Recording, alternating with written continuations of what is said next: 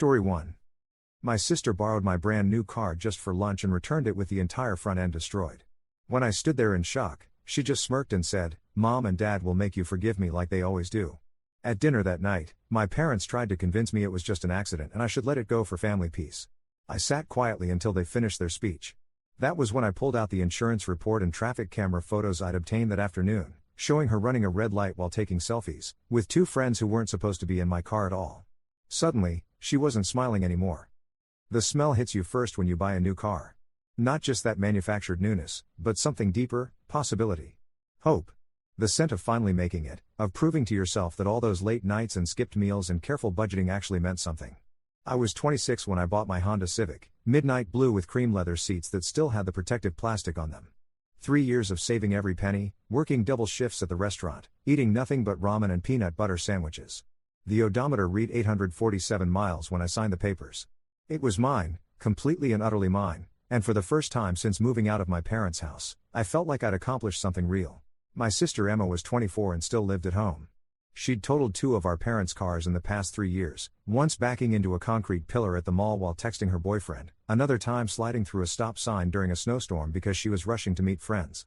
Each time, Mom and Dad absorbed the financial hit with resigned sighs and lectures about learning from mistakes. The insurance premiums climbed higher every 6 months, but Emma never saw the bills. She had this way of tilting her head and letting her bottom lip quiver whenever consequences appeared on the horizon, and somehow the consequences always found someone else to land on. I should have remembered that when she showed up at my apartment that Tuesday afternoon in October, car keys spinning around her finger like a baton. "Hey there, big brother," she said, leaning against my doorframe in that casual way that immediately put me on guard. Emma never just stopped by. She appeared when she needed something, like a cat that only shows affection when the food bowl is empty. "What's up, Em?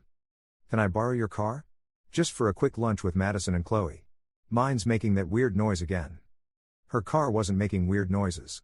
I'd seen it in our parents' driveway that morning when I dropped off groceries for Dad's birthday dinner later that week. The engine ran perfectly fine. But Emma had perfected this look of innocent desperation over the years, the same expression she'd worn since childhood whenever she wanted something that wasn't quite hers to take. "Emma, no. It's brand new. I've only had it 2 weeks. Please. I'll be super careful. Just to that new place downtown and back. 1 hour, tops. You know I'm a good driver." I stared at her, feeling the familiar weight of guilt settling on my shoulders. She shifted from foot to foot, letting out a small sigh designed to make me feel unreasonable for saying no to such a simple request. The truth was, Emma wasn't a good driver. She was an impatient driver, a distracted driver, a driver who treated traffic laws like suggestions and parking spaces like general guidelines. But she was also my little sister, and somewhere deep in my chest lived the 10-year-old version of myself that still wanted to protect her from disappointment. "Fine," I said, walking to the kitchen counter where my keys sat next to my wallet. "But I'm serious, Em. Be careful.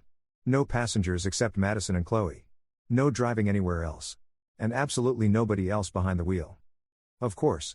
You're the best." She kissed my cheek and grabbed the keys before I could change my mind. "I'll have it back in 2 hours, promise." That was the last time I saw my car in one piece. 4.5 hours later, I heard the engine before I saw the damage. A grinding, mechanical wheeze that made my stomach drop to my knees before I'd even looked out my living room window. When I finally worked up the courage to go downstairs to the parking garage, Emma was standing beside what had once been my pristine Honda Civic, arms crossed, phone pressed to her ear, looking more annoyed than apologetic. The entire front end was destroyed. Not damaged, destroyed. The hood was crumpled like an accordion, bent upward at an angle that defied physics. Both headlights were shattered, their plastic fragments scattered across the concrete like confetti. The front bumper hung at a sickening angle, held on by what looked like a single bolt and sheer stubborn refusal to fall completely off. Dark green coolant pooled beneath the engine, mixing with motor oil to create an abstract painting of automotive carnage on the garage floor. I stood there for a full minute, mouth open, brain refusing to process what I was seeing. This morning I'd owned a car. A real car with a loan and insurance and that new car smell still clinging to every surface. Now I owned a very expensive pile of twisted metal and broken dreams. "Oh good, you're here," Emma said, ending her call and turning toward me with the casual air of someone discussing the weather. "So this happened." "What?"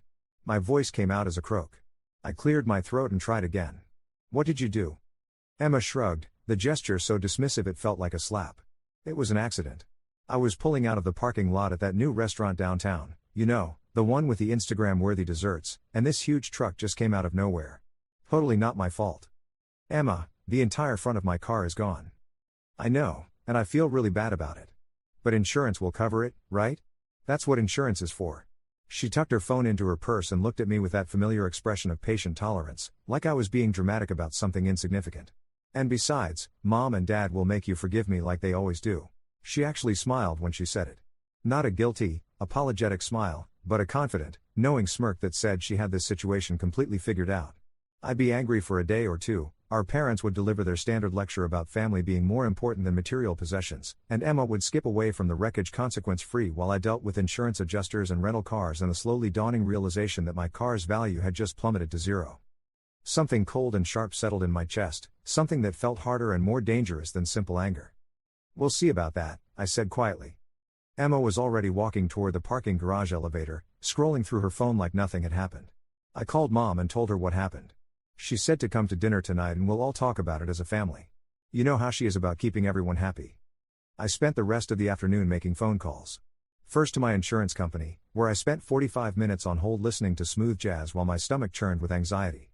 Then to the police to file an accident report, though the dispatcher informed me that unless someone was injured or the cars were blocking traffic, they usually didn't respond to parking lot incidents. Finally to a towing service, whose driver took one look at my mangled Honda and whistled low through his teeth. "This is going to be a total loss," he said, hooking chains to what remained of my front axle.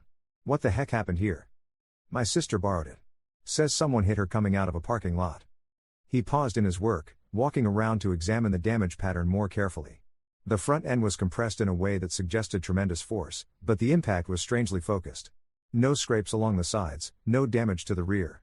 Just catastrophic destruction concentrated on the front bumper and hood. "This doesn't look like a parking lot accident to me," he said, taking photos with his phone. "See how the damage is all concentrated here? And look at these scrape marks along the front quarter panel. This looks more like a high-speed collision. Like someone ran a red light and got T-boned." "What makes you think that?" "Been towing cars for 15 years. Parking lot fender benders are usually pretty minor, a cracked bumper, maybe a dented door. This kind of damage happens when someone's going fast and hits something big and solid. Like a bus or a delivery truck." He shook his head. "Your sister's lucky she walked away from this." My phone buzzed with a text from Mom, "Dinner at 6.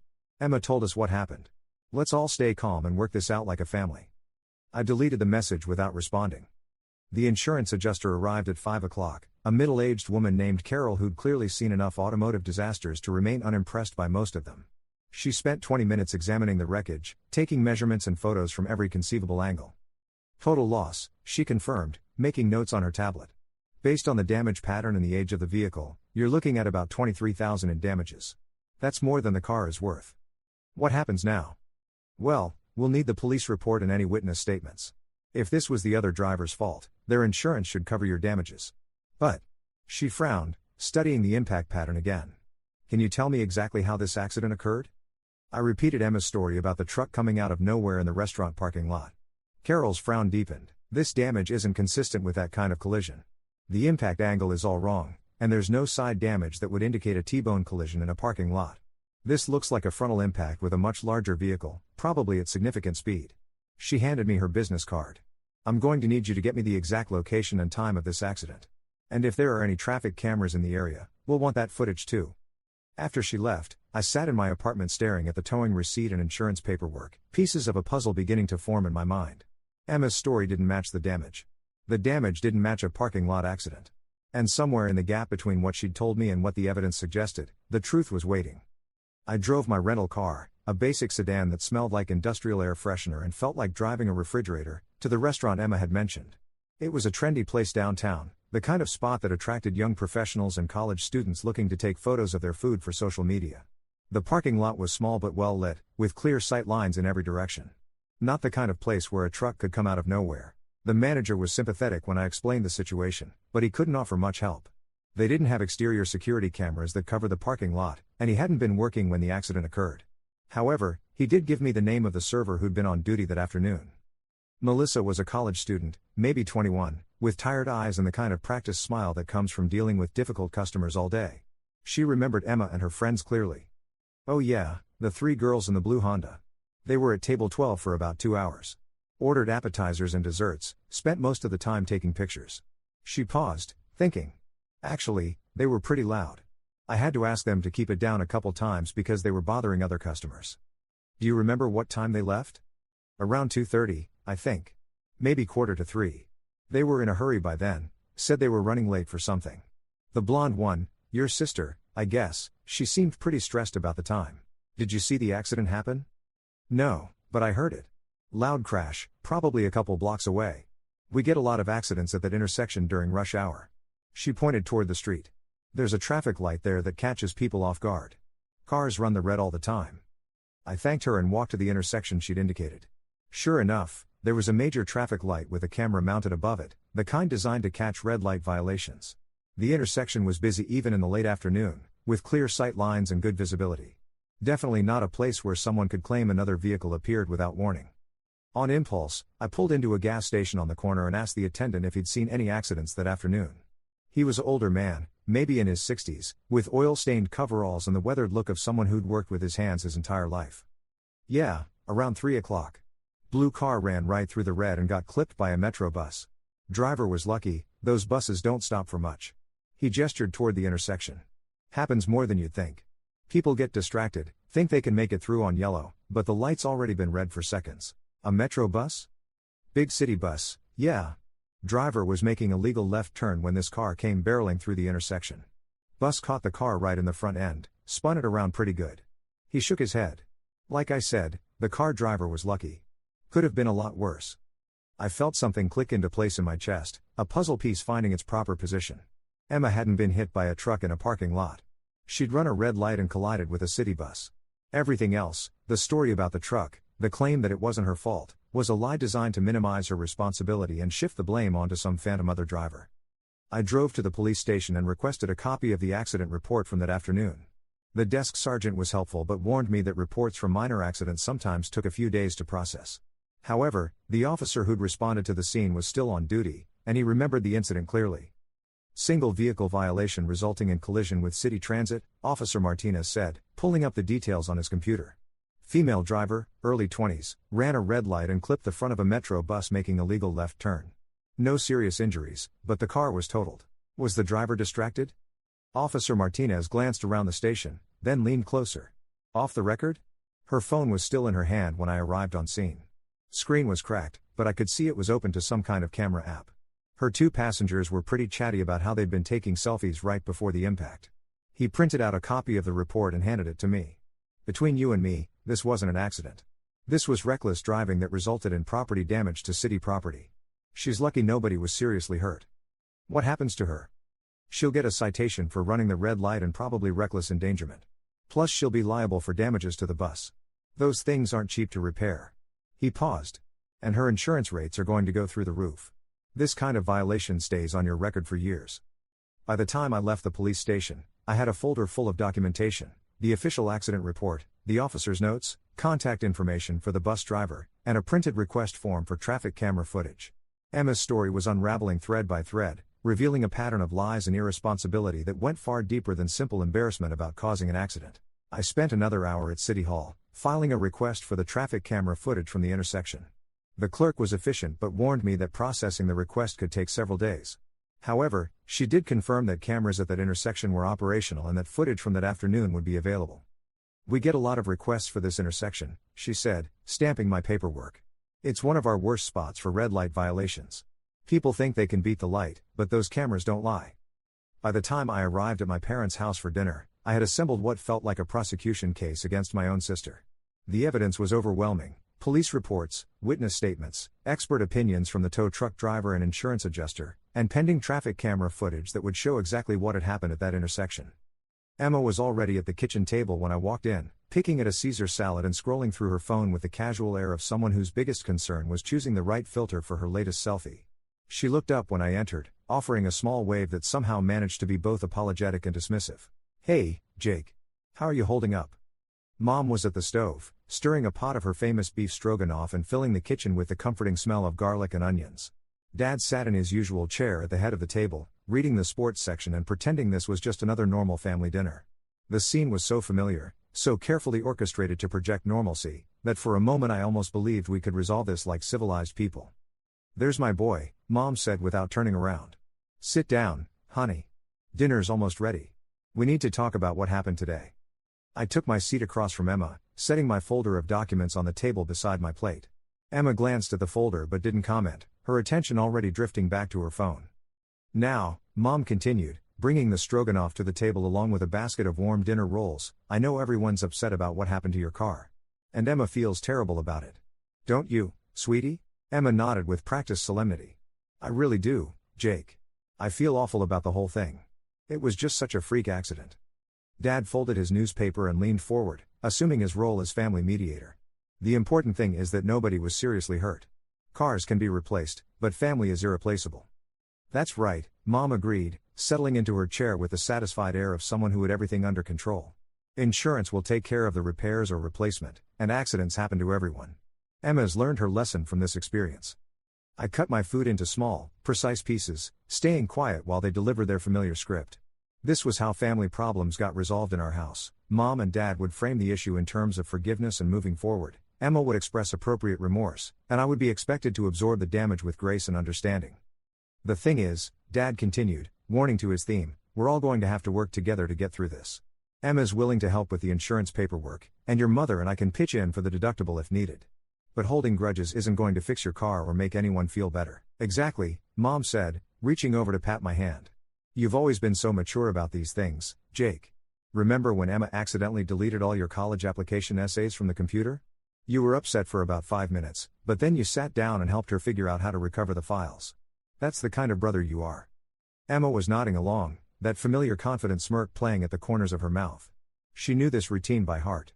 They all did. By the end of dinner, I'd be guilted into forgiveness, she'd promised to be more careful in the future, and life would continue as if nothing had happened.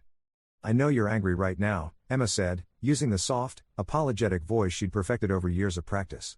But you'll get over it. You always do. And maybe this is a good lesson for both of us about not being so attached to material things. Cars are just metal and plastic, right? I set down my fork and looked at her. Really looked at her. At 24, Emma still carried herself like a teenager who'd never faced real consequences for her actions. Her confidence wasn't just annoying, it was dangerous.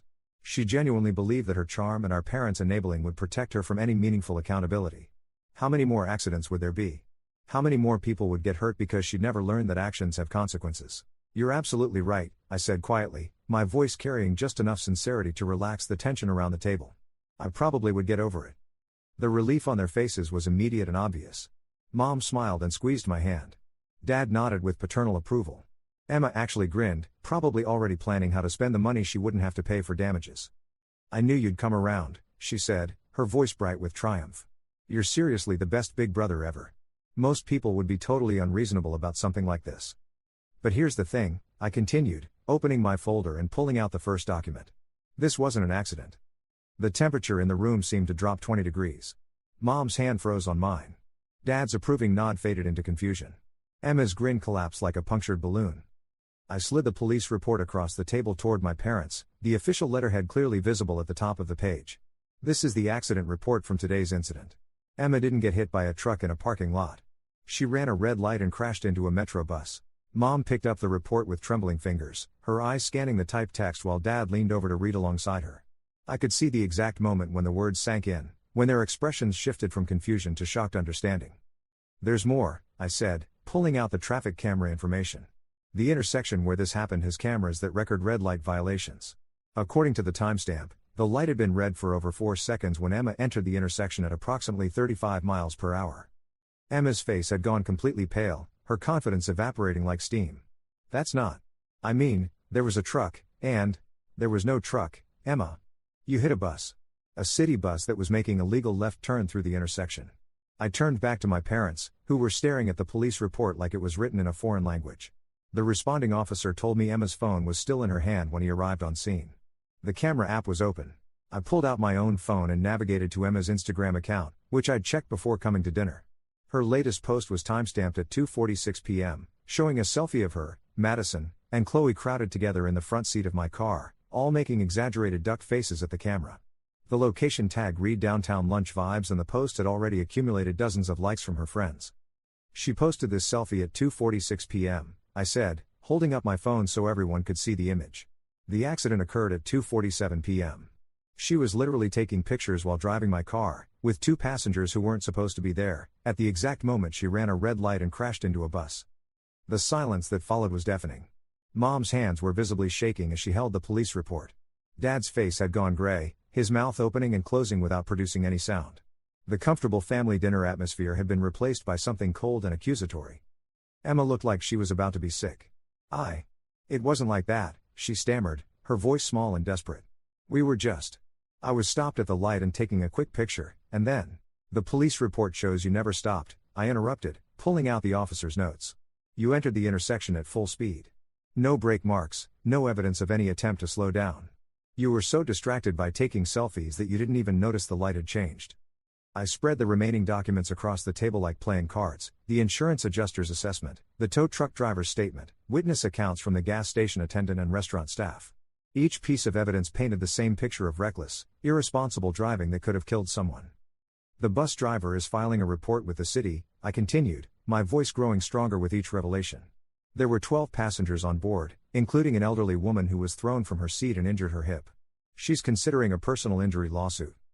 Dad was doing math in his head, I could see the numbers adding up behind his eyes. Emma burst into tears, but these weren't her usual manipulative tears designed to generate sympathy. These were ugly, panic sobs of someone who finally understood that her actions had real, inescapable consequences. Mom, Dad, I didn't mean for any of this to happen. She wailed, mascara running down her cheeks in dark streams. It was supposed to be just a fun lunch with my friends. I was only taking one picture. But Mom and Dad weren't looking at her with their usual protective sympathy. They were looking at me with something I'd never seen before, a mixture of respect, shock, and what might have been fear. For the first time in my life, I was the one with all the information, all the power, all the evidence. They were seeing me not as their accommodating eldest son who always cleaned up family messes, but as someone who could methodically dismantle their carefully constructed version of reality. Jake, Mom said quietly, her voice barely above a whisper, what do you want us to do? I looked around the table at my family, really looked at them. Mom, who'd spent decades smoothing over Emma's mistakes with gentle lectures about forgiveness. Dad, who'd written check after check to cover Emma's irresponsibility while talking about the importance of family unity. Emma, who'd coasted through life believing that consequences were for other people. I want Emma to pay for my car, I said simply. All of it. The full $23,000. Jake, that's not reasonable, Dad protested, though his voice lacked its usual authority. She doesn't have that kind of money. She's barely working part-time at the boutique. Then she can get a real job and pay it off. Monthly installments, with interest, until every penny is repaid. Emma looked up at me through her tears, and I saw something I'd never seen before in her eyes, genuine fear.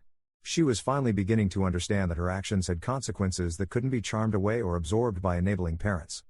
And I want her to pay for the increased insurance premiums, I continued, feeling momentum building in my chest like a tide. Her reckless driving violation is going to increase our family's rates by about 40% over the next 3 years. That's approximately $6,000 in additional premiums that she's going to be responsible for. This is insane, Emma said, her voice cracking with desperation. It was just an accident. People make mistakes. No, I said, meeting her eyes directly. Accidents are things that happen despite reasonable care and attention. This was reckless endangerment. You were taking selfies while driving someone else's car with unauthorized passengers, and you caused a collision that could have seriously injured or killed innocent people. I pulled out one final document, a printout from the city's traffic violation database showing previous incidents at that intersection. And Emma? This intersection has one of the highest rates of red light violations in the city. The average fine for running a red light there is $400. But because you caused property damage and potential injury, you're looking at charges of reckless driving, which carries much stiffer penalties. The room fell silent again, but this time the silence felt different. It wasn't the comfortable quiet of a family working through a minor disagreement. It was the heavy, oppressive silence of people confronting an ugly truth they'd been avoiding for years. Emma had stopped crying, but her face remained pale and shocked. Mom and Dad sat frozen, still processing the gap between what they believed about the accident and what had actually happened. For once in our family's history, there was no easy solution, no way to smooth things over with good intentions and selective ignorance.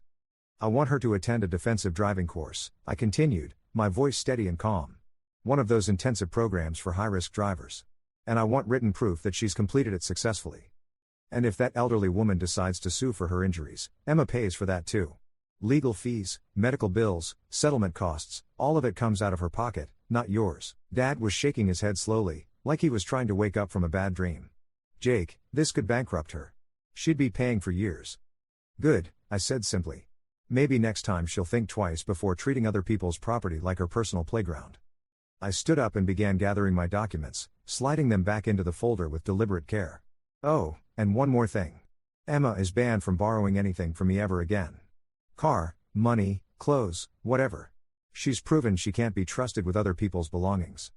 Emma looked up at me with desperate eyes. Jake, please. I know I messed up, but this is my whole life you're talking about. I'll never be able to pay all this back. You should have thought about that before you decided to take selfies while driving through a red light, I replied.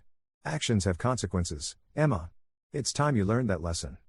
I walked toward the door, then stopped and turned back one final time. The three of them sat around the dinner table like survivors of some natural disaster, surrounded by the wreckage of their comfortable assumptions about how family problems get resolved. For 26 years, I've been the family cleanup crew, I said quietly. Every time Emma screwed up, I was expected to forgive and forget, to be the bigger person, to prioritize family harmony over personal justice. Well, I'm done. I'm done being your designated doormat. This isn't about revenge or being cruel. This is about natural consequences. Emma destroyed my car through reckless, irresponsible behavior that could have killed innocent people. Now she gets to face the real-world results of her choices without mommy and daddy running interference. I headed for the door, my rental car keys jingling in my pocket. Good luck figuring out how to pay for everything, Em. I hear the retail industry is always hiring. The drive home felt different than any drive I'd taken in years. My rental car still smelled like industrial air freshener and handled like a refrigerator, but something fundamental had shifted in my chest. For the first time since childhood, I'd refused to absorb someone else's mistakes with a smile and a shrug. I demanded accountability instead of offering forgiveness. I'd chosen personal justice over family peace. My phone started buzzing with texts before it even reached my apartment. First from Emma, a long, rambling message about how sorry she was and how she'd do anything to make things right. Then from Mom, asking if we could find some kind of middle ground that wouldn't destroy Emma financially. Finally from Dad, saying he understood my anger but hoped I wouldn't let this permanently damage our family relationships. I read each message carefully, then deleted them all without responding. Over the next few days, the full scope of Emma's situation became clear. The traffic camera footage confirmed everything I'd suspected. She'd blown through the red light at full speed, phone clearly visible in her hand, never even attempting to brake. The city bus sustained significant damage to its front panel and hydraulic system, repairs that would cost taxpayers over $8,000. The elderly passenger who'd been injured hired a personal injury attorney and was pursuing a claim for medical expenses and pain and suffering. Emma's car insurance company dropped her immediately after reviewing the police report and camera footage. Getting new coverage as a high-risk driver with a reckless driving conviction would cost her over $600 per month. The DMV suspended her license for 6 months and required her to complete an intensive defensive driving program before reinstatement. 3 days after our family dinner, Emma showed up at my apartment with a cashier's check for $500 and a handwritten payment plan. She'd quit her part-time job at the boutique and gotten hired at a local restaurant, working double shifts 6 days a week. According to her calculations, she could pay me $400 per month toward the car damage, which meant it would take her almost 5 years to pay off the full amount. "I'm really, truly sorry," she said, and for the first time in our relationship, I believed her. "I know I messed up badly. I know I could have killed someone. I'm going to make this right, whatever it takes." I accepted her check and payment plan without comment. There was nothing more to say. She'd finally learned what the rest of the world had always known, that actions have consequences, and consequences don't care about your intentions or your family's willingness to enable your behavior. 6 months later, I received a settlement notice from the elderly passenger's attorney. Emma's portion of the medical expenses and pain and suffering damages came to $12,000, payable over 3 years. Combined with the car damage, insurance premium increases, and legal fees, Emma would be making payments related to her accident for the better part of a decade. The irony wasn't lost on me. It would have been cheaper for her to buy me a brand new car than to face the real-world consequences of destroying my old one. But that wasn't the point. The point was accountability, responsibility, and the simple truth that some lessons can only be learned through experience. My parents still occasionally ask me to forgive and forget, to be the bigger person, to choose family harmony over personal justice. But they ask more quietly now, and they don't push when I decline. They've seen what happens when I stop being the family's designated cleanup crew, and it's made them think twice about who they ask to absorb the damage when things go wrong. Emma never asked to borrow anything from me again. She drives more carefully now, pays her bills on time, and thinks twice before taking risks that might affect other people.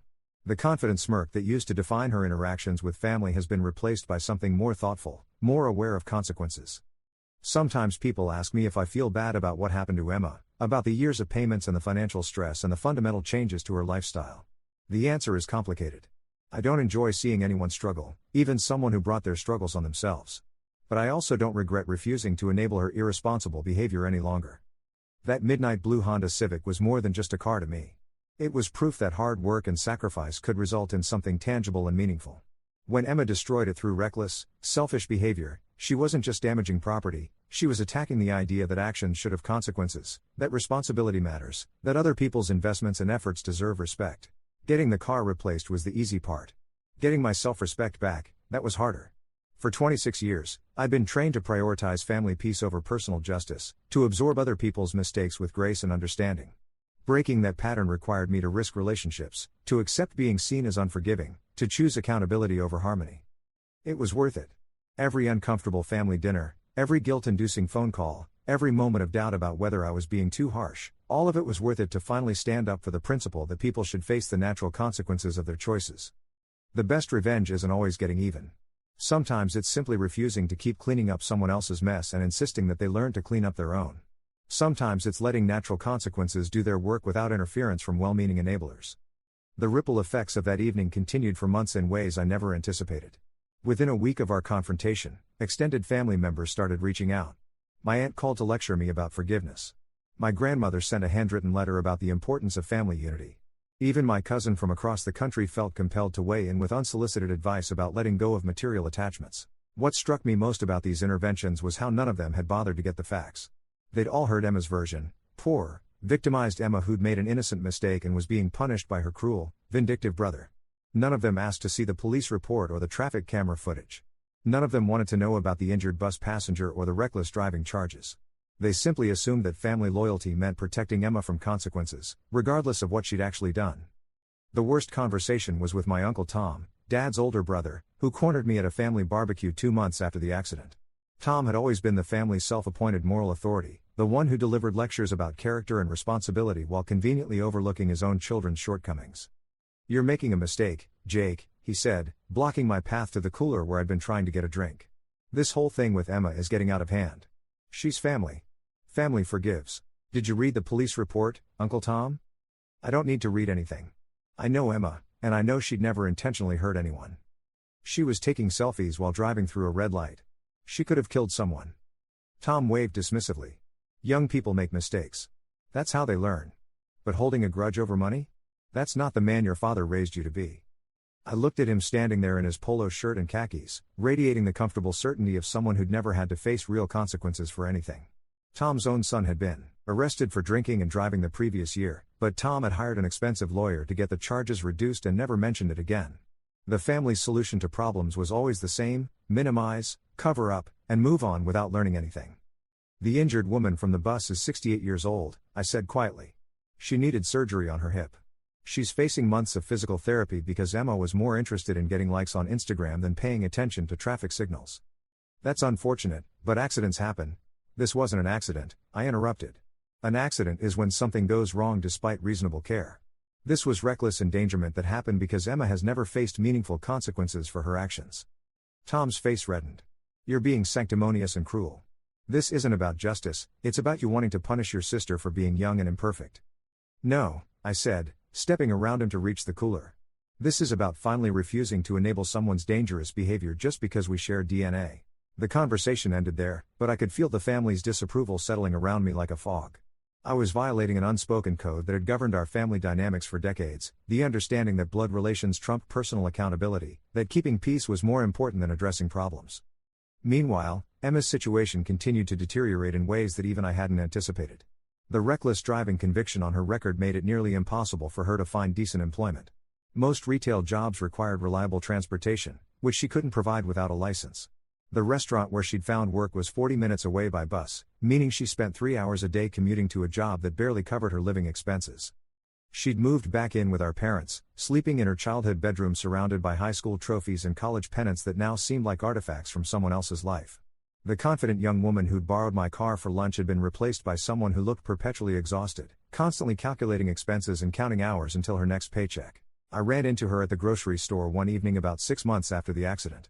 She was in the produce section, carefully comparing prices on different brands of pasta sauce. Her cart contained the basics: generic cereal, store brand bread, the cheapest cuts of meat. It was the shopping cart of someone living paycheck to paycheck, budgeting every purchase. "Hey," she said when she saw me, her voice carrying none of its old confidence. "Hey yourself. How are you holding up?"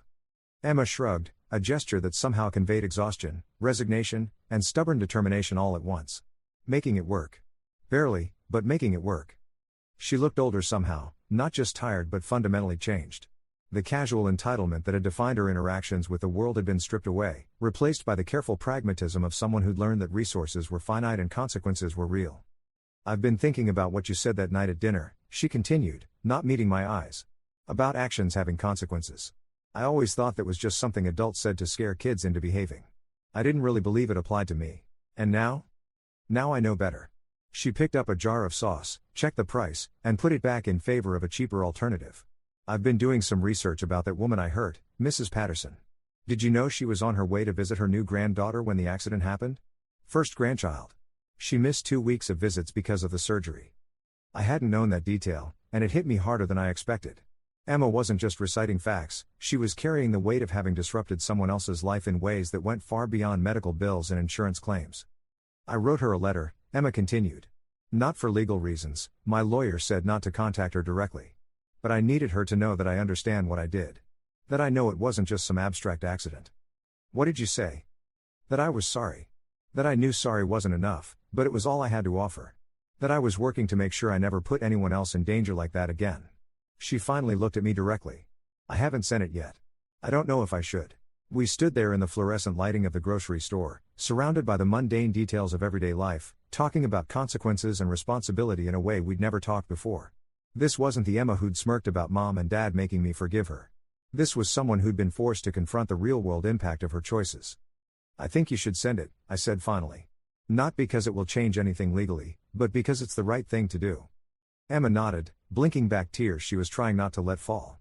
"I keep thinking about how different things would be if I just waited 5 seconds to take that stupid picture. 5 seconds, and none of this would have happened. But it did happen. And you're dealing with it." "Yeah," she said quietly. "I am." That conversation marked a turning point in our relationship, though it took months for me to recognize it. Emma stopped asking for extensions on her payment plan. She stopped complaining about the unfairness of her situation. She simply put her head down and worked, making payments with the methodical persistence of someone who'd accepted responsibility for fixing what they'd broken. The defensive driving course she completed wasn't just a legal requirement, she approached it like someone genuinely trying to learn. She asked questions, took notes, and came home with stories about other drivers who'd faced similar wake-up calls. The instructor, a former police officer named Martinez, told my parents that Emma was one of the most engaged students he'd had in years. "Most people just show up to check the box," he'd said. "But your daughter really wanted to understand how her choices led to that collision. She's not just trying to get her license back, she's trying to become a safer driver." Meanwhile, my relationship with our parents slowly began to shift as well. The initial shock of the dinner confrontation had worn off, replaced by a grudging respect for my refusal to back down. They still didn't like the financial strain Emma was under, but they'd stopped asking me to reduce her payment obligations. More importantly, they'd started holding Emma accountable in ways they never had before. When she complained about the difficulty of her commute, Dad suggested she start saving for a used bicycle instead of expecting rides. When she wanted to skip a family gathering because she was tired from work, Mom reminded her that responsibilities don't disappear just because they're inconvenient. "We should have done this years ago," Mom admitted to me one afternoon when Emma was at work. "We thought we were protecting her by smoothing over her mistakes, but we were really just setting her up for bigger failures." "It's not too late," I said. "She's learning. At 24, she's learning lessons most people figure out in high school. That's on us." Mom paused, stirring her coffee with unnecessary vigor. "But it's also on her for taking so long to grow up." The legal resolution of Emma's case came almost a year after the accident. Mrs. Patterson's lawsuit was settled for the amount I'd predicted, $12,000 in medical expenses and pain and suffering. Emma had to take out a personal loan to cover her portion, adding another monthly payment to her already strained budget. But she handled it without drama or complaints. She met with the lawyers, signed the necessary papers, and set up the payment plan with the same quiet determination she'd shown throughout the entire ordeal. The entitled young woman who'd expected other people to clean up her messes had been replaced by someone who understood that some problems can only be solved through persistent, unglamorous work. The final payment on my car came on a Tuesday in March, almost 5 years after the accident. Emma showed up at my apartment with a cashier's check for the remaining balance, $437.18, including the interest we'd agreed on. She looked different again, older and more confident, but it was a different kind of confidence than she'd possessed before. This wasn't the casual entitlement of someone who'd never faced consequences. This was the quiet self-assurance of someone who knew they could handle whatever life threw at them. "That's it," she said, handing me the check. "We're even." "We're even," I agreed. But we both knew the transaction had involved more than money. Emma had paid off a debt, but more importantly, she'd learned something about accountability that no amount of parental lectures could have taught her. She discovered that actions have consequences, that other people's well-being matters, and that growing up sometimes requires facing uncomfortable truths about yourself. As for me, I'd learned something equally valuable, that setting boundaries doesn't make you cruel, that demanding accountability doesn't make you unforgiving, and that sometimes the most loving thing you can do for someone is refuse to enable their destructive behavior. My car was totaled, but something more valuable emerged from the wreckage: the knowledge that I could set boundaries, demand accountability, and refuse to sacrifice my own interests for the sake of family dysfunction. That knowledge is irreplaceable. Unlike a car, it can't be destroyed by someone else's carelessness. You have to give it away yourself. I've been guarding it carefully ever since. Story 2. 2 days before my niece's 6th birthday, I found $3,000 missing from my account. When I called my sister in a panic, she laughed and said, "It's family money, stop acting dramatic." Her husband grabbed the phone and smirked. "My daughter deserves nice things, unlike your kids." I said nothing, just hung up and called my bank. That night, I canceled everything: the luxury venue, custom cake, pony rides, and princess performers they'd booked using my stolen card information. That was yesterday. This morning, when they arrived at the empty venue with 60 guests and no backup plan, their frantic calls were sent straight to voicemail, just like mine had been for years when I needed help. 2 days before my niece's 6th birthday, I found $3,000 missing from my account. I remember staring at my phone screen, the banking app's negative balance glaring back at me in harsh blue light. My hands went cold. That money was meant for my twins' medical bills, both born with respiratory issues that our insurance only partially covered. Their specialist appointment was next week, the one we'd waited 4 months for, and the clinic required payment up front. My apartment was silent except for the soft wheezing from the boys' bedroom down the hall. Even in sleep, their breathing never came easy. I checked the transaction details, hoping for some mistake, but there they were: payments to a venue, a caterer, a party entertainment company. All businesses in my sister Diana's upscale neighborhood, all charged within hours of each other. I called my sister immediately. 4 rings before she picked up, laughter and music in the background. "Melissa? What's so urgent that you're calling me while I'm finalizing party arrangements?" My voice trembled. "Diana, there's $3,000 missing from my account. The transactions are for a venue rental, catering, and entertainment services. Did you owe that?" Her tone shifted to dismissive. "Yes, I used your card information. I wrote it down when you paid for dinner last month. Listen, it's for Sophia's birthday. It's just family money, stop acting so dramatic." I pressed my forehead against the cool kitchen counter, trying to steady myself. "Diana, that was everything I had. The twins' specialist appointment is next week, and I can't reschedule again. They'll drop us as patients." Diana sighed, the kind of sound you make when someone's being unreasonable. "You're always so wrapped up in those kids' problems. It's just money. You'll figure it out. We've been planning this party for months, and Sophia deserves the best." I heard shuffling, then a deeper voice. "Greg, my brother-in-law. Is that Melissa complaining again?" His voice grew clearer as he took the phone. "Listen, Melissa, my daughter deserves nice things, unlike your kids. Sophia's turning 6 once. Your boys will have another doctor's appointment." The casual cruelty struck me silent. I could hear my own breathing, shallow and quick. My fingers tightened around the phone until my knuckles whitened. "Nothing to say?" Greg laughed. "Thought so. We'll see you at the party, right? Unless you're too busy with your little problems." I hung up without another word. My kitchen was silent except for the hum of the refrigerator and the ticking of the wall clock my mother had given me before she died. Mom, who had made us promise to always take care of each other. The twins were asleep in their room down the hall.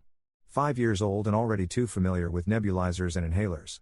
I walked to their doorway and watched them breathe, Jacob's stuffed dinosaur clutched against his chest, Michael's blanket twisted around his legs. I picked up my phone again and called my bank. Diana and I had always been different. Growing up, she was the golden child, beautiful, sociable, confident. 3 years older than me, she'd set a standard I could never quite reach. Our parents weren't obvious about their preference, but it showed in subtle ways: the slightly larger slice of cake on Diana's plate, the way they leaned forward when she spoke, the extra Christmas presents with her name on the tags. I was the quiet one, the responsible one. The one who helped Mom with dishes while Diana was too tired after dinner. The one who stayed home to study while Diana went to parties. The one who held our mother's hand during chemo treatments while Diana was too emotional to visit the hospital regularly. When our parents died 3 years ago, Dad from a sudden heart attack, Mom from cancer 6 months later, I was the one who arranged both funerals. Diana was too distraught, she claimed, to handle the details. She criticized the flowers I chose for Mom's service, complained about the catering, and told extended family that I'd rushed the arrangements because I was always so practical, not sentimental like her. She hadn't even shown up to help clean out our parents' house. I spent 3 weeks sorting through 40 years of memories alone, boxing up clothes for donation, finding homes for furniture, carefully wrapping Mom's teacup collection that Diana had always claimed she wanted.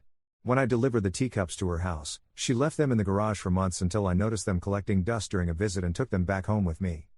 When I decided to become a single mother at 38 through IVF, Diana called it selfish and weird. "Don't you want to wait for a real family?"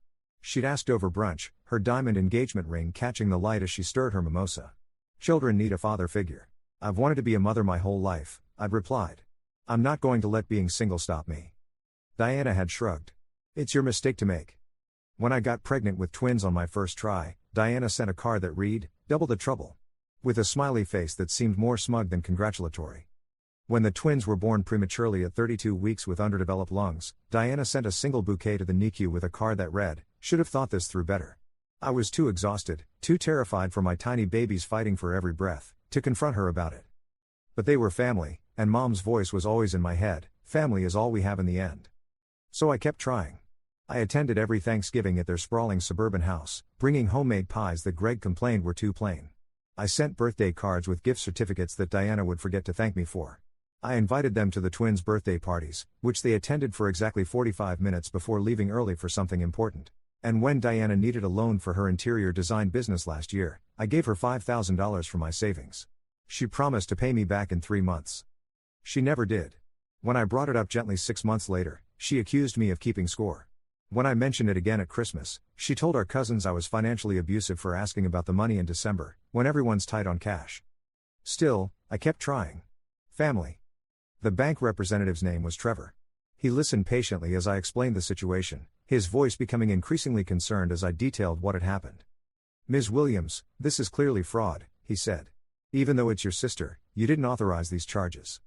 "I know," I said quietly, looking at the framed photo of my boys on the fridge.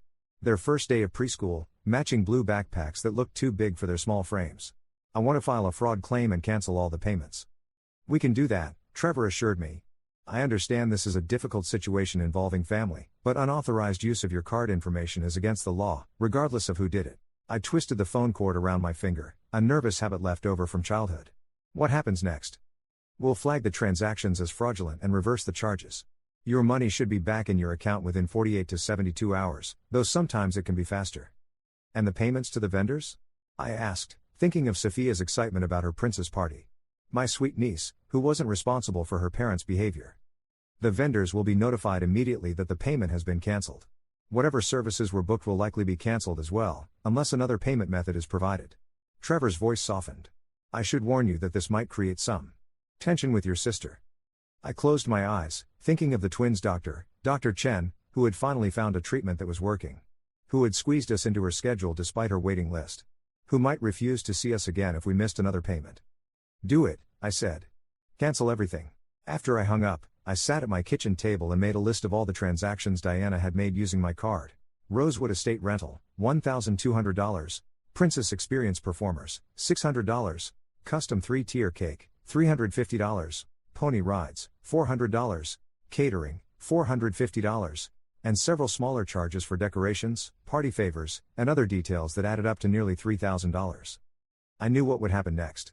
Diana would call, furious and panicked. Greg would threaten legal action. I would be painted as the villain who ruined a child's birthday. But for once, I didn't care. I looked at the calendar on my kitchen wall. The twins' specialist appointment was circled in red. Next to it, I'd written Sophia's birthday party in smaller letters. I'd already bought her a gift, a set of books about a girl detective, wrapped in silver paper with a purple bow. It sat on my entryway table, ready to go. I picked up the gift and placed it in the hall closet, behind the winter coats we rarely used in this climate. Out of sight. Then I checked on the twins again, adjusting Michael's blanket and smoothing Jacob's hair back from his forehead. Their breathing was labored but steady. The humidifier in the corner puffed out a steady stream of moisture, the only thing that seemed to help them sleep comfortably. I'll fix this, I whispered to them. I promise. Back in the kitchen, I made myself a cup of tea and sat by the window, watching the streetlights come on one by one as dusk settled over our neighborhood. My phone remained silent. Diana hadn't noticed the canceled charges yet. But she would. Soon. My phone rang at 7:30 the next morning. Diana. I let it go to voicemail. It rang again immediately. Greg this time. Straight to voicemail. I made breakfast for the twins. Whole grain waffles with strawberries cut into hearts. Michael asked if we were still going to Sophia's party that afternoon. I don't think so, sweetheart, I said, smoothing his hair. Sophia's mom and dad are upset with me right now. Jacob looked up from his plate. Because of the money? My heart sank. He must have overheard my phone call. Yes, but don't worry about it. Grown-up stuff. Aunt Diana takes things a lot, Michael observed, matter-of-factly. Like my dinosaur book. And Jacob's blue truck. I frowned. What do you mean? Jacob nodded. When they come here. She puts stuff in her purse. I saw. A cold feeling washed over me. I'd noticed things missing occasionally, small items I couldn't find, but had chalked it up to the chaos of raising twins. Had Diana been stealing from us? From children? Are you sure? I asked gently. Jacob nodded, his expression serious. She took my blue truck last time. The one Grandma gave me. I saw her put it in her bag when you were in the kitchen. Michael chimed in. And my dinosaur book is at Sophia's house. I saw it on her bookshelf when we went there for dinner. The revelation struck me like a physical blow. My sister, who lived in a house 3 times the size of my apartment, who drove a luxury SUV and took lavish vacations, had been stealing toys from her nephews. Children's toys with sentimental value, not just monetary worth. My phone vibrated with texts. 12 from Diana in rapid succession. What did you do? The venue called and said payment was cancelled. Fix this now, everyone is coming in 5 hours. The cake place won't release the order. The princess actress is cancelled. Melissa, this is cruel. Sophia will be devastated. I'll never forgive you for this. Greg is furious. We're family. How could you call me back? I turned my phone face down on the counter and helped the boys get dressed for the day. We were going to the Children's Museum, something we rarely did because of the cost. Today felt like the right day to splurge a little. As we drove across town, my phone continued to vibrate in my purse. I turned it off completely. The museum was quiet for a Saturday morning. The twins raced from exhibit to exhibit, their eyes wide with wonder. In the bubble room, they laughed as iridescent spheres floated around them, momentarily forgetting the daily struggles of their young lives. I took photos of them building towers in the engineering section, conducting experiments in the water play area, and pressing their faces against the glass of the insect display. Normal children doing normal things. The tightness in my chest loosened slightly. During lunch in the museum cafe, I checked my phone briefly.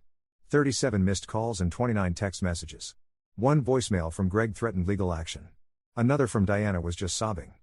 I turned the phone off again and ordered ice cream for the boys. At 3:15, when the party was supposed to start, I received a text from my cousin Ellie. What's going on? We're at Rosewood Estate for Sophia's party, but the gates are locked. Diana is having a meltdown in the parking lot. Greg is yelling at some poor venue manager. Are you here? I didn't respond. Instead, I took a photo of the twins laughing in front of a bubble exhibit and posted it to my social media with the caption, "Perfect Saturday with my perfect boys." #blessed. It was petty. It was unlike me. It felt wonderful. At 4:30, a text from an unknown number came through. This is Sophia. Mommy let me use her friend's phone. Why did you ruin my birthday? Everyone left and mommy is crying. My stomach twisted. Diana would absolutely use her daughter this way. I saved the number and texted back, "Hi Carol, I know this is you, not Sophia. Please don't drag your daughter into adult issues." The response came quickly, "This is so low, Melissa. Even for you." I blocked the number. By 5 o'clock, we were back home. The boys were tired but happy, chattering about their favorite exhibits as I prepared a simple dinner. I checked my email and found one from Dr. Chen's office, confirming our appointment. The knot in my stomach loosened further.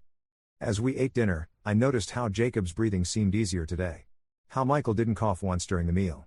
Small victories that most parents took for granted. "Can we watch a movie?" Jacob asked, pushing his empty plate away. Of course, I smiled. You pick. They chose a film about dinosaurs, settling on the couch with their favorite blankets. I sat between them, one small body tucked under each arm, their warmth against my sides a reminder of what mattered most. The movie was halfway through when someone pounded on my front door. I knew who it was before I checked the peephole. "Stay here and watch your movie," I told the twins, extracting myself from their embrace. "I'll be right back." Diana stood on my porch, mascara streaked down her face. Greg loomed behind her, red-faced and imposing in his tailored suit. I could see Sophia in the car parked in my driveway, head bent over a tablet, her party dress still on. I opened the door but didn't invite them in. How could you? Diana hissed, her voice low but venomous. 60 people showed up to locked gates. We had nowhere to take them.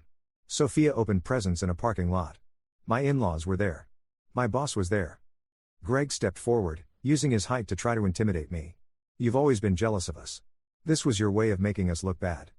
I remained calm, my hand steady on the doorknob. I called the bank to report fraudulent charges on my account. You stole my card information and took money I needed for my children's medical care. That's not jealousy. That's theft. It was a miscommunication. Diana threw her hands up, her designer bracelet catching the porch light. We were going to pay you back.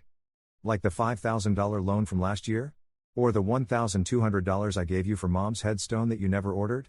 Or the countless times I've covered dinners, gifts, and emergencies without a word of thanks or a dime in return? Greg pointed a finger at my face, so close I could smell the expensive whiskey on his breath. You've ruined our reputation. Everyone was there, colleagues, friends, family, all witnesses to your spite. I didn't flinch. Did you tell them you stole the money? That you called my children undeserving?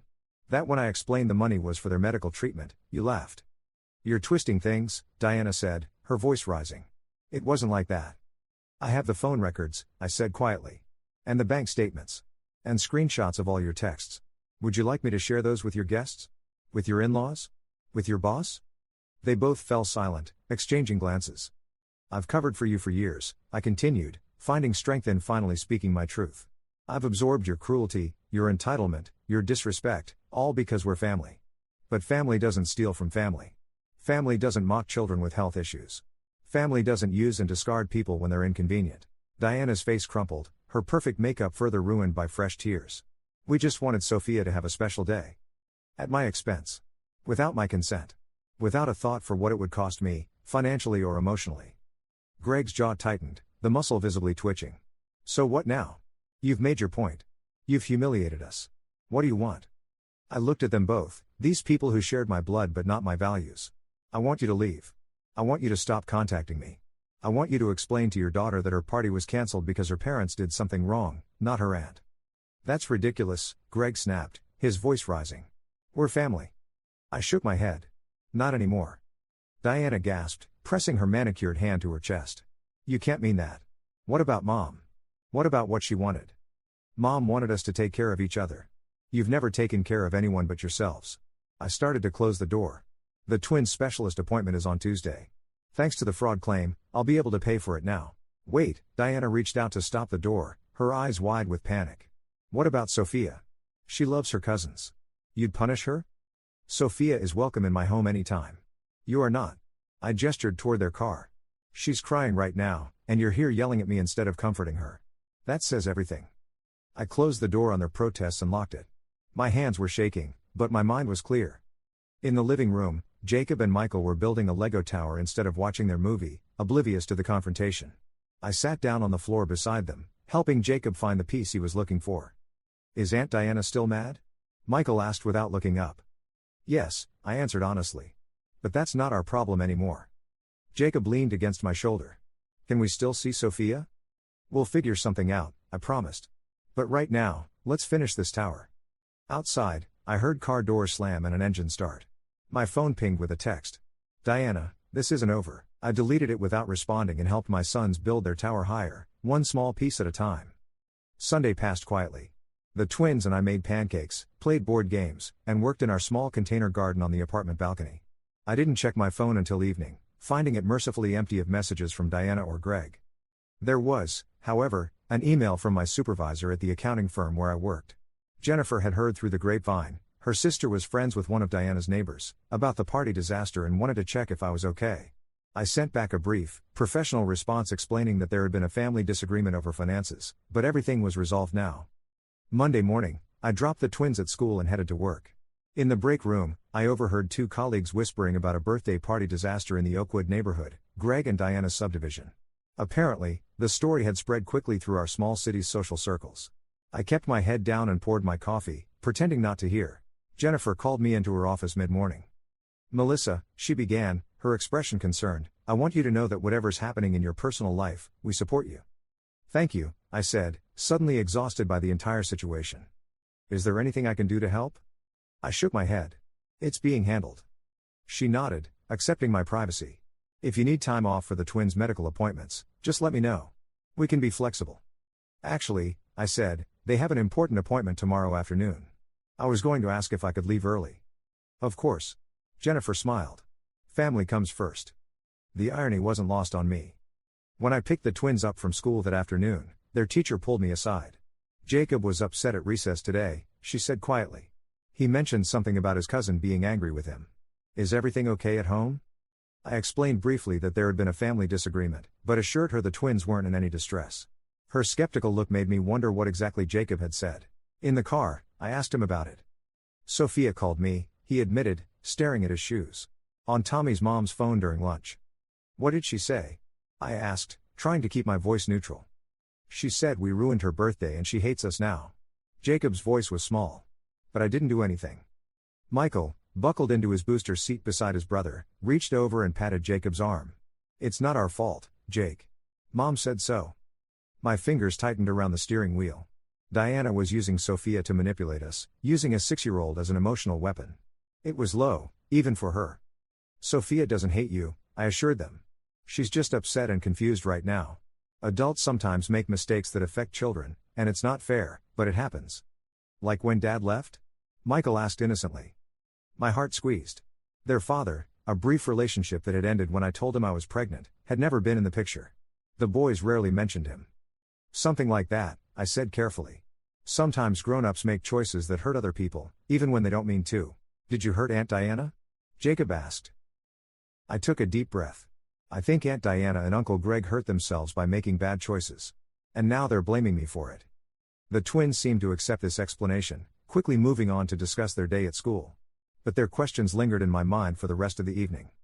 That night, after they were asleep, I sat on my small balcony with a glass of wine, looking at the stars.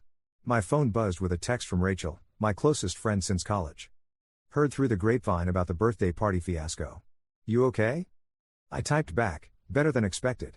Long time coming, honestly. Want to talk about it over lunch tomorrow? Can't. Twins have their appointment. Rain check? Absolutely. You did the right thing, whatever happened. I know you. I smiled at her message. Rachel had been telling me for years that I let Diana walk all over me. That I enabled her behavior by never setting boundaries. She'd been right, of course. Before going to bed, I checked my bank account. The disputed charges had been reversed, the money back where it belonged. I sent a quick email to Dr. Chen's office confirming our appointment and letting them know payment would be made in full. For the first time in days, I slept soundly. Tuesday morning, I found an envelope in my mailbox. No return address, but I recognized Diana's handwriting. Inside was a check for $5,000 and a note that read, for the loan. Don't cash it until Friday. I stared at the check, suspicion rising. Why now, after more than a year of excuses? And why the request to wait until Friday? The answer came to me quickly, they were short on funds. With the cancelled party expenses back on their shoulders and the embarrassment of having to explain to 60 guests why the venue was locked, they were scrambling. They needed time to move money around. I thought about tearing up the check. Instead, I drove to the bank during my lunch break and deposited it immediately. The twins' appointment with Dr. Chen went well. She adjusted their medication, scheduled follow-up tests, and seemed pleased with their progress. When I handed over my credit card to pay for the visit, I felt none of the usual anxiety about whether it would go through. They're doing better, Dr. Chen said as she walked us to the reception desk. Their lung function has improved by 12% since our last visit. Really? I felt tears prick my eyes. That's amazing. Dr. Chen smiled. You're doing everything right, Ms. Williams. These boys are lucky to have you. In the car afterward, the twins asked if we could get ice cream to celebrate their good breathing day. We stopped at their favorite shop, and I let them get 2 scoops each instead of the usual one. That evening, my phone rang with a number I didn't recognize. Against my better judgment, I answered. Aunt Melissa? A small voice. Sophia. Hi, sweetie, I said, softening my tone. Is that really you? Yes. I'm using Grandma Lewis's phone while she's in the bathroom. Sophia's voice was hushed. Are you mad at me? My heart ached. No, honey. Not at all. I'm sorry about your party. Mommy said you took the money back because you hate us. I closed my eyes, leaning against the kitchen counter. That's not true. I love you very much. Your mom took money without asking, and I needed it for your cousin's doctor appointment. A pause. Oh. Mommy didn't say that part. I know, sweetheart. Can I still come see Jacob and Michael sometime? I miss them. Of course you can. We'll figure something out, okay? Okay. Her voice brightened. I got a unicorn plushie for my birthday. It's purple. I want to show them. They'd love to see it. I heard movement in the background. I have to go, Sophia whispered. Grandma's coming back. Bye, Aunt Melissa. I love you. I love you too, honey. The call ended. I stood in my kitchen, phone in hand, tears threatening. It wasn't Sophia's fault her parents were who they were. It wasn't my fault either. Later that evening, I received an email notification from my bank. The check from Diana had cleared. She didn't call to scream about it. I allowed myself a small smile of satisfaction. Wednesday morning, I had just arrived at work when my phone rang. Diana. I let it go to voicemail. A minute later, a text appeared, "We need to talk. Greg is furious about the check." I responded simply, "I'm at work. Can't talk now. You knew we needed until Friday." That check was for Sophia's rescheduled party this weekend. My eyebrows shot up. They were planning another elaborate party? After everything that had happened? The check was payment for a loan made over a year ago, I texted back. I deposited it. End of story. Diana's response was immediate, "You've ruined everything. Again." I turned my phone off and focused on my work. That evening, I took the twins to their weekly swimming lesson. It was part of their respiratory therapy, the gentle exercise helping to strengthen their lungs. I sat on the bleachers with the other parents, watching as they splashed in the shallow end, their swimming instructor patiently helping them practice their kicks. A shadow fell across me. I looked up to find Greg standing there, still in his work suit, his expression thunderous. "We need to talk," he said without preamble. I glanced around, acutely aware of the other parents nearby. "This isn't the place. You've left us no choice," he hissed. "You cashed the check early deliberately." I stood up, keeping my voice low. "You're disrupting my children's therapy session. Leave now, or I'll ask security to escort you out." "This isn't over," Greg warned, but he backed away, aware of the curious stares from nearby parents. After he left, a woman sitting nearby leaned over. "Ex-husband trouble?" she asked sympathetically. I shook my head. "Brother-in-law. Family drama." She nodded knowingly. "The worst kind. My sister didn't speak to me for 3 years after I borrowed her favorite sweater without asking. Can't imagine what it takes to make someone show up at a kid's swim class to confront you." "Boundaries," I said simply. "Some people don't like them." After swim class, I took a different route home than usual, checking my rearview mirror frequently to make sure Greg wasn't following us. The twins, tired from swimming, didn't notice my tension. At home, I double-checked the locks on all the doors and windows before going to bed. Thursday at work, Jennifer called me into her office again. "Melissa," she began carefully, "I received a strange call this morning from a man claiming to be your brother-in-law." My stomach dropped. "Greg called you? What did he want?" "He said you were experiencing a mental health crisis and had stolen money from your sister. He suggested we should monitor your access to company finances." Jennifer's expression was concerned but skeptical. "Given that you've been our most reliable accountant for 5 years, I found this rather hard to believe." I closed my eyes briefly. "I'm so sorry he bothered you. My sister and her husband used my credit card without permission for several $1,000s. I reported it as fraud, and now they're retaliating." Jennifer nodded, unsurprised. "That's what I assumed. I told him any concerns about your work performance should come through proper channels, and that I'd be documenting his call." "Thank you," I said, relief washing over me. "He also mentioned something about being concerned for your children's welfare." A chill ran through me. "What?" "He implied that you might be neglecting their medical needs to get back at your sister." His words, not mine. Anger flashed through me, hot and sudden. The money they took was specifically for my children's medical appointment, which they knew. Jennifer reached across her desk and patted my hand. "Melissa, I've known you for 5 years. You're the most devoted mother I've ever met. I'm not concerned in the slightest about your children's welfare." I nodded, trying to hold back tears of frustration. "Thank you. That said," she continued, "you might want to document everything that's happening. Just in case." The warning in her tone was clear. Greg and Diana were escalating, not backing down. That afternoon, I called my lawyer, Abigail Chen, no relation to Dr. Chen. I explained the situation, the stolen card information, the cancelled party, Greg's appearance at the twins' swim lesson, his call to my workplace. "This is concerning," Abigail said. "It sounds like they're building a narrative that you're unstable or unfit, possibly to create leverage in this dispute. Could they try to take my children?" The question that had been haunting me since Jennifer mentioned Greg's call. "It's highly unlikely," Abigail assured me. But we should take precautions. I recommend documenting everything, every call, text, email, interaction. Keep receipts for the twins' medical care. Maybe ask their doctor to provide a letter confirming they're well cared for. I can do that. Also, you mentioned that your sister is listed as the twins' guardian in your will?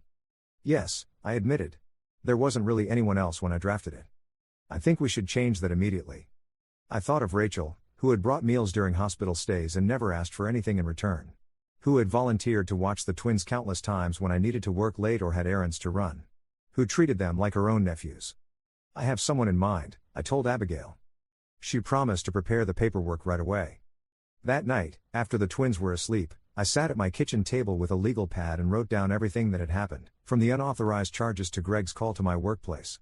I saved screenshots of all the text messages, printed emails, and made notes of phone calls with times and dates. Looking at it all laid out chronologically, I could see the pattern of manipulation and escalation more clearly. Diana and Greg weren't just angry about the money, they were furious that I had finally stood up to them. That I had disrupted the dynamic that had benefited them for so long. And they weren't going to let it go easily. Before going to bed, I sent a text to Rachel, "Need a favor. Can you be my kid's guardian if anything happens to me? We'll change my will." Her response was immediate, "Already thought I was." Of course. I slept better that night, knowing that whatever happened, my children would be protected. Friday morning, I received a call from the twins' school. Michael had had a breathing episode during recess, and they'd had to use his emergency inhaler. He was okay now, the nurse assured me, but perhaps I should pick him up early. I rushed out of work, my mind racing with worst-case scenarios. At the school, I found Michael sitting quietly in the nurse's office, his face pale but his breathing steady. "Hey, buddy," I said, kneeling in front of him. "Rough day?" He nodded. "Sophia came to school today. She was mad at me and Jacob." My blood ran cold. "Sophia was at your school?" The nurse looked up from her paperwork.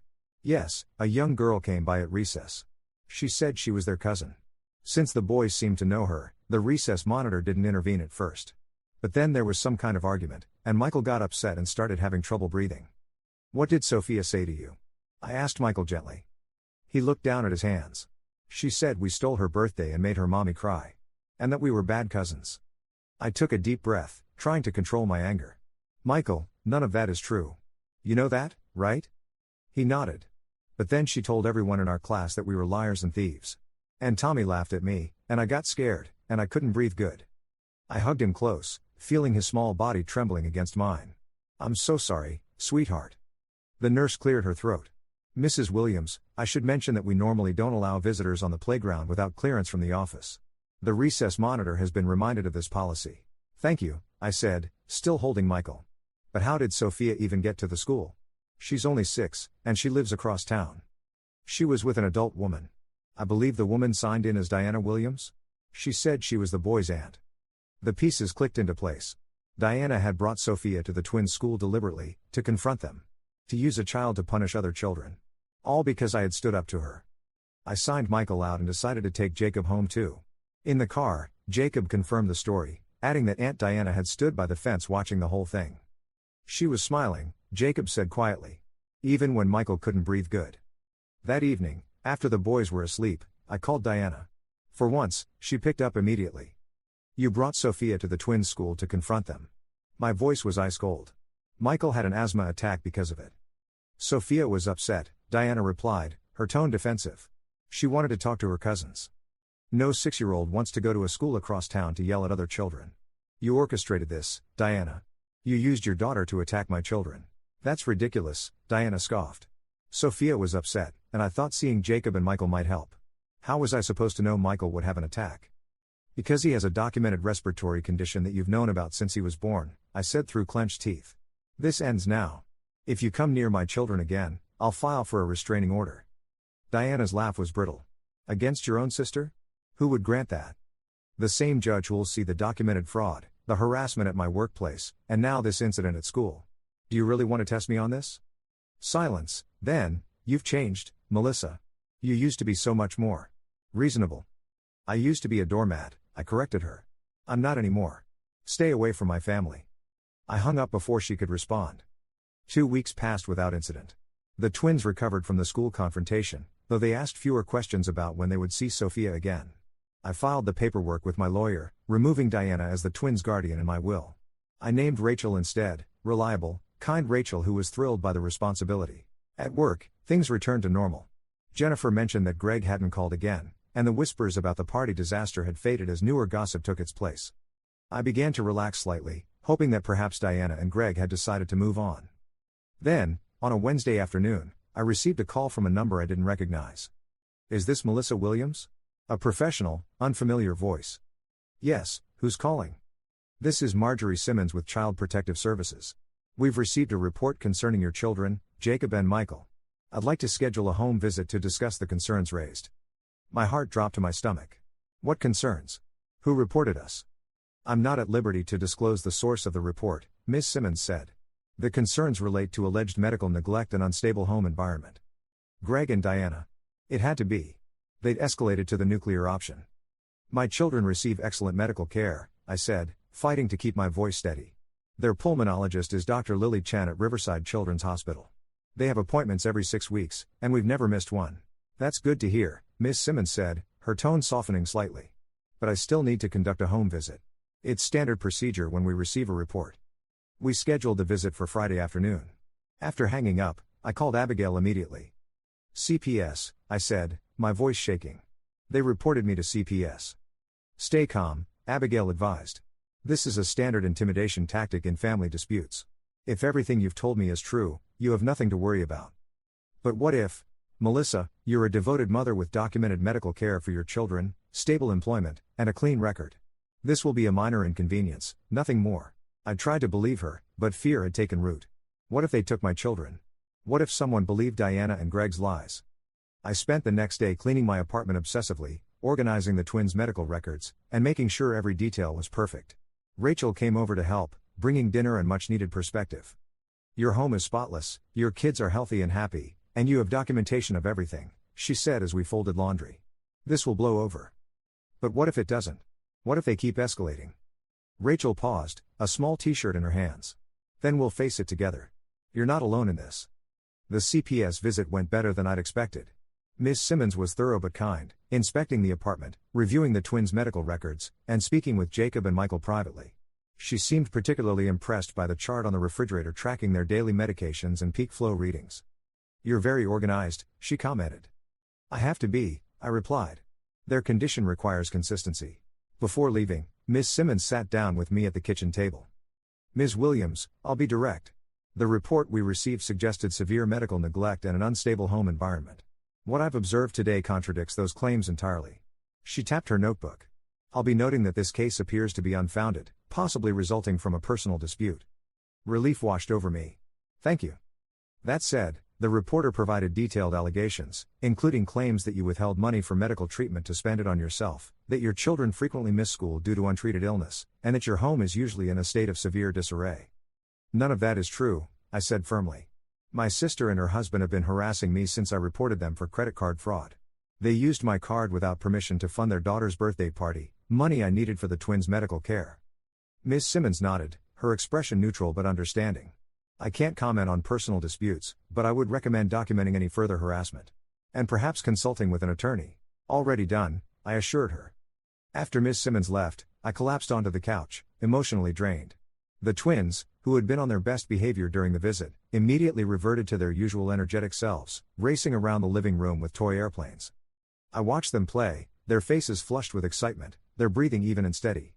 They were thriving despite everything, the medical challenges, the family drama, all of it. That evening, I called Abigail again and reported what had happened. "This is good news," she said.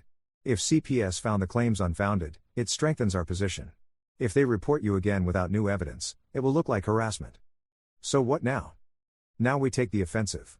I've prepared a cease and desist letter outlining all the harassment to date. We'll send it to Diana and Greg tomorrow. If they continue, we have grounds for a restraining order." "Do you think it will work?" Abigail's voice was firm. "People like your sister and brother-in-law rely on others backing down. When faced with actual consequences, they usually retreat." I hope she was right. The cease and desist letter was delivered the next day. Diana called within hours, sobbing. "A legal letter? Really, Melissa? We're family." "A family that reported me to CPS with false allegations," I replied calmly. "That crossed a line, Diana." "We were worried about the boys," she insisted. "After what happened at school, You mean after you brought Sophia there to confront them, causing Michael to have an asthma attack? That incident? Diana fell silent. The harassment stops now, I continued. No more calls to my workplace. No more showing up at the twins' school or activities. No more false reports to authorities.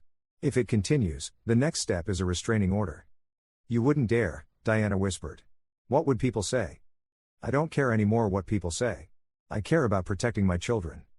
After a long pause, Diana spoke again, her voice different, smaller, almost defeated. Greg moved out last week. The abrupt change of subject caught me off guard. What? He's been having an affair with his assistant. Everyone knew except me. Her laugh was hollow. The credit card bill came. The one we use for everything. There were charges for hotel rooms, jewelry, restaurant meals. All while I was planning Sophia's party. Another bitter laugh. Turns out I was the fool twice over. I didn't respond with sympathy or satisfaction. I just waited. I filed for divorce yesterday. My lawyer says I'll need character witnesses. She finally broached the real reason for her call. I know I have no right to ask. You don't, I confirmed. She sighed. I thought maybe, since we're sisters. Being sisters didn't stop you from stealing from me, humiliating me, or trying to get my children taken away. My voice was steady, not cruel but not yielding either. Actions have consequences, Diana. So that's it? You're cutting me off completely? I'm protecting myself and my children from further harm. That's what mothers do. There was a long silence. When Diana spoke again, her voice was resigned. I understand. For what it's worth, I added, I'm sorry about Greg. Not surprised, but sorry for what you're going through. Would you at least let me see the boys sometimes? With supervision, if you want. They're the only good thing in Sophia's life right now. I considered this. I'll think about it. But it would be on my terms, in a public place, with me present the entire time. Thank you, Diana whispered. That's more than I deserve. She was right about that, at least. After we hung up, I sat on my balcony watching the sunset, feeling strangely empty. There was no triumph in Diana's fall, no satisfaction in her pain. Just a quiet certainty that I had finally found my boundaries. That I had finally stopped sacrificing myself on the altar of family obligation.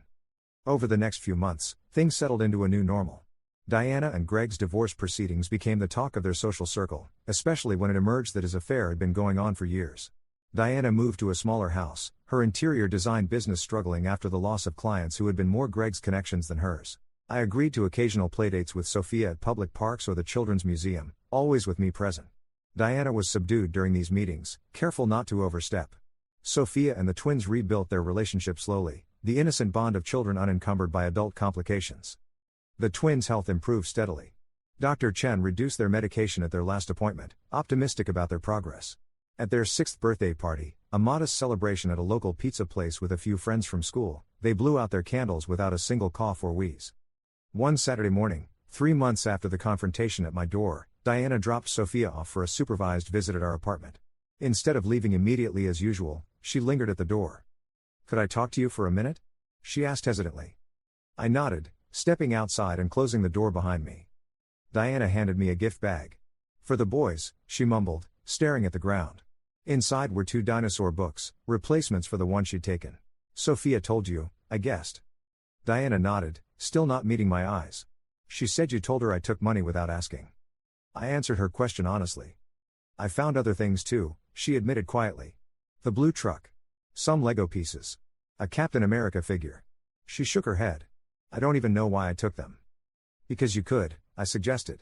Because no one stopped you. Diana finally looked up at me. I've been seeing a therapist. Part of the divorce process. She thinks I have issues with entitlement and boundaries. I almost laughed at the understatement but held back. That seems accurate.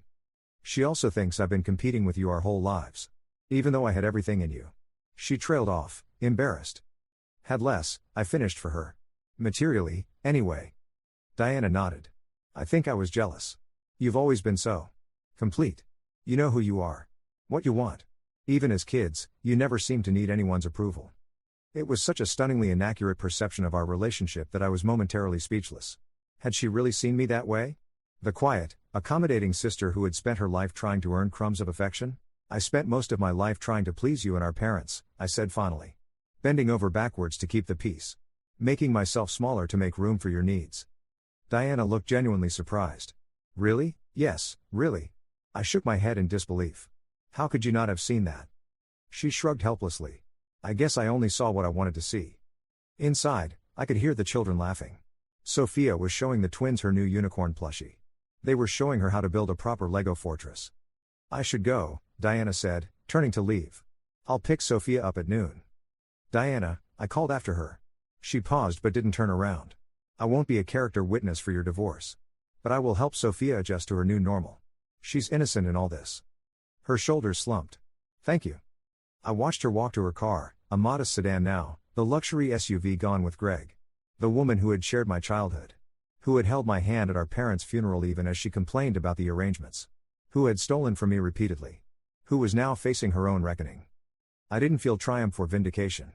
Just a quiet certainty that we were both exactly where we needed to be. Diana facing the consequences of her actions, me standing firmly in my own power. Inside, I joined the children on the living room floor. Sophia was directing the construction of a unicorn stable made of Legos, the twins following her instructions with unusual patience. Aunt Melissa, Sophia said, looking up with her mother's eyes but none of her guile, can we have hot chocolate with a little marshmallows? Of course, I smiled, ruffling her hair gently. You three keep building. I'll be right back. In the kitchen, I prepared the hot chocolate, adding extra marshmallows to each mug. Through the doorway, I could see the three children working together, their faces intent on their creation. The simplicity of their connection, untainted by adult complications, filled my chest with warmth. Sometimes the family you're born into fails you. Sometimes the family you choose, or create, saves you. I carried the mugs to the living room, leaving the past behind where it belonged. The future, with its healthy children and clear boundaries, was waiting. Story 3. My sister called in tears, begging me to watch her 6-month-old baby just for the weekend while she went on a job interview. When I arrived at her house, I found a note on the kitchen counter, "We've all moved to Barcelona. The baby is yours now, she'll be better off with you anyway." My parents had gone too, their phones already disconnected. I just stood there, holding a child I barely knew, with nothing but the clothes in my overnight bag. That was 14 months ago. Yesterday, all three of them showed up on my doorstep, tanned and smiling, expecting to pick up where they left off, only to find I'd legally adopted my niece, sold their abandoned house to cover the legal fees, and used the remaining money to build a life they were no longer welcome to be part of. The note trembled in my hand. Thin blue ink on a torn piece of notebook paper, slanted words that looked like they'd been written in a hurry. I read it again, then again, my mind refusing to process what was happening. Olivia, my niece, squirmed in my arms, her tiny fingers grabbing at my hair. She didn't know. How could she? That in this moment, with the afternoon sun streaming through the kitchen blinds, her entire world had just been rewritten. I set the note down and walked through the house, calling my sister's name, then my parents'. The silence echoed back, hollow and complete. Their closets were half empty. Dresser drawers hung open. In the bathroom, damp towels lay crumpled on the floor, the mirror still foggy from someone's shower. They had been here just hours ago. I sank onto the couch, Olivia balanced on my knee, and tried calling my sister. The automated voice informed me the number was no longer in service. My parents' phones, the same. Their social media accounts already deactivated. It was as if they had orchestrated their own disappearance, leaving behind only what they didn't want, a baby in a house full of ghosts. Lauren, my sister, had always been my parents' favorite. The golden child who could do no wrong, even when she dropped out of college to find herself, even when she brought home a new boyfriend every month, even when she announced her pregnancy with no father in sight. Nothing stuck to Lauren, she lived in a bubble of my parents' unconditional approval. I was the responsible one. The one who finished school, who built a career as a graphic designer, who lived within my means in a small apartment downtown. The dependable daughter they called when they needed a ride to the airport, or help with their taxes, or to watch Lauren's baby when she had the flu. I was background noise in my own family, present but never centered, necessary but never celebrated. Now suddenly, I was a mother. Not by choice, not by preparation, but by abandonment. That first night, I sat in Lauren's living room until 3 a.m, waiting for my phone to ring, for the front door to open, for someone to yell surprise. And explain that this was all some terrible mistake or twisted joke. Nothing happened. Olivia cried every 2 hours, and I fumbled through feeding and changing her, both of us in tears by sunrise. The formula canister was nearly empty. I found a pacifier wedged between couch cushions. The diaper bag had only 3 diapers left. It was as if Lauren had deliberately used everything up before leaving, a final act of negligence. I searched the kitchen cabinets, finding a jar of baby food and some rice cereal, but nothing else suitable for an infant. In the bathroom medicine cabinet, there was infant Tylenol with the safety seal broken, half the bottle gone. I made a list of what we needed, my handwriting shaky and uneven on the back of an envelope. Diapers. Formula. Baby clothes. My mind kept skipping, unable to focus on practicalities when the enormity of what had happened pressed down on me like a physical weight. I hadn't held a baby since Lauren brought Olivia home from the hospital. I'd visited weekly, bringing gifts and taking obligatory photos with my niece, but I'd always handed her back when she cried or needed changing. I had a career, a life, plans that never included motherhood, at least not for many years. Now this tiny, helpless human depended on me completely, and I had no idea what I was doing. The next day, I called in sick to work and drove to the police station. The officer took my report with professional detachment, typing notes into his computer. "So they left a note giving you the child?" he asked. "Yes." "And they own the house?" "My parents do, yes. My sister lives there with them." He looked up from the screen. "Ms. Reed, I understand this is distressing, but legally speaking, they've left their child in the care of a family member with written consent. They've abandoned their property, but not committed a crime. We can file a missing persons report if you'd like, but given the note." I understood what he wasn't saying. My family hadn't disappeared, they had chosen to leave. There would be no search, no investigation. Just me, standing in the wreckage of their decision, expected to pick up the pieces. "What about the baby?" I asked, my voice breaking. "They can't just give her away like this." The officer's expression softened slightly. "For now, as a family member, you have de facto custody. But I'd recommend consulting a family lawyer to formalize the arrangement. Child services might need to get involved if this continues." Child services. The word sent a chill through me. Foster care. Strangers raising Olivia. Whatever my feelings about this situation, I couldn't let that happen. "I'll take care of her," I said firmly. Outside the police station, I sat in my car and cried, deep, gulping sobs that made my chest ache. I hadn't cried like this since my college boyfriend broke up with me senior year, the kind of crying that leaves you hollow, wrung out, almost peaceful in its aftermath. When the tears finally stopped, I wiped my face, adjusted the rearview mirror, and drove to the nearest big box store to buy diapers and formula. The days that followed blurred together. I took emergency family leave from work. I slept on Lauren's couch, afraid to leave the house in case they returned. I learned Olivia's rhythms, when she needed to eat, how she liked to be held, which toys made her laugh. I found a pediatrician's number on the refrigerator and took her for her 6-month checkup, where I discovered Lauren had missed the previous 2 appointments. "Are you the mother?" the doctor asked, flipping through Olivia's sparse medical chart. "I'm her aunt," I said. "But I'm taking care of her now."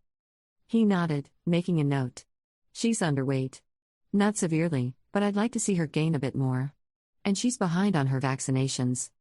I felt a surge of anger toward my sister. Even before abandoning her child, she'd been neglecting her. I looked down at Olivia on the examination table, her tiny body vulnerable under the fluorescent lights, and something shifted inside me. A fierce protectiveness I hadn't known I was capable of. "Tell me everything I need to do," I said. The doctor gave me a schedule for the missed vaccines, a recommendation for higher calorie formula, and a referral to a lactation consultant who also specialized in infant feeding issues. In the car afterward, I studied the paperwork, memorizing every detail as if my life depended on it. In a way, it did. Olivia's life certainly did. That evening, after putting Olivia to bed in her crib, I wandered through my parents' house, really looking at it for the first time. Growing up here, I'd never questioned its permanence, its solidity in our lives. Now I noticed the peeling paint on the windowsills, the water stain on the ceiling from a leak never properly fixed, the dated kitchen appliances that had been good enough for years. In my parents' bedroom, the closet door stood ajar. I opened it further, running my fingers over my mother's remaining clothes, a winter coat, some old sweaters, a dress she'd worn to a cousin's wedding 3 years ago. They'd taken only what they wanted, what they valued. Everything else was just stuff. Disposable. Like us. I found myself in Lauren's room next, with its perpetually unmade bed and clothes strewn across the floor. Even at 26, she'd lived like a teenager, expecting others to clean up after her. Her bookshelf held dusty high school yearbooks and a few romance novels with broken spines. On her dresser, a collection of half-empty perfume bottles and dried-out makeup. No photos of Olivia. Not one. In the nursery, by contrast, everything was perfect. Carefully chosen furniture, coordinating bedding, a hand-painted mural of woodland creatures on one wall. A room designed for Instagram photos, not for the practical realities of raising a child. The changing table had no diapers. The dresser drawers held tiny outfits arranged by color, many still with tags attached, fashion statements rather than functional clothes. It struck me then, Lauren had wanted a baby, not a child. She'd wanted the aesthetic, the attention, the identity of motherhood without the responsibility. When the reality proved harder than expected, she'd simply walked away, taking our parents with her. I returned to the kitchen and read the note again, examining it for clues I might have missed. We've all moved to Barcelona. The baby is yours now, she'll be better off with you anyway. No apology. No explanation. Just a statement of fact, as if I had no choice in the matter. As if Olivia was an object to be passed along when inconvenient. The anger I felt surprised me with its intensity. Not just for myself, but for Olivia. She deserved better than this. Better than being abandoned. Better than being an afterthought. And in that moment, standing in the kitchen where I'd grown up, where I'd always been second best, I made a decision: I would give her better. Whatever it took. By the end of the first month, I had developed a system. I'd moved my essential belongings from my apartment to Lauren's house. I'd set up a portable office in the dining room, working remotely between Olivia's naps. I'd found a daycare that could take her 3 days a week, allowing me to attend important meetings in person. I was surviving, barely, on too little sleep and too much coffee, held together by routine and necessity. My boss had been surprisingly understanding. Family emergencies happen, she'd said when I explained the situation. We can make this work for now. The for now hung between us, a reminder that this arrangement wasn't sustainable long term. I would need to make decisions soon about my career, my living situation, my entire future. Jessica, my best friend since college, came over every Saturday to give me a few hours to myself, to shower uninterrupted, to nap, to remember what it felt like to be just Emma again, not Emma and Olivia. She brought takeout and gossip from the office, maintaining a tenuous connection to my old life. Have you heard anything? She asked one evening as we sat on the back porch, Olivia finally asleep after a fussy day.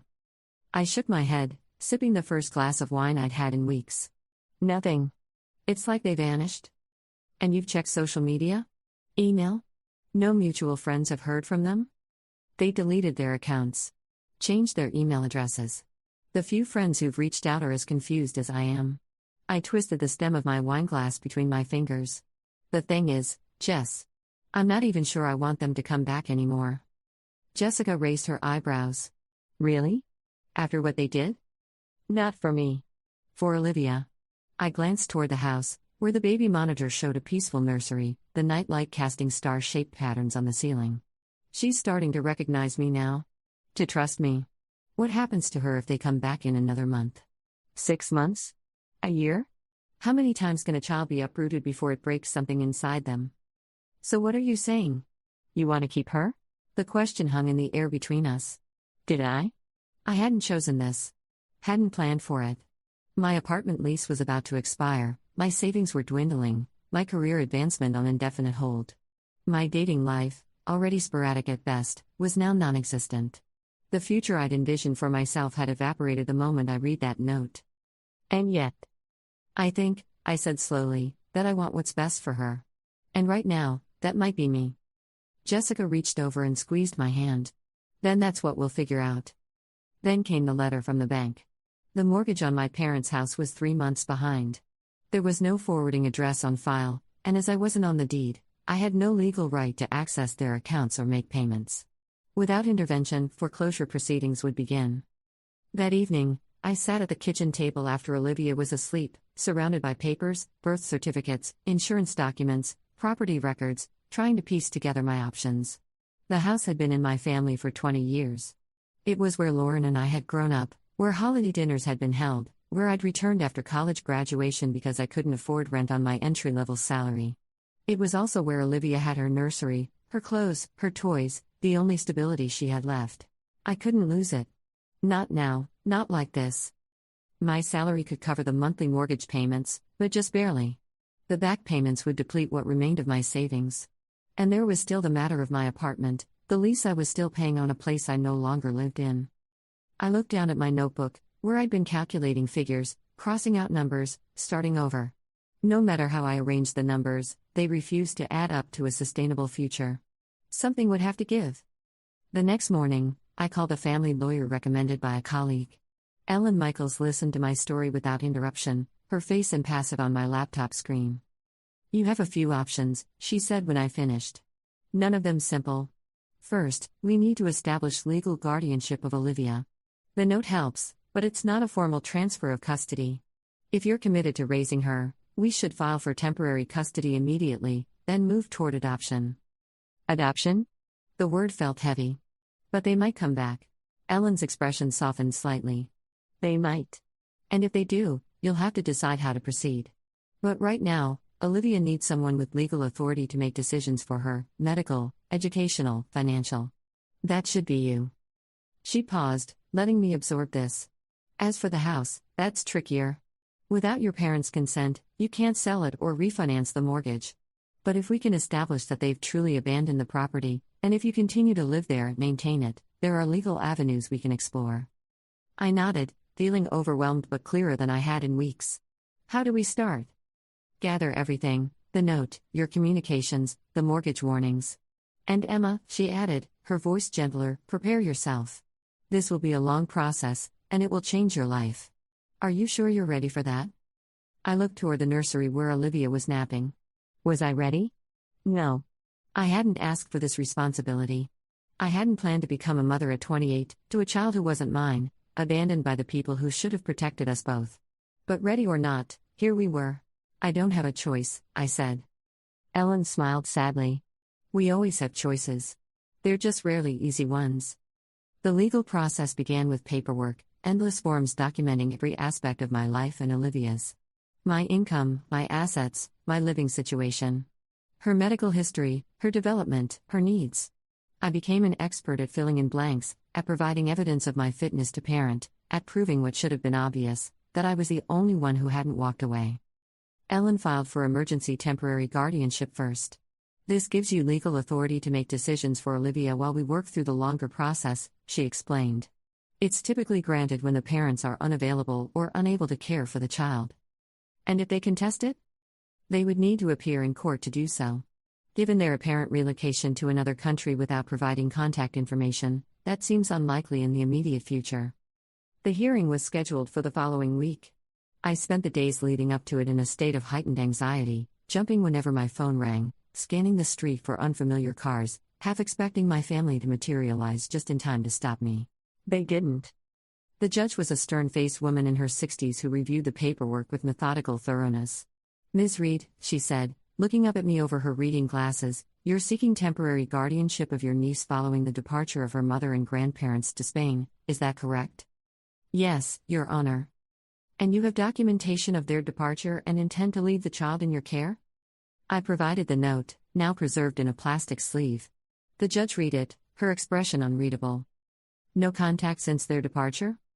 "None, Your Honor. Their phones have been disconnected, and they left no forwarding address." She made a note in the file.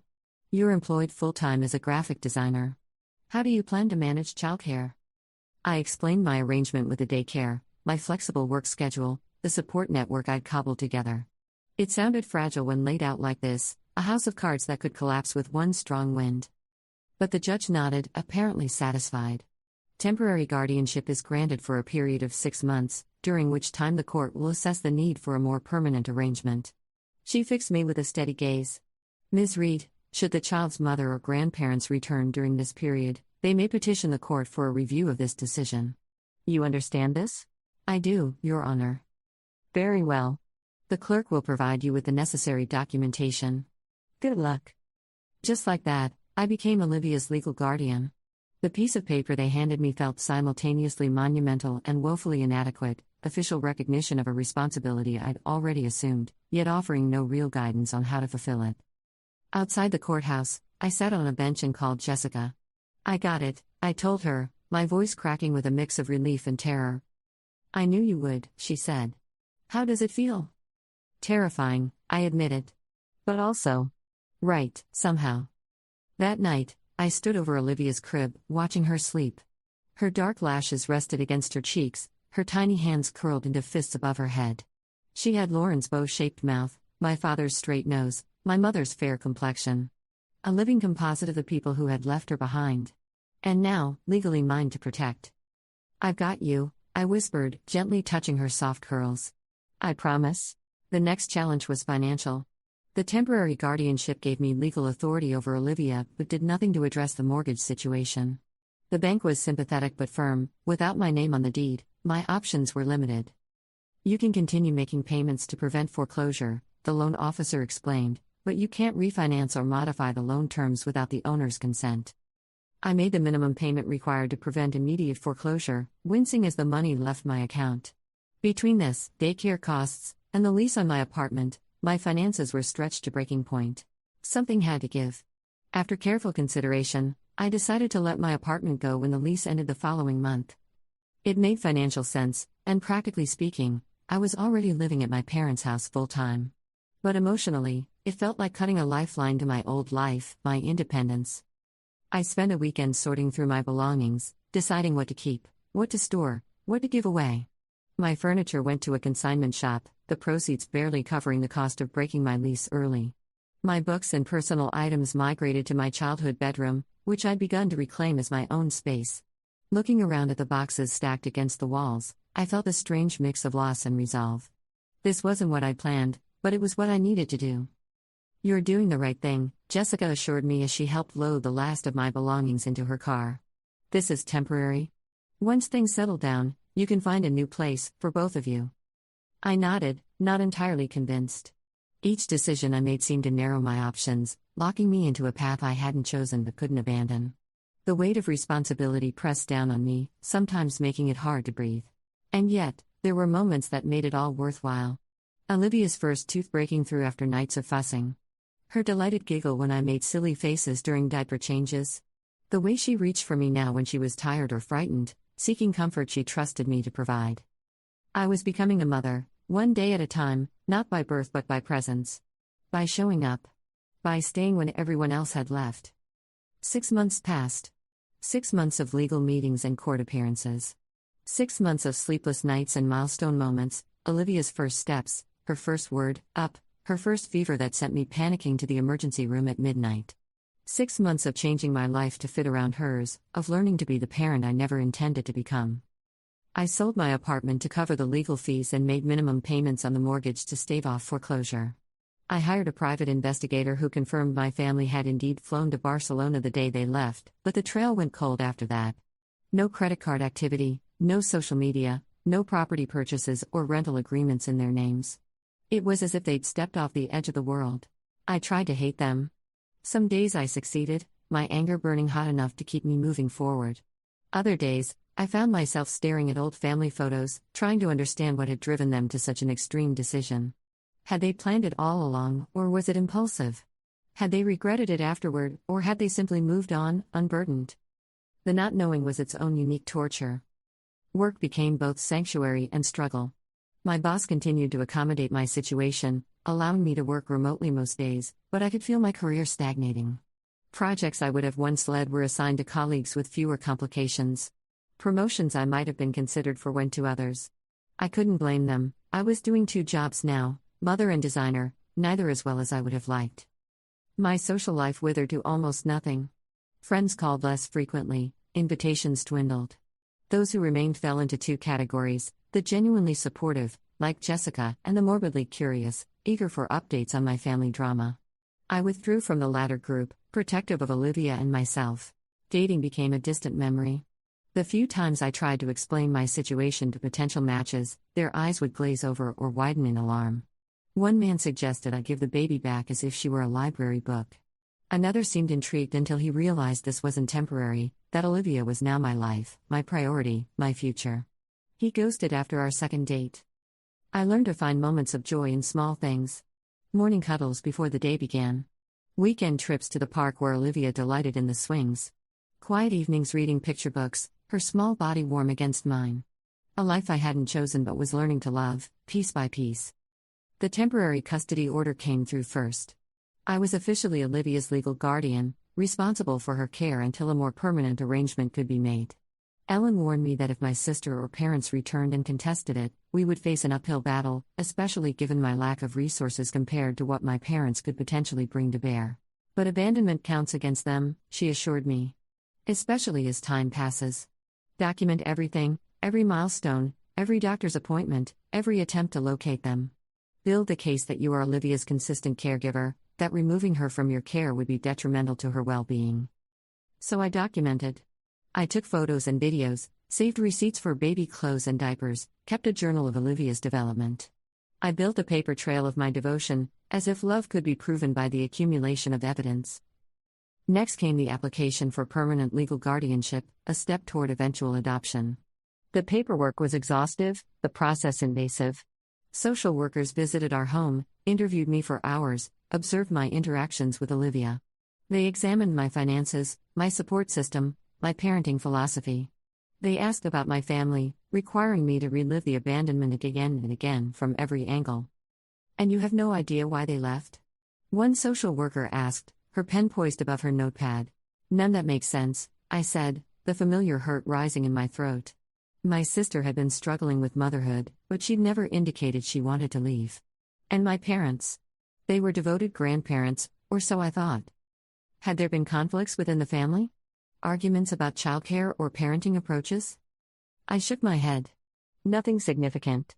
The usual family tensions, but nothing that would explain this. The social worker made a note. Sometimes people do inexplicable things. Our job is to ensure Olivia's current placement is stable and nurturing, regardless of how it came about.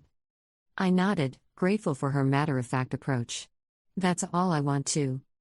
As the months passed, I began to rebuild our life with more intention. I painted over the woodland mural in Olivia's nursery, replacing it with something simpler, brighter. I rearranged furniture, donated clothes no one wore, replaced photos of my absent family with new ones of Olivia and me. Small acts of reclamation, of making this house ours rather than theirs. I joined a support group for kinship caregivers, grandparents raising grandchildren, aunts and uncles who'd stepped in during family crises, siblings caring for younger brothers and sisters. People whose lives, like mine, had been upended by others' choices. Their stories both comforted and terrified me. Tales of parents who returned years later, demanding their children back. Of legal battles that drained savings accounts and emotional reserves. Of children caught in the crossfire of adult decisions. But also stories of resilience. Of families rebuilt from fragments. Of love that grew in unexpected soil. The first year is the hardest, assured Diane, a grandmother raising her daughter's 3 children after addiction had made parenting impossible. You're still in shock, still adjusting. It gets easier. How? I asked, desperate to believe her. You stop waiting for things to go back to normal, she said simply. You make a new normal. By Olivia's first birthday, I had been her mother longer than Lauren had. We celebrated with a small party, just us, Jessica, and 2 neighbors who had become invaluable supporters, offering childcare in emergencies and bringing over dinner on particularly hard days.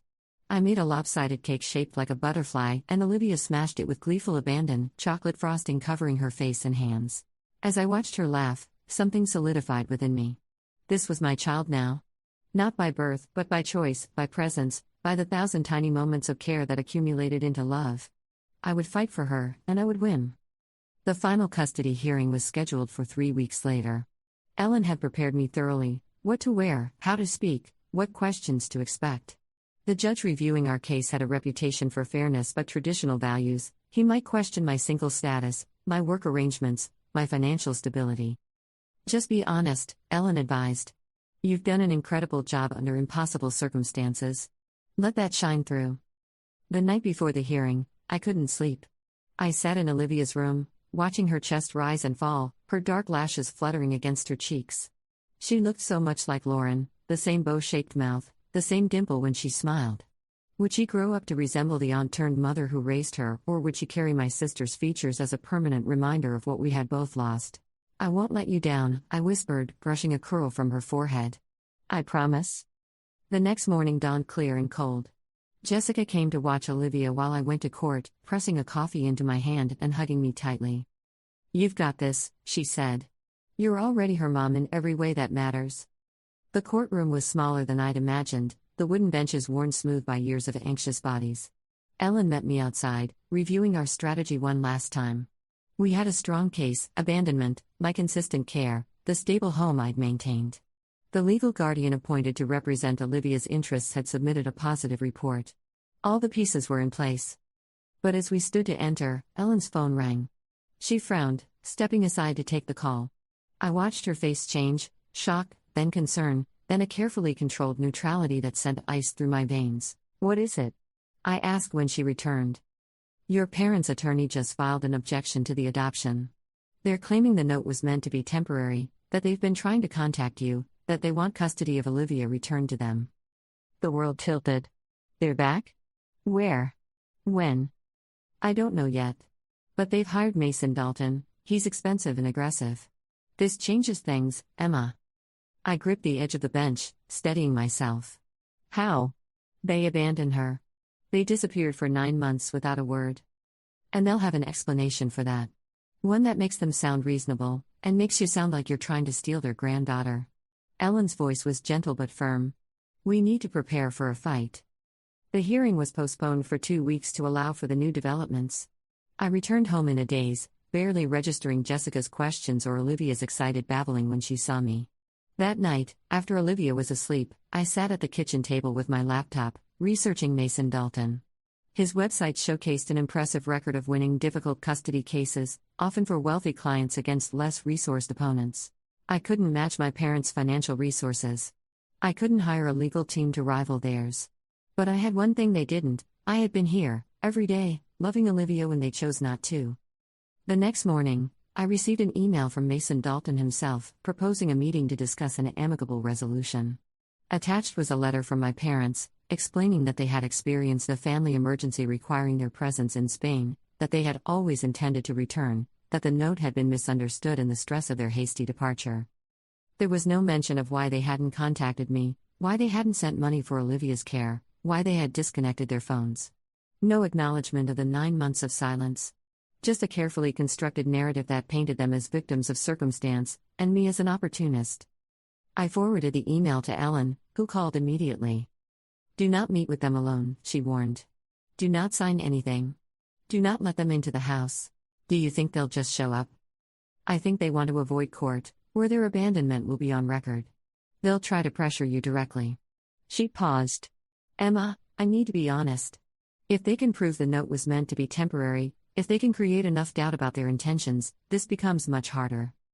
After we hung up, I walked through the house that had once been theirs, that I had maintained and transformed into a home for Olivia and me. The living room where we built block towers and read picture books. The kitchen where I'd taught her to use a spoon. The backyard where I'd installed a small swing set with money I couldn't really afford to spend. For 9 months, they had been ghosts. Now suddenly they wanted to reclaim everything they'd discarded: the house, the child, the life they'd walked away from. As if abandonment could be erased with expensive lawyers and convenient excuses. Something hardened inside me. A resolve that had been building since that first day, when I'd stood in this kitchen holding a baby and a note. My world irreversibly changed. They had made their choice. Now I would make mine. The next day, I met with Ellen to formulate our strategy. She was candid about the challenges ahead. Judges often favored biological family, especially grandparents with financial stability over single guardians with limited resources.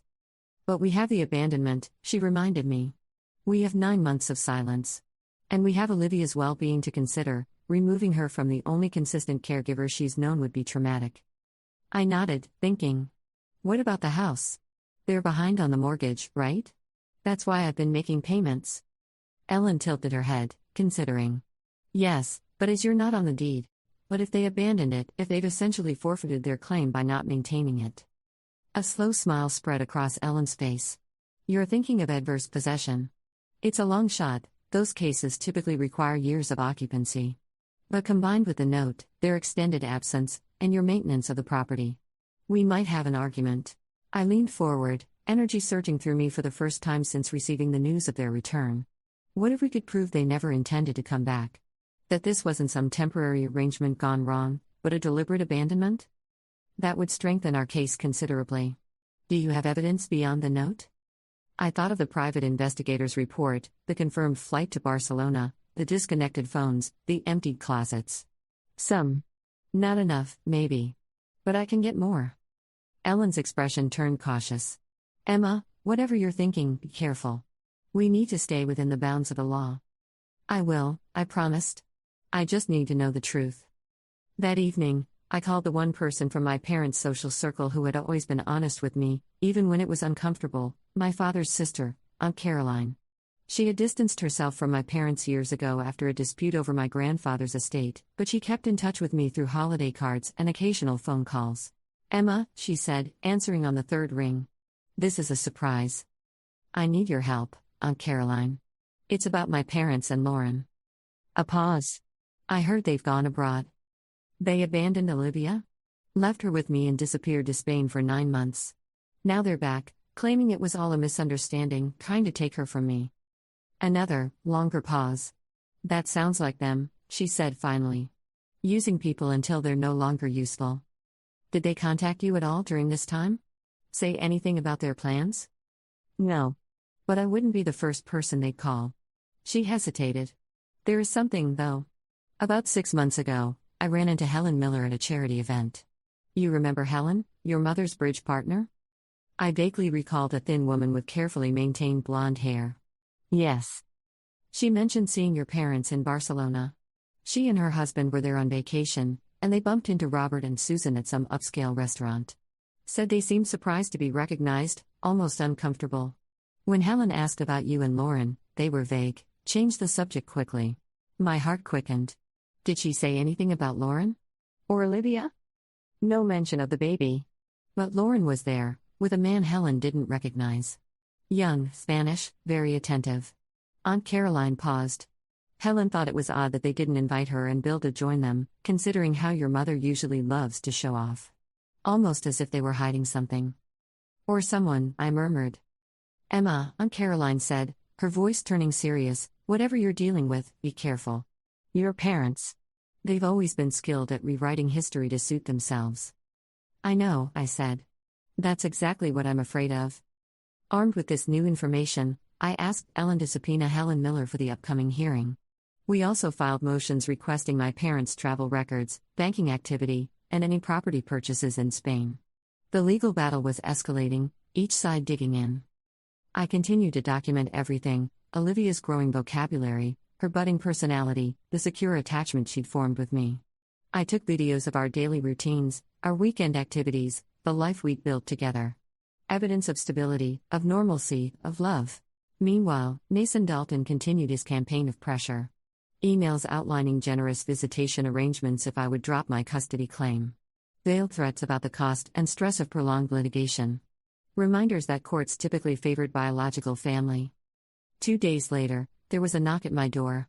I just put Olivia down for her nap, the house quiet in the afternoon stillness. Through the peephole, I saw them, my parents, standing on the porch as if they just returned from a weekend away. My mother's hair was lighter, sun-streaked. My father had grown a beard. They looked tanned, rested. Happy. My hand shook as I opened the door, just enough to speak through the security chain. Emma, my mother said, her voice warm with relief. Finally. We've been trying to reach you. No, I said simply. You haven't. My father stepped forward.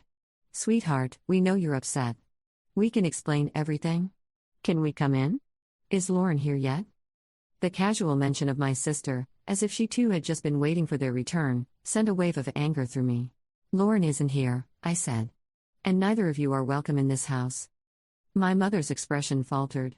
Emma, don't be ridiculous. This is our home. And we need to see Olivia, she must have grown so much.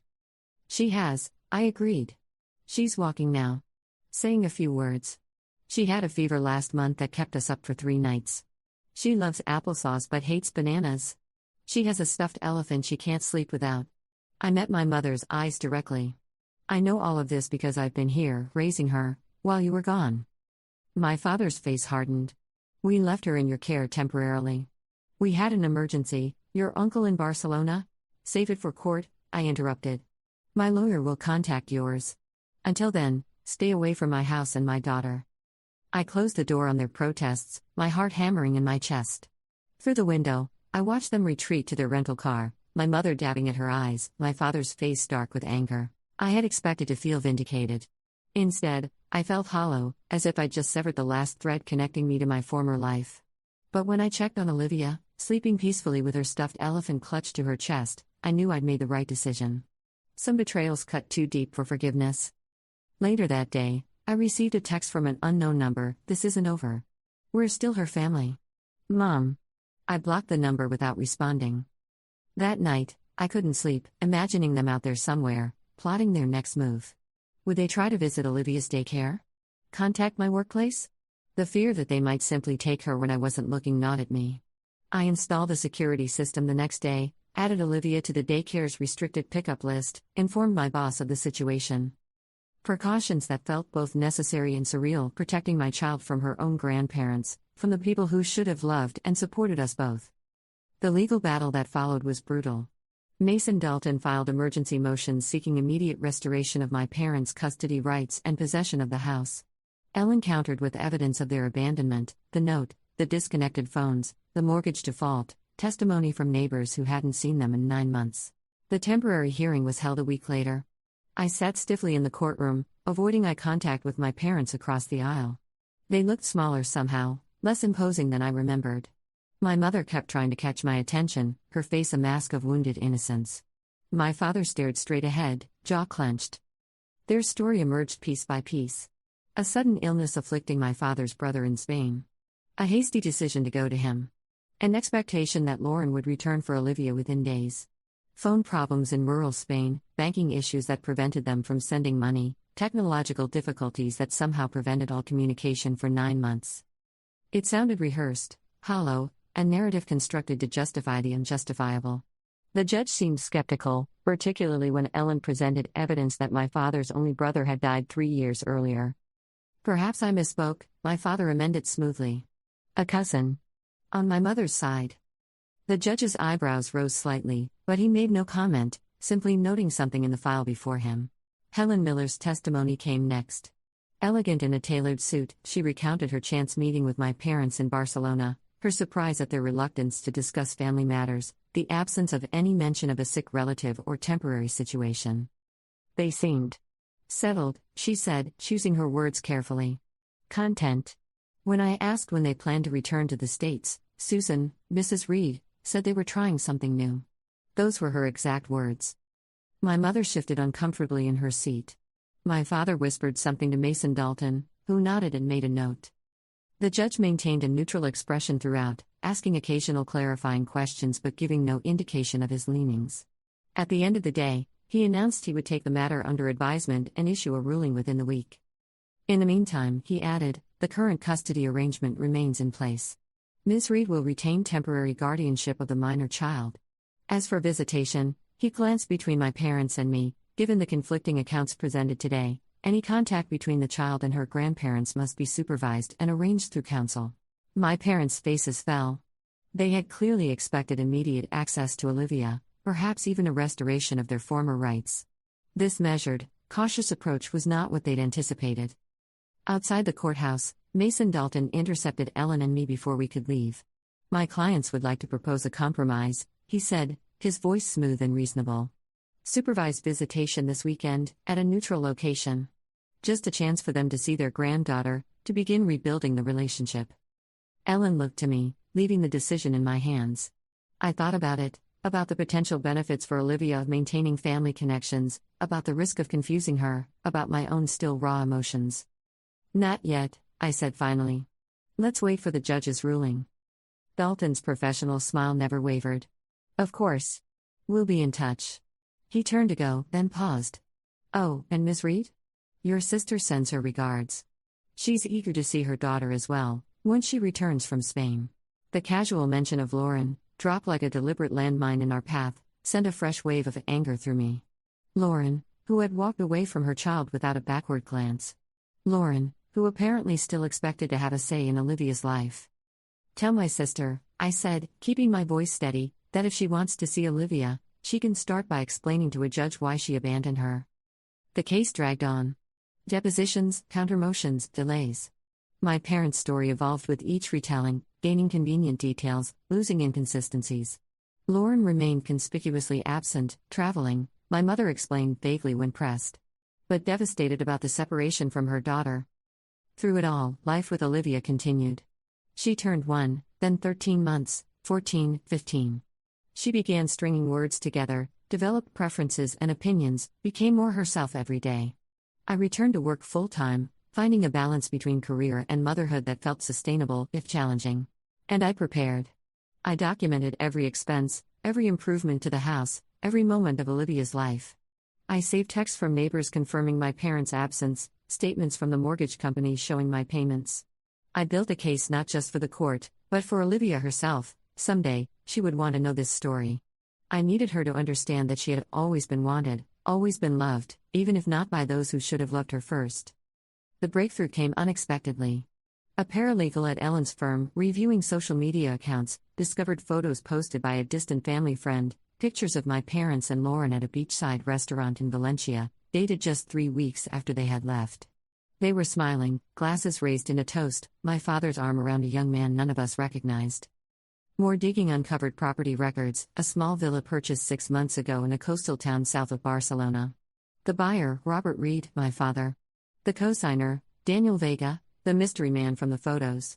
Further investigation revealed that Daniel Vega was a 35-year-old restaurateur with family connections in Valencia.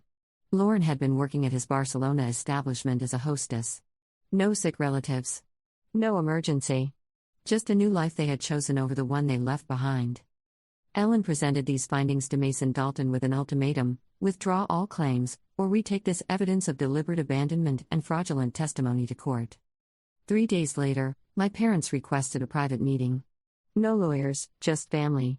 Against Ellen's advice, I agreed, but on my terms: a public place, a coffee shop near the courthouse. I arrived early, securing a corner table with a clear view of the entrance.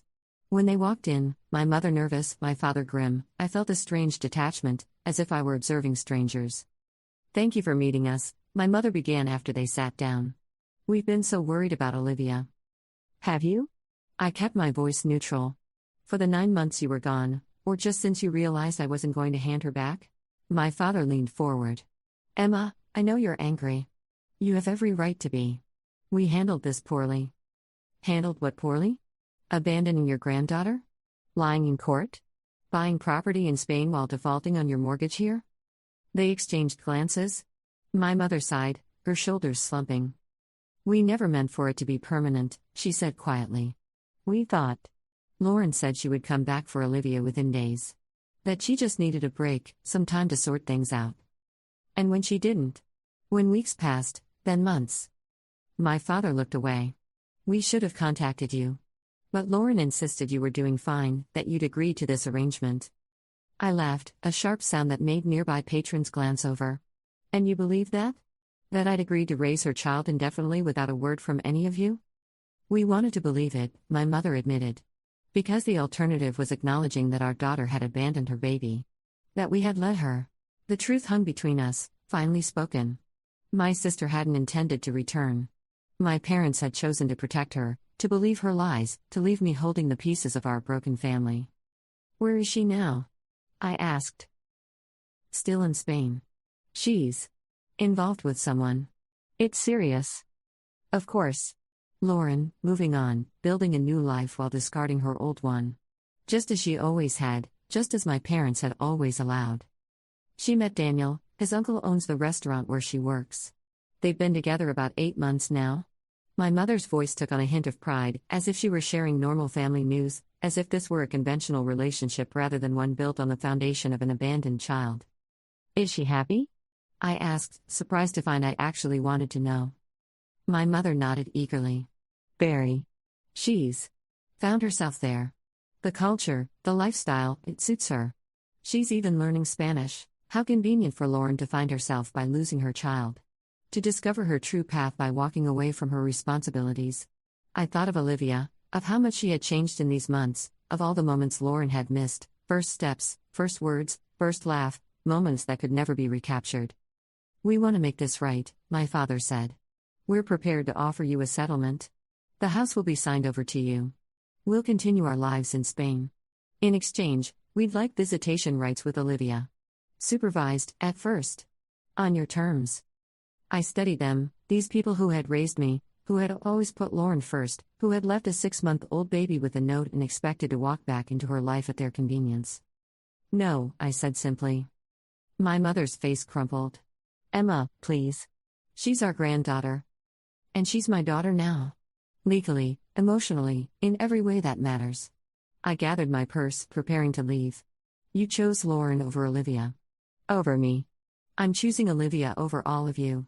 We'll fight this in court," my father warned, his voice hardening. I stood, surprisingly calm. "With what evidence?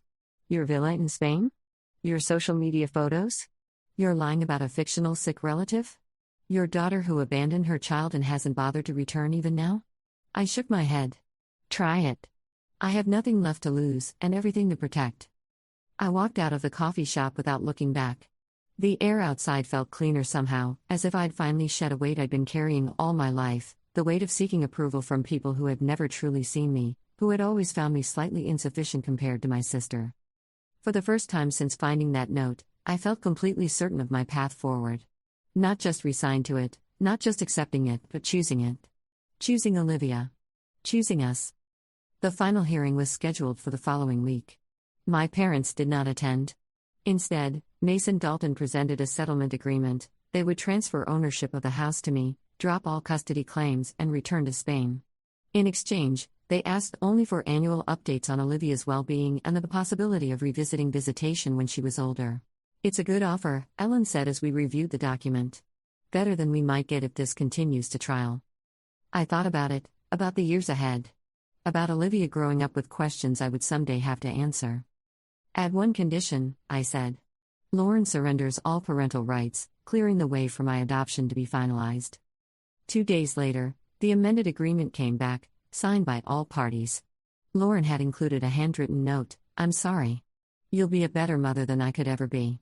No mention of love, no questions about her daughter's well-being, just another abdication of responsibility packaged as a compliment. I signed the papers without ceremony. The house was mine. Olivia was mine. The life we had built together, painful and unexpected as its beginning had been, was officially, legally ours alone. That evening, after Olivia was asleep, I sat on the back porch with a glass of wine, watching the sunset color the sky in shades of pink and gold.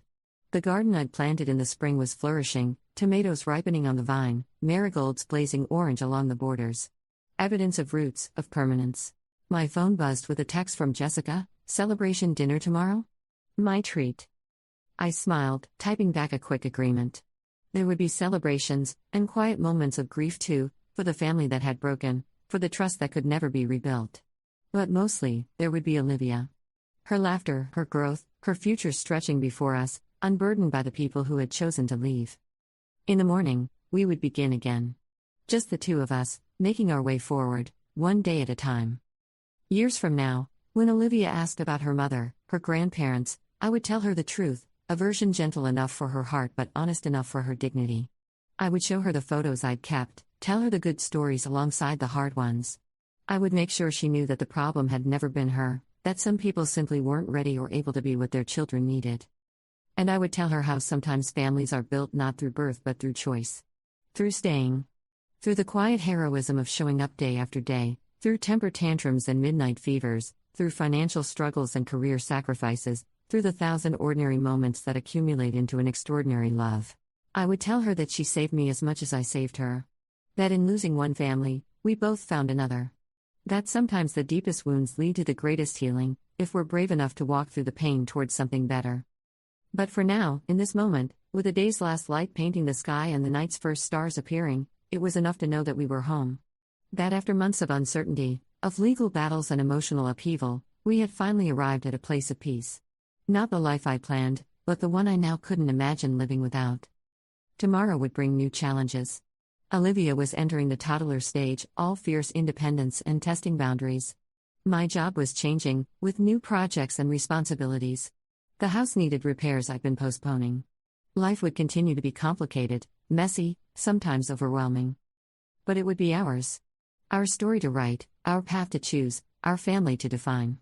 And that was everything. Story 4. My fiancé slapped me across the face during our engagement party, shouting, "All my friends got diamond rings, not this pathetic excuse." When guests turned to stare, she grabbed my grandmother's heirloom ring from my finger and threw it out the window. I said nothing, just quietly left the party. That was the last time I saw her. That was 3 months ago.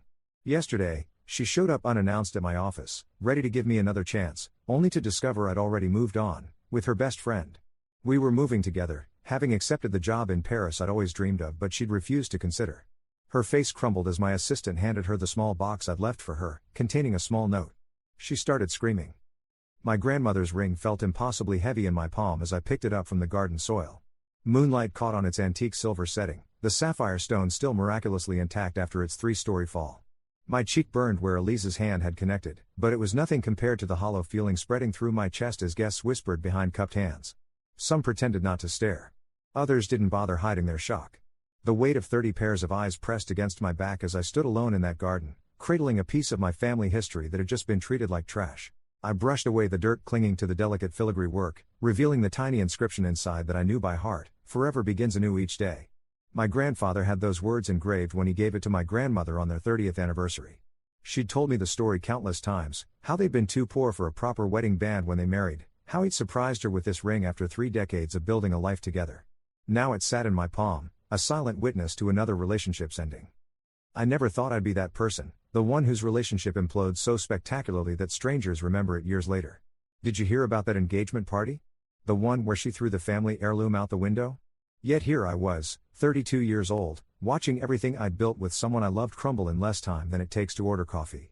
The carefully constructed future I'd imagined, Sunday mornings making pancakes, Christmas holidays alternating between our families, the children with her smile in my eyes, all of it disintegrating like fog in sunlight. A security guard approached, flashlight beam cutting through the darkness. "Sir? Everything all right?" I closed my fingers around the ring, shielding it from view. "Fine, thank you. Just getting some air." He nodded but lingered, clearly having witnessed the scene from inside. "Someone called about a disturbance. Said something got thrown out the window." "Just a misunderstanding," I said, my voice steadier than I felt. "I found what I was looking for." The guard studied my face, noting the redness that must have been visible even in the dim light. "You need help getting back upstairs?" "No." The thought of returning to that room, facing those pitying glances, explaining what had happened, it was unbearable. "Actually, I'm heading home." "Want me to call you a car?" The simple kindness from this stranger nearly broke the fragile composure I was maintaining. I nodded, not trusting myself to speak again. As I waited for the rideshare to arrive, I pulled out my phone to find 17 missed calls and 23 text messages, all from Elise. I couldn't bring myself to read them. Instead, I texted my brother, "Leaving. Can you make my excuses and get my jacket? I'll explain later." 3 dots appeared immediately, then, "Already got your stuff. What the heck happened? Mom's worried." "Tell you tomorrow," I replied, then turned off my phone entirely as the car pulled up. The driver, sensing my mood, didn't attempt conversation. I stared out the window as we drove through downtown, the city lights blurring through the glass. We passed couples walking hand in hand, groups of friends laughing outside bars, all these lives continuing as though mine hadn't just fractured beyond repair. Elise and I met at my cousin's wedding 3 years ago. She was the maid of honor, confident, striking, with this laugh that made everyone turn and smile. I was immediately drawn to her.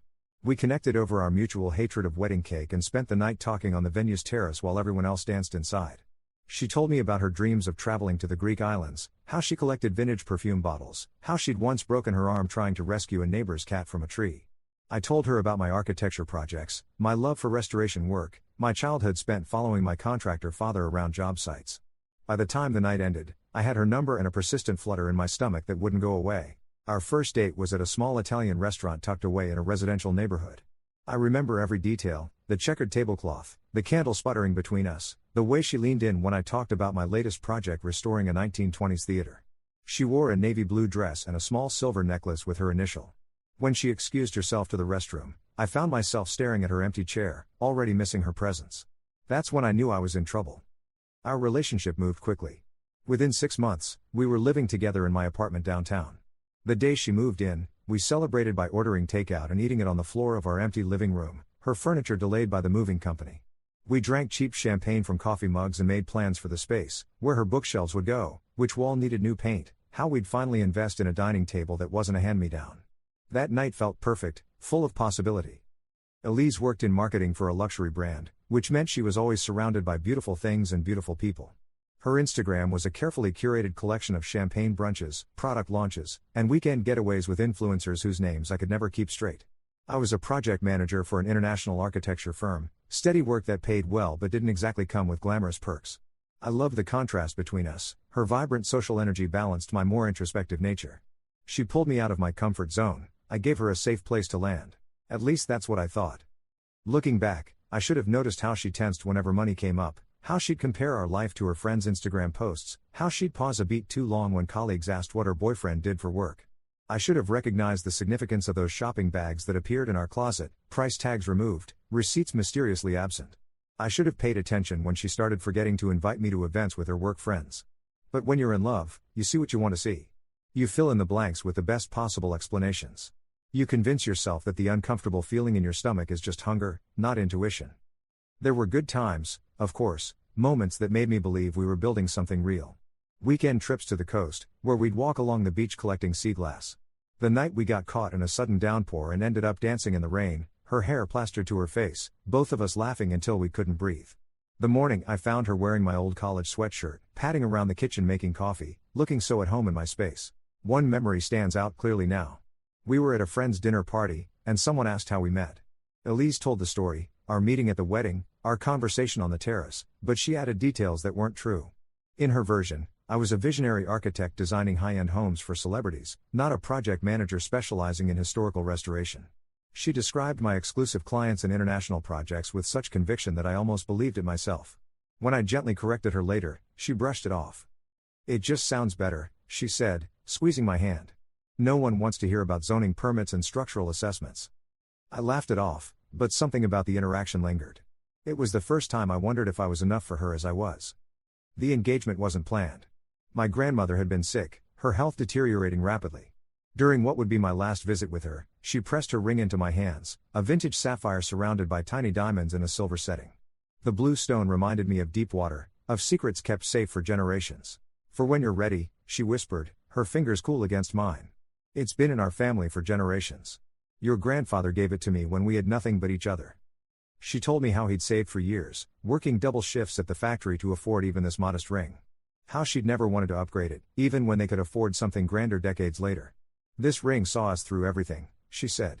"The hard years made it more precious, not less." I sat with her that afternoon as sunlight filtered through the hospital blinds, casting stripes across her blanket. She told me stories I'd heard before, her first apartment with my grandfather, the garden they'd planted together, the cross-country road trip they took for their 40th anniversary. Each story was a thread in the tapestry of their life together, a roadmap for the kind of love I hope to find. "You'll know when it's right," she said, patting my hand. "When you find someone who sees your heart, not just your face." She died 3 days later. The funeral was small, just family and close friends. I kept the ring in my pocket throughout the service, my fingers closing around it whenever grief threatened to overwhelm me. Elise stood beside me, her hand warm in mine, whispering all the right things. When I showed her the ring that night, explaining its significance, she held me as I cried. A month after the funeral, still raw with grief, I proposed to Elise with that ring. The blue stone seemed to hold all the things I couldn't articulate, my hope for our future, my connection to my past, the depth of what I felt for her. I'd planned a quiet evening at home, but at the last minute, I changed course, renting a small rowboat on the lake where we'd had our third date, waiting until sunset to pull out the ring. "My grandmother wanted you to have this," I said, the words catching in my throat. "I want you to have this. I want you to have all of me, for the rest of our lives." Elise's eyes widened as she looked at the ring, emotions flickering across her face too quickly to identify. For one terrible moment, I thought she might say no. Then she smiled, tears spilling down her cheeks. "Yes," she whispered, hugging me so tightly I almost dropped the ring into the water. "Yes, of course yes." She held out her trembling hand, and I slid the ring onto her finger. It was slightly too big, but she curled her fingers to keep it in place. "We can get it sized," I said. "Make it perfect." "It's already perfect," she replied, and I believed her. We agreed to have a long engagement, take our time planning. Looking back, I wonder if she was just waiting for me to replace the ring with something more to her liking. For the first few months, everything seemed perfect. We talked about wedding venues, debated between summer and fall dates. Elise started a wedding Pinterest board and joined online forums. She showed me pictures of flower arrangements and color schemes, asked my opinion on bands versus DJs. I caught her once or twice looking at diamond rings online, but I didn't think much of it. Window shopping was harmless, and she'd never explicitly asked for a different ring. The first real warning sign came during dinner with her parents. They'd suggested meeting at an upscale steakhouse to celebrate our engagement, though it had already been several months. Midway through the meal, her mother reached for Elise's hand.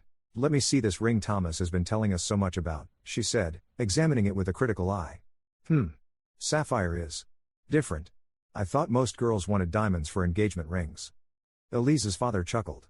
"Now, Diane, not everyone can afford those big rocks you see in the magazines." "It's a family heirloom," Elise said quickly. "From Thomas's grandmother." "Oh." Her mother's expression softened marginally.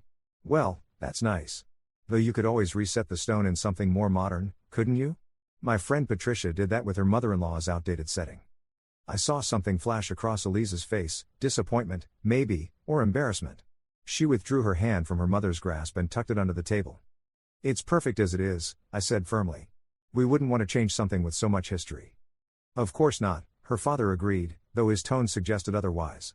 "Though I've always said, if you're going to do something, do it right the first time." The conversation moved on, but the interaction stayed with me. That night, as we got ready for bed, I brought it up. "Does it bother you? What your parents said about the ring?" Elise, removing her makeup at the bathroom sink, didn't meet my eyes in the mirror. "They're just old-fashioned. They think certain things should be done certain ways." "But what do you think? Do you wish it was different? A diamond, maybe?"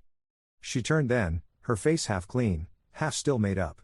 "I love that it was your grandmother's. That means something to me because it means something to you." It wasn't quite an answer, but I let it go. After that, I started noticing how she would slip the ring off when we went out with her work friends, claiming it was loose and she was afraid of losing it. How she would turn the stone inward toward her palm in certain social situations. How she never posted close-up photos of it on Instagram, though she shared every other detail of our engagement. Small things, easily explained away one by one. Together, a pattern I didn't want to see. I never realized how much Elise's opinion of me was shaped by what I could provide until the night of our engagement party. We'd been engaged for almost 8 months by then. Her parents had insisted on hosting, renting out the top floor of an upscale restaurant with floor-to-ceiling windows overlooking the city. Everything was perfect, delicate flower arrangements, champagne flowing, both our families mingling. Elise wore a cream-colored dress that made her look like she was glowing from within. I remember thinking I'd never seen anyone so beautiful, never felt so lucky. As guests arrived, I watched Elise transform into a version of herself I rarely saw at home, laughing more brightly, standing straighter, her gestures more elegant and controlled. She floated between groups, the perfect hostess, occasionally catching my eye across the room with a private smile that made me feel like the only person there. Her friends arrived in waves, squealing congratulations, immediately asking to see the ring. I noticed the subtle shifts in their expressions, the slight widening of eyes, the two bright smiles, the glances exchanged. Elise kept her hand tucked in mine, her smile tightening each time someone commented on how unique or vintage the ring was. One friend actually asked, "Is this just a placeholder until the real one comes?" Elise laughed it off, but I felt her fingers stiffen in mine. "It was his grandmother's," she explained repeatedly, as though the provenance somehow compensated for its modesty. Each time she said it, the words seemed to lose a bit of their meaning, becoming a practice line rather than a point of pride. As the night progressed, I watched Elise grow increasingly tense. She drank more champagne than usual, her laugh became too loud, her gestures exaggerated. When I asked if she was okay, she just kissed my cheek and said everything was perfect. I believed her because I wanted to. My brother David cornered me by the bar, his expression serious. "Everything good with you too?" Elise seems on edge. "It's just the pressure of hosting," I said, though uncertainty crept into my voice. "You know how these things can be." David raised an eyebrow. "If you say so." He hesitated, then added, "Look, I know it's not my place, but are you sure about this? About her?" "Of course I'm sure," I replied, more sharply than I intended. "Why wouldn't I be?" He held up his hands in surrender. "Just checking. You've seemed different since you got engaged." "Less. You." I brushed off his concern, but his words lingered. Had I changed? Had Elise changed me? I didn't have time to examine the thought because at that moment, a new arrival caught everyone's attention. The breaking point came after her college roommate Jennifer arrived with her husband. Jennifer's ring was massive, a flawless diamond that caught every bit of light in the room. They'd gotten engaged around the same time we had, but their wedding was already planned for the following spring.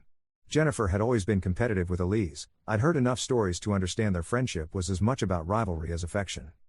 Jennifer kissed Elise's cheeks, exclaiming over her dress, her hair, the venue, a flurry of compliments that somehow managed to sound condescending. Then her gaze dropped to Elise's hand. "Oh my gosh, let me see yours." Jennifer grabbed Elise's hand, then froze. Oh.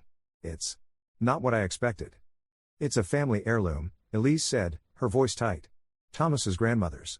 That's sweet, Jennifer replied, but her tone said otherwise.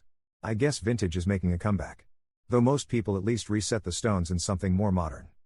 I felt Elise tense beside me. Her smile remained fixed, but something had shifted behind her eyes. Well, not everyone needs flash to feel secure in their relationship, I said lightly, trying to diffuse the tension. Jennifer raised a perfectly shaped eyebrow. Of course not. And it's the meaning that matters, right? Though Ryan always says that the ring is the first promise a man makes, and how he keeps that promise says everything about how he'll keep the others. Her husband, a tall man with the confident posture of someone who's never worried about money, nodded in agreement. First impressions matter. In business and in life. I squeezed Elise's hand reassuringly and excused myself to get us fresh drinks. When I returned, I found her surrounded by 3 of her friends, all of them speaking in hushed tones that immediately stopped when I approached. The tension in the air felt thick enough to touch. Elise took her champagne without meeting my eyes. Everything okay? I asked, searching her face. Fine, she said, but her smile didn't reach her eyes. Just girl talk. I should have pressed further, should have pulled her aside and asked what was really going on. Instead, I gave her space, circulating among our guests, accepting congratulations, answering questions about wedding dates we hadn't set. I spoke with her father about the housing market, with my mother about my grandmother's favorite recipes. All the while, I kept one eye on Elise, watching as she drank glass after glass of champagne, her gestures becoming less controlled, her laugh more brittle. Minutes later, her father called for a toast. Everyone gathered around, raising their glasses as he spoke about love and commitment and building a future together. He mentioned how proud he was of Elise, how he'd watched her grow into an exceptional woman who deserved every happiness. When he finished, Elise's mother suggested we say a few words. I spoke first, keeping it simple, how grateful I was to have found Elise, how I couldn't wait to build our life together, how this ring symbolized not just our commitment but a connection to family and history. I told the story of my grandmother giving it to me on her deathbed, how she'd worn it through 62 years of marriage. A few people dabbed at their eyes. Elise's mother squeezed my arm. When it was Elise's turn, something had changed in her eyes. She looked at me, then at her friends, then back at me. The room quieted, waiting for her words of love. I smiled encouragingly, expecting the warm, articulate woman I'd fallen for. I've been thinking, she started, her voice carrying across the suddenly quiet room. About what marriage really means. About the promises we make. She turned to face me fully, something cold and unfamiliar in her expression. The champagne glass in her hand trembled slightly. You promised to take care of me, Thomas. To give me the life I deserve. The room went silent. My stomach twisted as I realized everyone was watching us, witnessing what felt like a private conversation sliding rapidly into dangerous territory. And then you give me this. She thrust her hand forward, the sapphire ring glinting dully under the lights. When all my friends got real diamond rings. Not this pathetic excuse. Before I could process what was happening, her hand connected with my face, a sharp, stinging slap that echoed in the silent room. Gasps rippled through the crowd. My cheek burned, but it was the public humiliation that cut deeper. My mother stepped forward, but my father held her back, his expression grim. Elise, I started, reaching for her hand, but she yanked it away. Do you know what people think when they see this? That you're cheap. That you don't value me enough to get something new. She twisted the ring off her finger. I've been making excuses for months, Thomas. Months. It's my grandmother's ring, I said quietly, aware of every eye on us. It means something to me. And I don't? Her voice rose, tears springing to her eyes. What about what means something to me? Do you have any idea what it's like having to explain this to everyone? Having people assume we can't afford better? Do you know what Jennifer just said to me in the bathroom? I don't care what Jennifer thinks, I said, trying to keep my voice steady. This isn't about her. It's about us. It's always about what you want. Elise's voice had risen to a shout now. Your apartment, your schedule, your family traditions. And now your grandmother's ancient ring that I'm supposed to wear proudly while everyone pities me. The room had gone completely still. Someone coughed awkwardly. I saw Elise's father step forward, concern etched on his face, but her mother held him back with a slight shake of her head. If that's how you feel, maybe we should continue this conversation privately, I said, painfully aware of our audience. Why? So you can talk me into settling? Again? Elise laughed, a brittle sound that seemed to crack the air between us. I'm done settling, Thomas. In one fluid motion, she grabbed my hand, shoved the ring onto my finger, and stepped back. If you love it so much, you wear it. Then she did the unthinkable. She yanked the ring back off my finger and threw it with all her strength. The tiny silver circle arced through the air before disappearing through the open window into the darkness 3 stories below. The soft clink as it hit something in the garden below seemed impossibly loud in the shocked silence. Time seemed to stop. I looked at Elise, this person I thought I knew, this woman I had planned to spend my life with, and suddenly saw a stranger. The realization was like ice water in my veins. All the love I'd felt moments before crystallized into something hard and cold. Without a word, I walked to the elevator. Someone, I think it was my brother, called after me, but I didn't turn back. I rode down alone, walked through the restaurant filled with oblivious diners enjoying their meals, and stepped into the garden area where I spent 20 minutes searching until I found my grandmother's ring nestled in the soil beside a decorative shrub. I never went back upstairs. I texted my brother to make my excuses and took a rideshare home. Elise called 17 times that night. I didn't answer. The next morning, I packed what I needed in 2 suitcases, found a month-to-month rental across town, and left the key to our apartment on the kitchen counter. That was 3 months ago. The days that followed passed in a fog. I went to work, came home, stared at walls. Elise's calls eventually stopped. Her texts evolved from angry demands to tearful apologies to icy silence. Friends chose sides. Some reached out to check on me, others disappeared. Her parents sent a formal note apologizing for the unfortunate incident, as though she'd spilled wine on my shirt rather than publicly humiliated me and discarded a family heirloom. Sleep became my enemy. I'd lie awake replaying that night, wondering what I could have done differently, what signs I'd missed. During the day, I functioned on autopilot, my mind stuck in an endless loop of what if and if only. The ring sat in its box on my nightstand, a reminder of both what I'd lost and what I'd narrowly escaped. 1 week after moving out, I received a package at work, a large envelope with no return address. Inside was a glossy brochure for diamond engagement rings from an upscale jeweler, with certain styles circled in red pen. No note, no explanation needed. I threw it away without a second thought. 2 weeks after the party, I finally called my mother. She'd left several messages, each more concerned than the last. I'd been avoiding the conversation, not ready to dissect the relationship or hear that everyone had seen the problems but me. I was about to send your father to break down your door, she said when I called. Her voice was both relieved and cautious. Are you okay? Not really, I admitted. But I will be. She was quiet for a moment. You know, when your father and I first got engaged, his mother offered me her mother's ring. It was this tiny diamond in a gold setting, probably worth next to nothing even then. I hadn't known this. What did you do? I wore it for 37 years, until the setting finally gave out, she said simply. It wasn't about the ring, Thomas. It never is. Something broke loose in my chest at her words. For the first time since the party, I cried, great, heaving sobs that seemed to come from some deep, wounded place I hadn't been able to access. I loved her, Mom, I managed between breaths. I know you did, she said softly. But sometimes loving someone isn't enough if they don't love themselves. That conversation was the beginning of my healing. In the 3 months that followed, I focused on rebuilding. I worked long hours, took the promotion I'd been hesitating about because Elise didn't want me traveling more, reconnected with friends I'd drifted away from during our relationship. I started therapy, trying to understand how I'd missed the red flags, how I'd allowed myself to be diminished.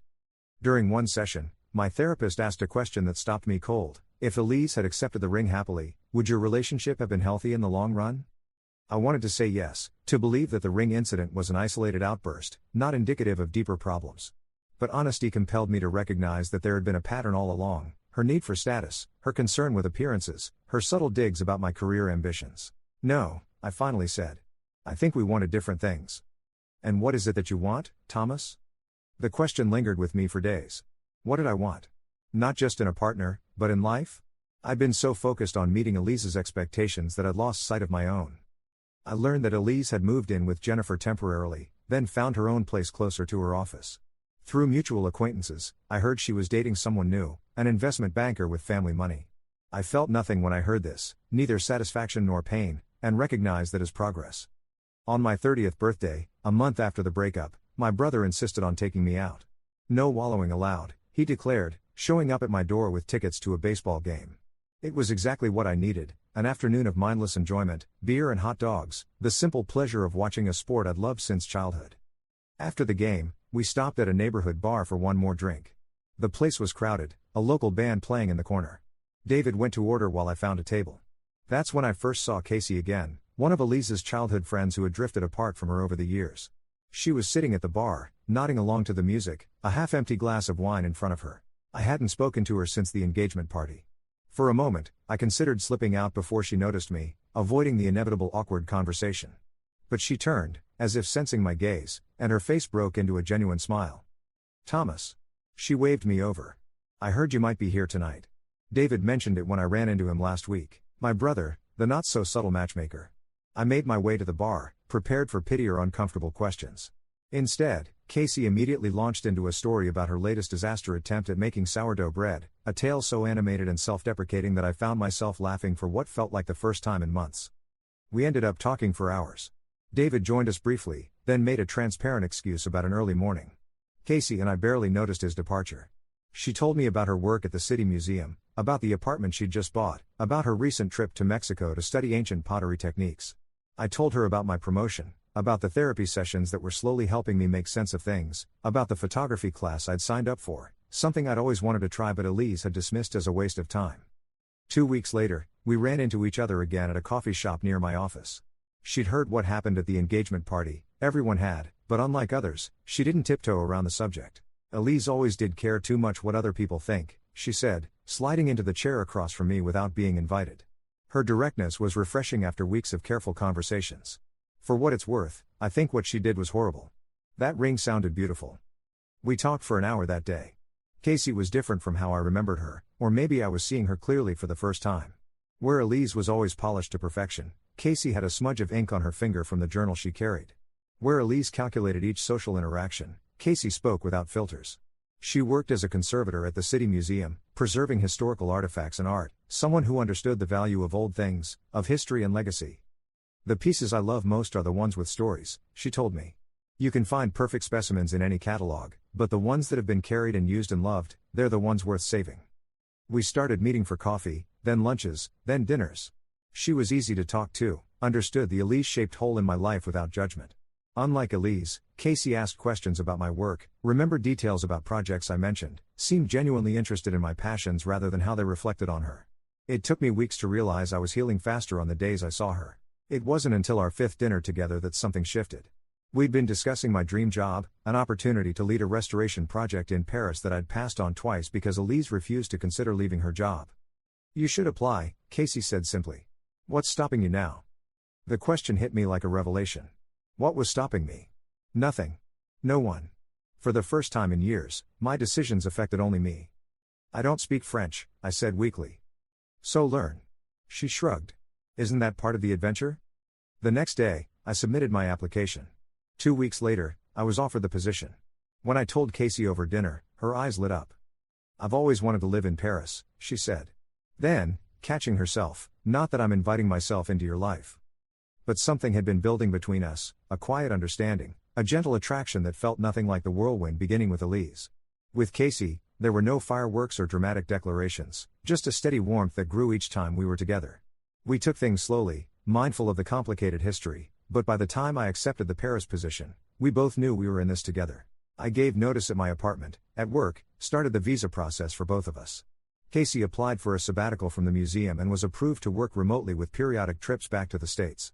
We found an apartment in the 11th arrondissement, a 4th-floor walk-up with uneven floors and a view of a quiet courtyard. Nothing glamorous, but I could already picture us there, Casey reading by the window, me sketching at the small table, both of us learning to cook French dishes in the tiny kitchen. I felt lighter than I had in years, genuinely excited about the future. Casey and I agreed to keep our relationship quiet until after the move, not out of shame, but to avoid unnecessary drama with shared acquaintances. Neither of us wanted our beginning to be overshadowed by my past. Then yesterday happened. I was in my office, finalizing details for the international move, when my assistant knocked on my door. There's someone here to see you, she said, her expression carefully neutral. She doesn't have an appointment. Before I could ask who it was, Elise pushed past her into my office, looking exactly as I remembered yet somehow different. She wore an expensive dress I'd never seen, her makeup perfect, hair freshly highlighted, the polished image she always maintained. But there was something new in her eyes, a vulnerability I wasn't used to seeing. Thomas, she said, her voice softer than I'd heard it in years. We need to talk. My assistant hovered in the doorway. I nodded to let her know it was okay, and she reluctantly closed the door behind her.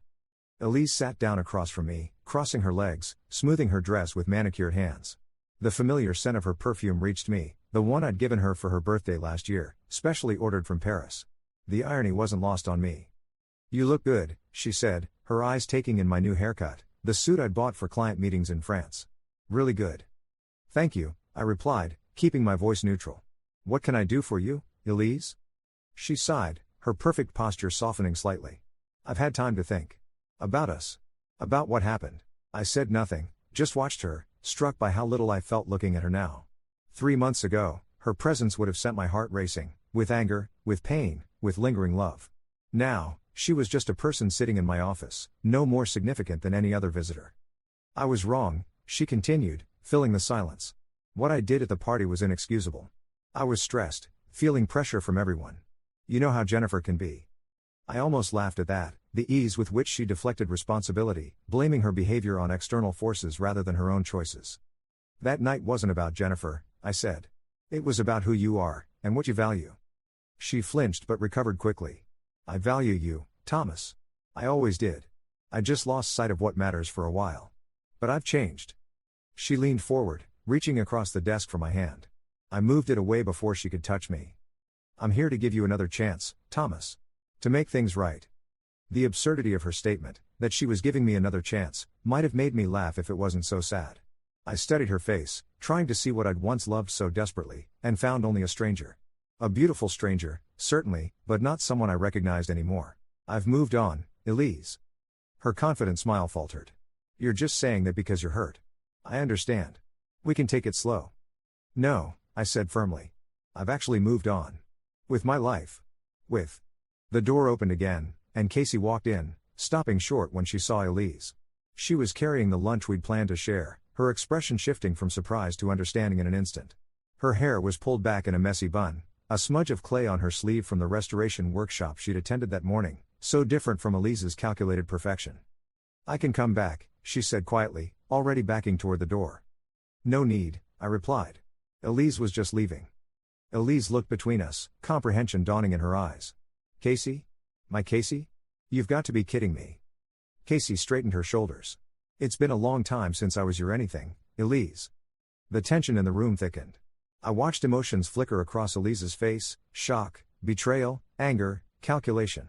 She'd always been quick to adapt, to find her advantage in any situation.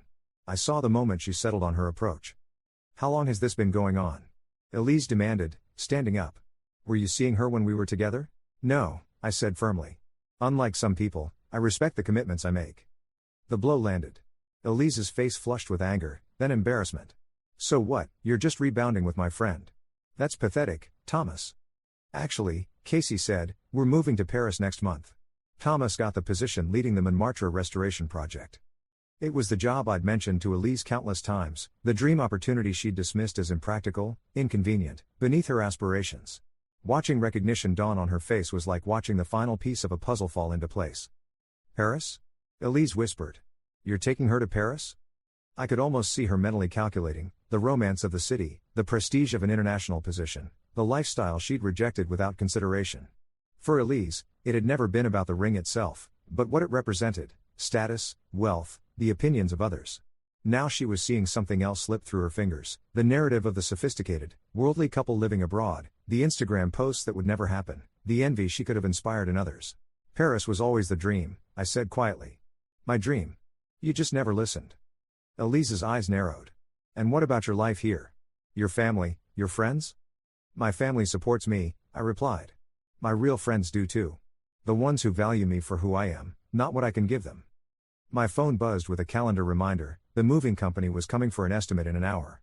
I stood up, signaling the end of the conversation. My assistant has something for you on your way out, I said. I've been carrying it around, waiting for the right moment. Seems like that moment is now. Elise stood frozen, looking between Casey and me as if trying to make sense of an impossible equation. I could see her reevaluating everything, her assumptions about me, about her own worth, about what she'd thrown away. Finally, she turned and stormed out of my office. Through the glass wall, I watched as my assistant handed her the small velvet box I'd left at the front desk months ago, just in case Elise ever showed up. Casey moved beside me, her hand finding mine as we watched Elise open the box. Inside was my grandmother's ring, cleaned, restored to its original beauty, and a small note. I knew the words by heart. Some things are precious because of their history, not their price tag. Some people never learn the difference. Elise's face crumbled as she read it. Then the screaming started, a raw, public meltdown in the middle of our office lobby. My assistant stepped back, eyes wide. Colleagues emerged from conference rooms, drawn by the commotion. Elise's carefully constructed image, the poised, sophisticated woman who never lost control, disintegrated in real time as she hurled accusations, tears streaming down her face, mascara tracing dark rivers on her perfect skin. "You were planning this all along," she screamed, waving the box. "You and her, behind my back."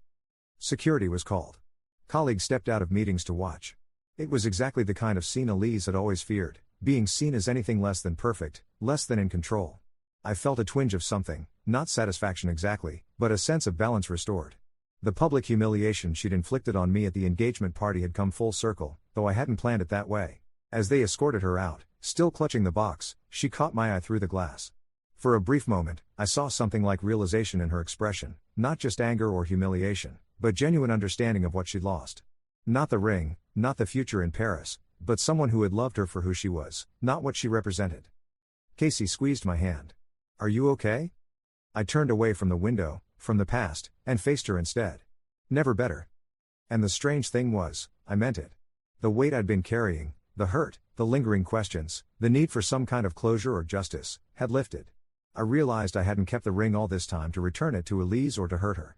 I'd kept it to remind myself that value isn't always visible on the surface, that some treasures are worth protecting, and some aren't worth the price they demand. That night, Casey and I sat on the floor of my nearly empty apartment, sharing takeout and plans for our new life. The moving boxes formed cardboard mountains around us, each labeled with neat block letters: kitchen, books, winter clothes. My grandmother's ring sat on the coffee table between us, catching the light from the single lamp we hadn't packed yet. "What will you do with it now?" Casey asked, nodding toward the ring. I picked it up, feeling its familiar weight. I thought I might give it to my sister for safekeeping. For her daughter someday, maybe. Casey nodded. "It deserves someone who understands its value." "Like you," I said without thinking. Her eyes met mine, surprised. "I wasn't fishing for..." "I know you weren't," I interrupted gently. "That's one of the reasons I love you." The words hung in the air between us, the first time I'd said them aloud. Casey's smile spread slowly, like sunrise breaking over the horizon. "I love you too," she said. "But I don't need a ring to prove it." Later, as Casey slept beside me, I thought about the strange path that had led me here. 3 months ago, I thought my world had ended at that engagement party. Now I understood it had only just begun. The ring that Elise had rejected had ultimately led me to someone who understood that real worth isn't measured in carats or dollar signs, but in the weight of shared history and the promise of a future built on something stronger than appearances. The next morning, as sunlight filtered through unfamiliar blinds, I received a text from Elise, the first direct contact since she'd been escorted from my office. "I never appreciated what I had until I lost it. I hope she deserves you." I didn't reply. Some chapters are better left closed. Tomorrow, we would finish packing. Next week, we would board a plane to Paris. And someday, when the time was right, I would place my grandmother's ring on Casey's finger, not as a symbol of status or wealth, but as a promise that some things, like the love between two people who truly see each other, only grow more precious with time. Story 5. On the day of my brain surgery, I woke up alone in the recovery room, waiting for my family to appear. Hours passed as I drifted in and out of consciousness, the nurse finally admitting they'd called my emergency contacts multiple times. As tears slid down my face, my phone lit up with a social media notification: photos of my entire family at my sister's surprise baby shower, champagne glasses raised in celebration. That was yesterday. This morning, my father finally texted, "You owe us an apology for making us feel guilty about missing your procedure. It's not like you were dying." Before I could even process his words, my phone exploded with calls from multiple family members, saying, "You've gone too far." I stared at my phone through blurry vision, the hospital room suddenly too bright, too sterile. The surgical dressing wrapped around my head felt tight, a physical reminder of what I'd just been through. A benign tumor, they said. Non-lethal, they assured me. Just a simple procedure to remove the pressure that had been causing my migraines and dizzy spells for years. Simple. As if having your skull opened was ever simple. The hurt cut deeper than any scalpel. It wasn't just that they weren't there, it was that they hadn't even bothered to tell me they wouldn't be coming. The group photo was timestamped 3 p.m., right when I was being wheeled into recovery. My sister Madison's face glowed with happiness, one hand resting on her belly while the other clutched a glass of sparkling cider. My mother stood beside her, looking more animated than I'd seen her in years. Even my grandmother had made the trip from Tucson. Everyone was there. Everyone except me. My finger hovered over my father's text. "You owe us an apology." The words made my stomach churn. For what? For expecting family to show up when you're scared? For hoping they'd be there when you opened your eyes? I set the phone down on the hospital tray as a nurse came in to check my vitals. She had kind eyes, the type that crinkled at the corners when she smiled. "How are you feeling, Olivia?" she asked, adjusting my four. Her name tag read Diane.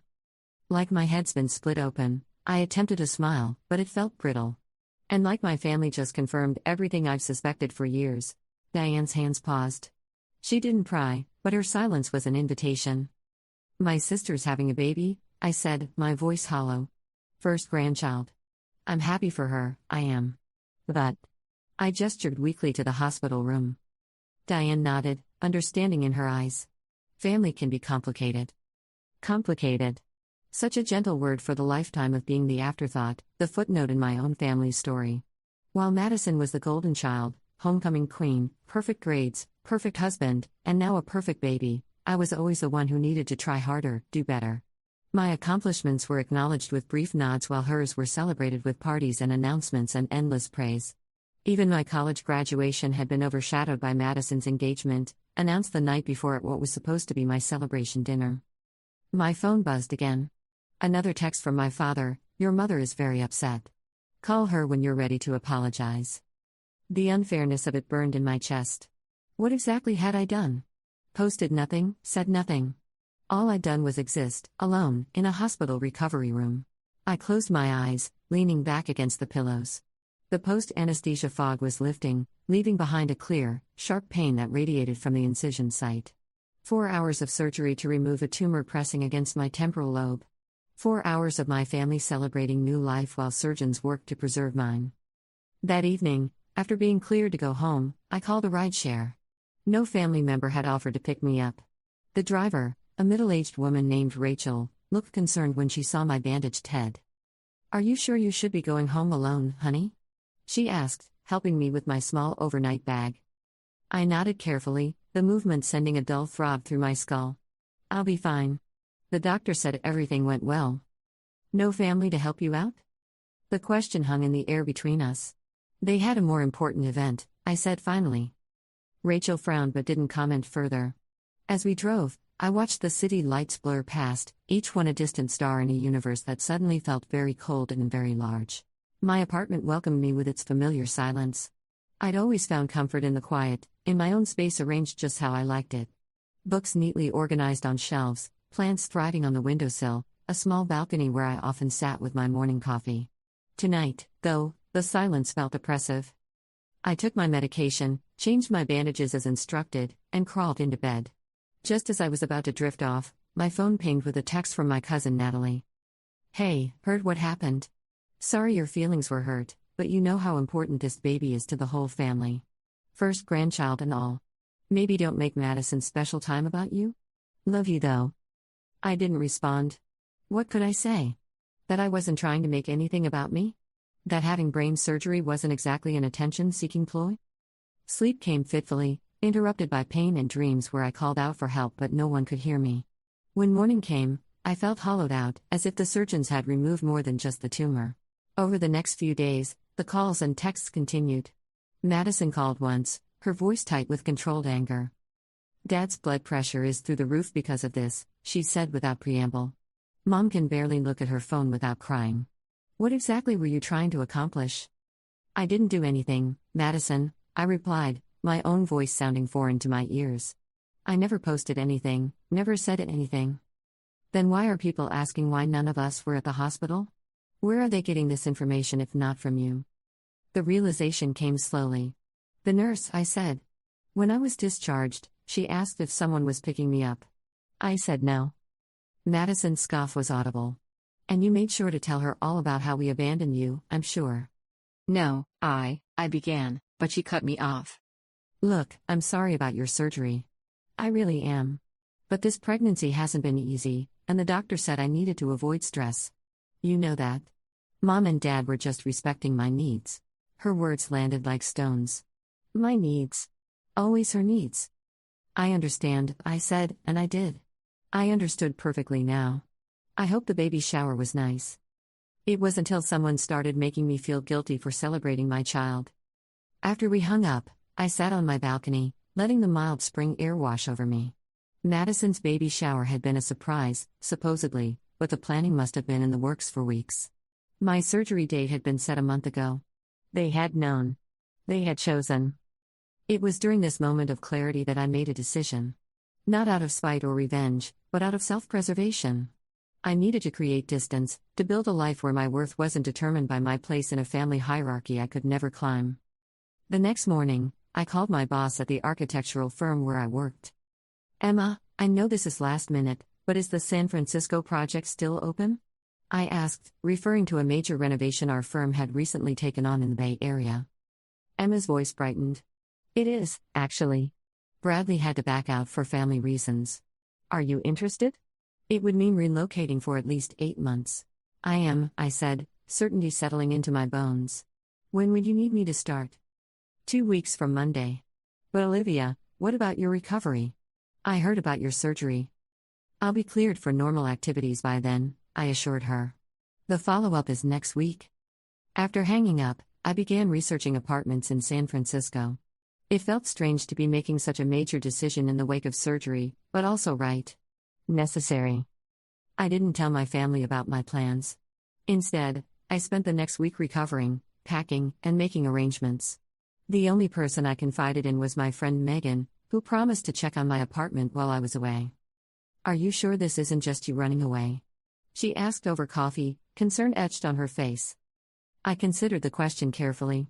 "No, it's me running towards something. There's a difference. Your family's going to freak out, you know that, right?" I nodded, wincing slightly as the movement pulled at my stitches. "Probably. But maybe that's not such a bad thing. Maybe they need to experience what it feels like when someone isn't available to them." Megan studied me. "Is that what this is? Revenge?" "No," I said, though part of me wondered if that was true. "It's self-care." The day before my departure, I finally answered one of my mother's calls. Her voice was strained, formal. "Olivia, I hope you're feeling better. Your father and I have been very worried." The words should have warmed me, but they felt performative, like lines read from a script. "I'm fine," I replied. "The surgeon said everything went well." Good. A pause.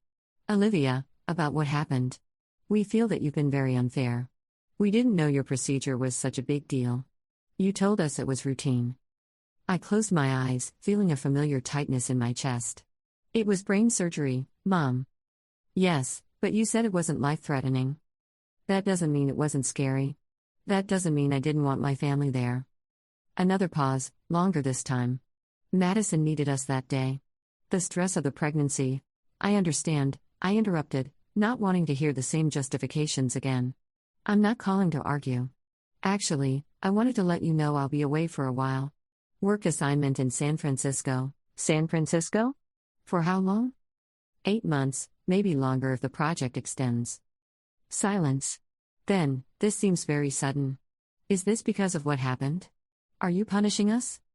The question caught me off guard. Was I? Was this my way of making them feel my absence the way I had felt theirs? "No," I said finally. "This is a great opportunity for my career. I've wanted to work on a project like this for years." "Well," my mother's voice turned cool, "I hope you'll at least be back for the baby's birth. Madison is due in July." I made a noncommittal sound. "I'll try. It depends on the project timeline." After we hung up, I felt a strange lightness. Not happiness, exactly, but something adjacent to relief.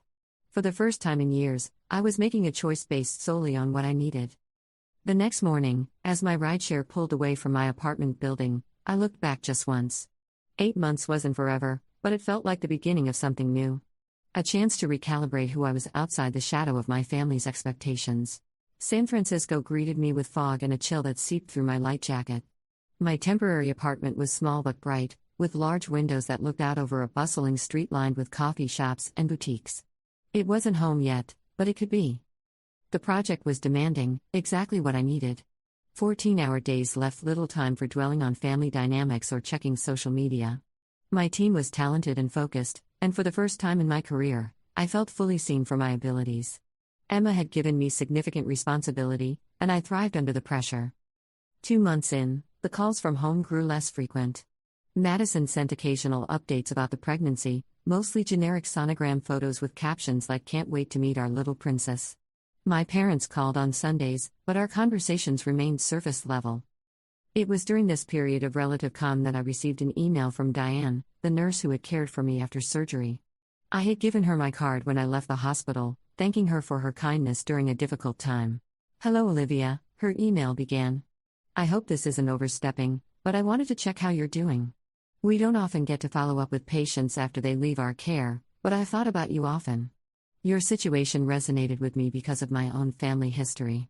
If you ever want to talk, I volunteer at a support group for adults dealing with family estrangement. No pressure at all, just wanted you to know resources exist.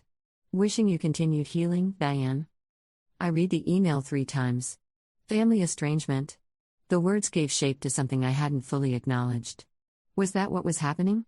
Was I choosing to estrange myself from my family? I replied to Diane, thanking her and asking for more information about the support group. They met virtually twice a month, and with a time difference, I could attend after work. The first meeting I joined, I mostly listened. The stories varied widely: children rejected for their sexuality, siblings driven apart by inheritance disputes, parents cut off for years of emotional abuse. Some situations seemed more severe than mine, making me wonder if I belonged there at all. But then a woman named Teresa spoke about her experience of always being the family afterthought, of having her needs consistently deprioritized, of the slow erosion of her self-worth until she couldn't recognize who she was apart from her role as the family scapegoat. Her words struck me like physical blows. I hadn't realized how common my experience was, how many others had walked this same path. "The hardest part," Teresa said, her voice steady despite the weight of her words, "is that most people don't understand why you'd cut off family over small things. They don't see the pattern, the death by 1,000 cuts. Each individual slight seems minor, forgivable. But it's the accumulation that kills you slowly." I found myself nodding, tears blurring my vision. The tumor in my brain had been growing for years before it caused symptoms severe enough for diagnosis. Family dysfunction worked the same way, insidious, accumulating damage until something finally broke. After the meeting, I stayed on to talk with Diane. "I don't know if what I'm doing is right," I admitted. "Sometimes it feels like I'm being petty or overreacting." Diane's face was gentle on my screen. "Setting boundaries isn't petty, Olivia. And sometimes distance is the only way to gain perspective." "But they're still my family," I said, voicing the thought that had troubled me for months. "Am I supposed to just give up on them?" "Distance doesn't have to mean forever," she reminded me. "Sometimes it's just the space needed for healing and growth, both yours and theirs." Over the next few weeks, I found myself opening up more in the group sessions. I shared stories I'd almost forgotten: the time my parents missed my lead role in the school play because Madison had a cheerleading competition, the Christmas when my carefully chosen gifts for everyone were met with polite thanks while Madison's less thoughtful presents were praised effusively, the countless times my achievements were downplayed or overlooked entirely. What hurts the most, I confessed during one session, is that I don't think they even realize what they're doing. They genuinely believe they treat us equally. Teresa nodded. That's usually the case. The family narrative is so entrenched that they can't see beyond it. You're cast in a particular role, and everything you do gets filtered through that lens. "So how do you change it?" someone else asked. Teresa smiled sadly. "Sometimes you can't. Sometimes all you can do is write your own story somewhere else." That night, I dreamed of my childhood home, but in the dream, I was standing outside, looking in through windows at a family I didn't recognize. They were laughing, talking, sharing a meal, completely unaware of my presence. I woke feeling unsettled but also strangely at peace. The dream had captured something essential. I had always been on the outside, looking in at a family narrative that had no real place for me. As June turned to July, Madison's due month, the pressure to return home intensified. My mother called twice a week now, her voice increasingly urgent. "Madison wants you to be there," she insisted. It would mean so much to her. The irony wasn't lost on me. Now they wanted me present for an important moment. "I have commitments here, Mom," I replied each time. "The project is at a critical stage." "It's your niece's birth, Olivia. Some things are more important than work." I bit back the response that rose automatically to my lips: "Some things are more important than a baby shower, too."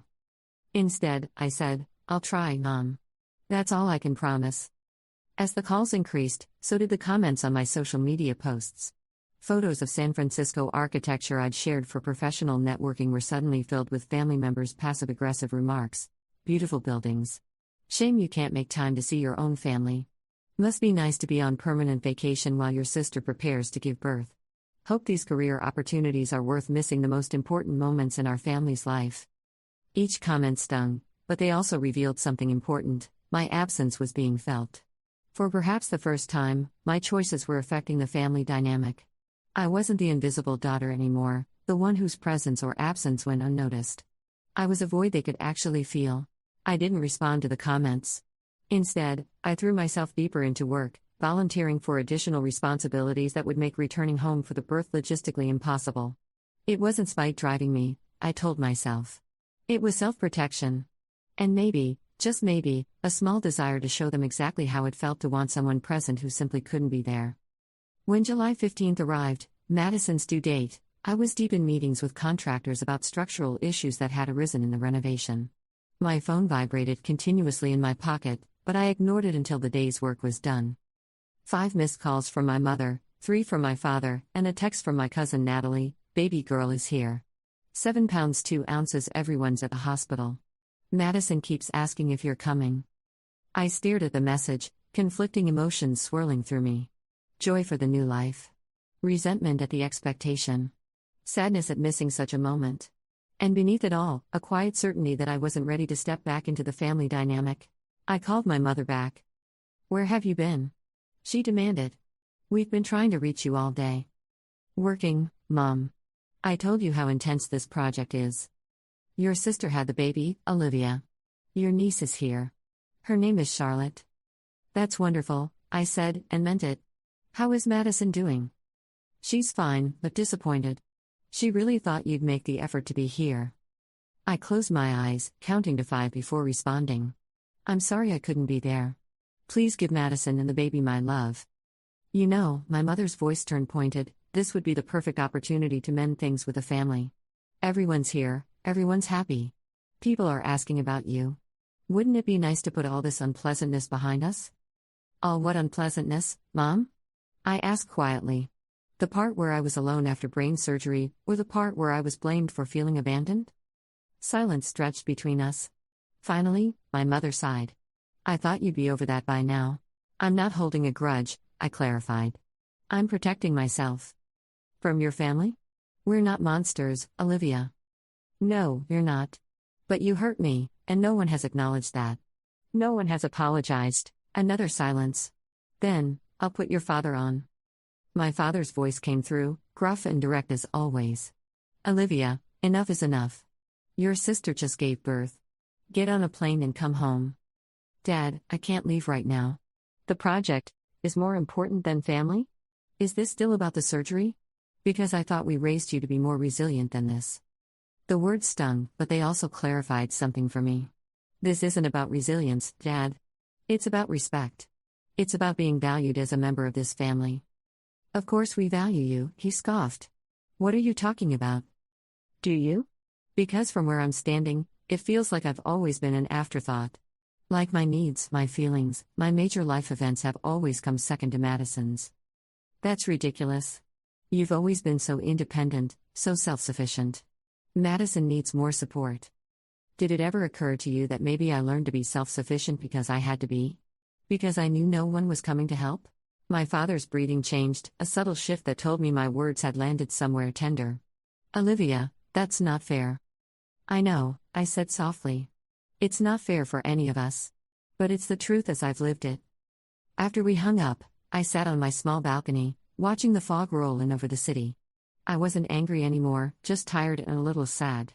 A new chapter had begun in our family with Charlotte's birth, but my own chapter was still being written, thousands of miles away. The next morning, I sent a generous baby gift to Madison's address, a handcrafted mobile from a local San Francisco artist, stars and moons that would dance above Charlotte's crib. With it, I included a card with a simple message: "Welcome to the world, Charlotte. I can't wait to meet you when the time is right. With love, your Aunt Olivia." I didn't expect a response, which is why I was surprised when, 3 days later, my phone rang with Madison's number. "I got your gift," she said, her voice softer than it had been in months. "It's beautiful. I'm glad you like it. How's Charlotte?" "Perfect. Exhausting. Incredible." A pause. "I wish you could see her." I swallowed the lump in my throat. "I will, someday." Olivia. Madison's voice faltered. Are you ever coming back? The question caught me off guard with its vulnerability. I don't know, I answered honestly. Not for a while, I think. Another pause, longer this time. Then, I miss my sister. The words hit me with unexpected force. When was the last time Madison had expressed missing me? Had she ever? I miss you too, I said, and realized I meant it. I miss the sister I'd always hoped to have, the relationship I'd always yearned for. Everyone's really upset about this whole situation, Madison continued, her voice regaining some of its familiar edge. Mom's crying all the time, Dad's furious. They think you're being childish, running away instead of working things out. And just like that, the momentary connection was severed. Always about them, their feelings, their perspective. I'm not running away, I said calmly. I'm building something for myself. Something that doesn't depend on anyone else's validation or approval. Is that what this is about? You think we don't approve of you? Madison, when was the last time anyone in this family celebrated something I accomplished? Really celebrated, not just acknowledged in passing? Silence. Then, defensively, that's not true. We've always been supportive. Supporting someone means showing up. It means putting their needs first sometimes, not just when it's convenient. Like missing my baby's birth was putting my needs first? The hurt in her voice was real, which made it harder to respond. That's different and you know it, I said. I told you months ago I couldn't be there. I didn't spring it on you the day of, with no warning, when you were counting on me to be there. Is that what this is? Revenge? Making us feel how you felt? The question echoed Megan's words from months ago, but this time, I had a clearer answer. No, Madison. It's not revenge. It's consequences. It's what happens when people realize they're not being treated with the same consideration they're expected to give. After we hung up, I felt emotionally drained but also oddly light. For the first time in my life, I'd spoken my truth to my sister without immediately backing down, without apologizing for having needs or expectations. That night, I shared the conversation with my support group. Sounds like you're finally finding your voice, Teresa commented. That's huge. It feels huge, I admitted. Terrifying, but huge. The family system will resist change, Diane reminded us. When you start setting boundaries, expect pushback. They want to restore the status quo because it worked for them, even if it was killing you. Her words proved prophetic. Over the next few weeks, the family pressure campaign intensified. My grandmother called, her voice quavering with age and emotion. Olivia, darling, I don't understand what's happening. Why won't you come home?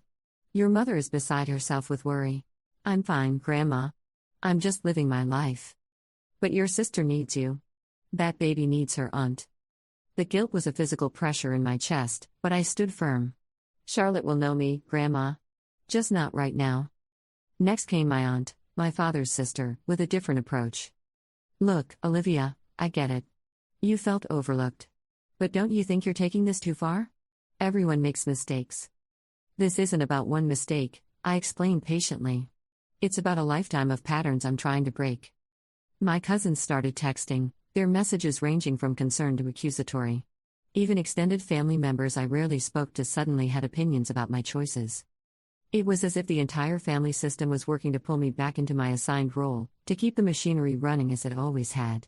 My absence was a wrench in the works, forcing everyone to adjust in ways that made them uncomfortable. And then, unexpectedly, came a turning point.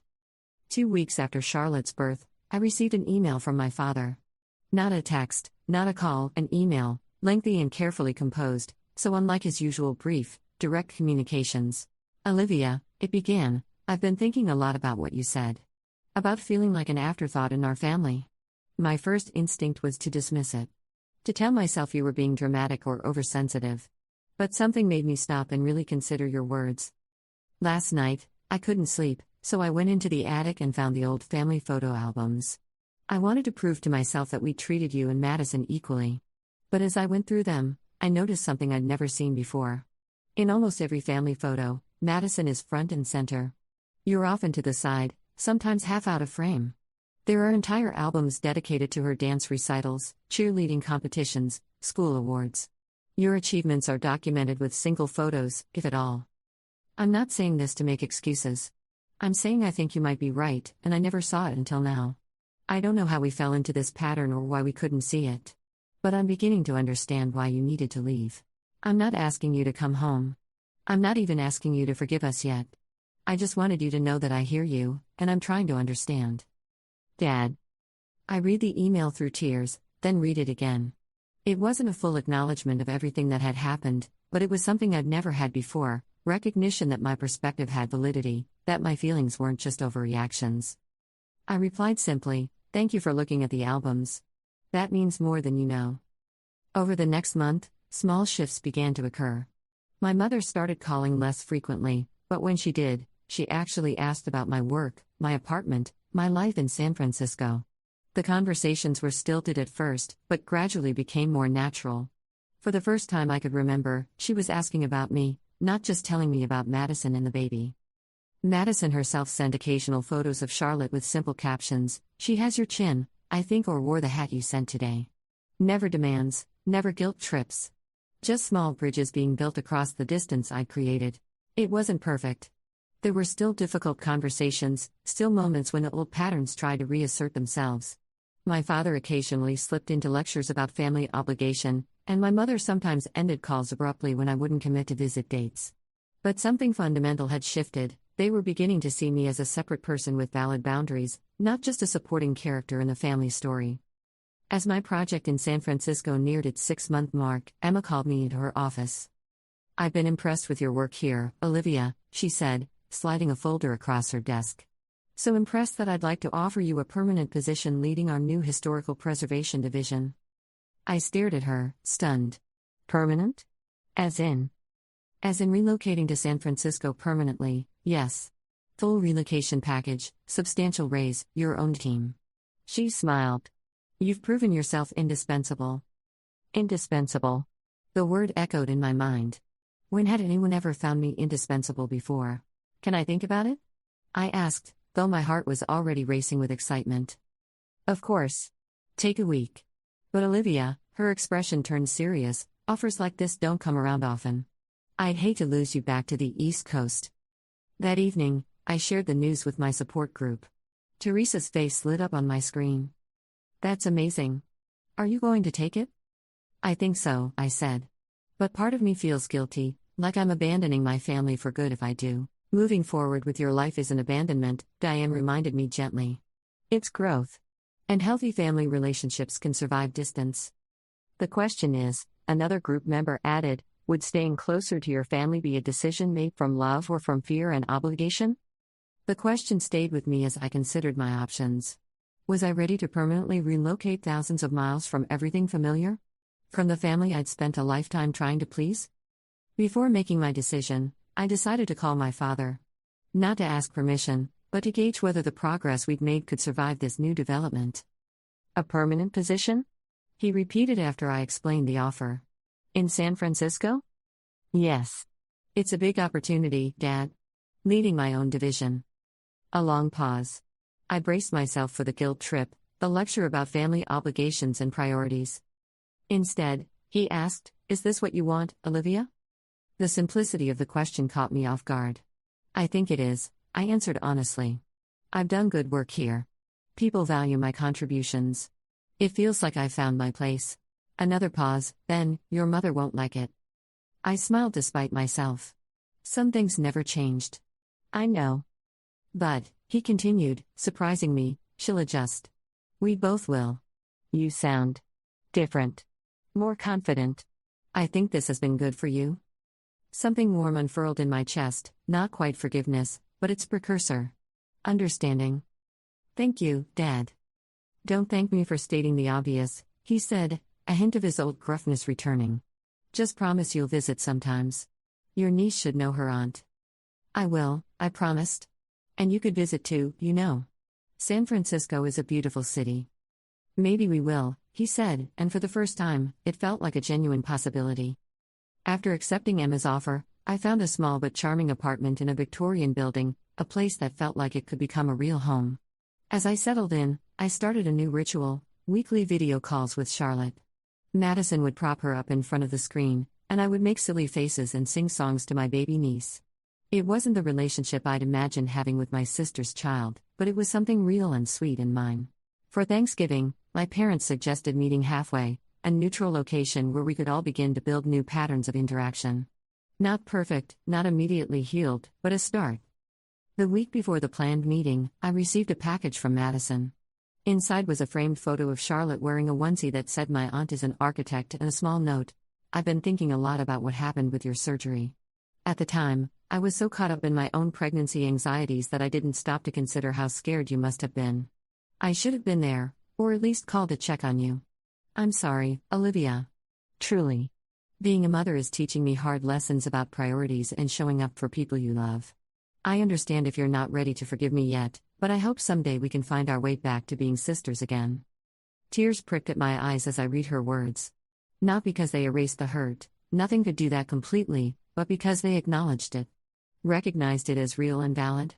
It was the first step I hadn't realized I was waiting for. I called her immediately. I got your package, I said when she answered. Oh. Good. Her voice was uncertain. I meant what I wrote. I know, I said. Thank you for saying it. A pause, then, so. Will we see you at Thanksgiving? I looked around my new apartment, the space I'd created for myself, filled with my choices, my tastes, my life as I wanted to live it. Yes, I said. I'll be there. We talked for nearly an hour, longer than we had in years. Not about the baby or our parents or the past, but about our lives now, her adjustment to motherhood, my new position, the everyday details we'd never bothered to share before. As we said goodbye, Madison hesitated, then added, I'm proud of you, Liv. For standing up for yourself. For making us see you. The words washed over me like a benediction. Thanks, Maddie. That means a lot. That night, I dreamed of home, not the home I had left, but a new concept of home, one built on mutual respect and understanding. Where boundaries were honored and pain was acknowledged.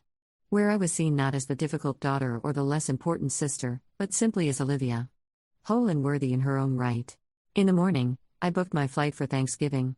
4 days, no more. A beginning, not an ending. Not revenge or triumph, but something quieter and ultimately more powerful, the reclamation of my place in the world, on my own terms. As I confirmed the reservation, my phone pinged with a text from my father. Your mother found an old drawing you made in 2nd grade. A house with a sun and a girl standing alone on a hill. She cried when she saw it. I think I understand some things better now. We miss you, Olivia. More than I knew how to say before. I touched the screen, tracing his words with my finger. Family was complicated, messy and painful and precious all at once. The surgeon had removed the tumor from my brain, but it had taken my own courage to excise the patterns that had kept me small, kept me silent, kept me always in the wings of my own life. I texted back, I miss you too, Dad. I'll see you at Thanksgiving. We'll talk then. Really talk. It wasn't forgiveness, not yet. But it was a door left open, a possibility. And for now, that was enough. The estrangement had served its purpose, not as revenge for being abandoned during my surgery, but as the catalyst for a painful, necessary transformation. Sometimes the greatest act of love isn't staying, it's leaving in order to return as your true self, on your own terms, ready to build something better from the ashes of what was lost. What my family had viewed as my most selfish act, leaving when they thought I should stay, had ultimately been the thing that forced all of us to confront truths we'd spent a lifetime avoiding. The truth that love without respect is hollow. The truth that family bonds must be tended with care, not taken for granted. The truth that sometimes, the people who hurt you most are the ones who never intended to hurt you at all. As I packed for Thanksgiving, I placed a framed photo of Charlotte on my nightstand. A reminder of what was possible when pain was acknowledged, when patterns were broken, when new beginnings were given room to grow. Not perfect, not yet, but real. And real was enough. The night before my flight, I attended my final support group meeting. When it was my turn to speak, I shared my journey, the surgery, the abandonment, the distance I'd created, and the slow, painful rebuilding that had begun. I don't know what happens next, I admitted to the group. Part of me is afraid nothing will really change. That we'll fall back into old patterns as soon as we're together again. Teresa, whose story had resonated with me from the beginning, nodded in understanding. Reconciliation doesn't have to mean returning to old patterns. You get to define the relationship you want now. And if they can't meet you there? Someone else asked. Then you'll know you tried, Diane said gently. And you'll know it wasn't because you didn't stand in your truth. As the meeting ended, I felt a sense of completion. Not of my journey, that would continue long after Thanksgiving, but of this chapter. The chapter where I learned that sometimes the greatest act of self-love is simply saying, I matter. My needs matter. And I will no longer accept being treated as if they don't. The surgeon who removed my tumor had warned me recovery would be gradual. Healing isn't linear, he'd said. There will be good days and setbacks. Be patient with yourself. The same could be said for healing family wounds. There would be progress and regression, understanding and misunderstanding, moments of connection and moments of distance. But for the first time, I felt equipped to navigate that journey, not as the invisible daughter desperate for approval, but as a woman who had found her voice and wasn't afraid to use it. As I boarded my flight the next day, I thought about that moment in the recovery room, tears sliding down my face as I realized no one was coming. The pain of that realization had been transformative, not because it confirmed what I'd always feared, but because it finally forced me to see what I'd been denying, that I deserved better. That we all did. My phone buzzed with a text from my father, safe travels. We're looking forward to seeing you. Simple words, but ones that would have been unimaginable 6 months ago. Proof that sometimes, the greatest revenge isn't making others feel your pain, it's refusing to let that pain define you. It's building a life so complete, so authentically yours, that those who once overlooked you must finally see you clearly or risk losing you entirely. I texted back, almost there. See you soon. And I was. Almost there. Not just to the Thanksgiving table where my family waited, but to the person I was meant to be all along. The one who knew her worth wasn't determined by others' ability to recognize it. The one who understood that true family, whether blood or chosen, was built on reciprocal care, not obligation or hierarchy. The one who had learned that sometimes, the most powerful response to being abandoned isn't revenge but renaissance. Story 6. My dad texted, "Sorry son, stuff happens," after I confronted him about the inappropriate messages he'd been sending my wife for months. When I called my mother in tears, she sighed and said, "You know he's always been a player, just accept it and forgive him. No more drama." I didn't say a word, just hung up and sat in silence. That was last week. Yesterday, they called frantically about their mortgage payment being rejected, their cars being repossessed, and their credit cards being declined at the grocery store, all the bills I'd been paying for years. My father screamed about family responsibility. I simply texted, "Sorry dad, stuff happens.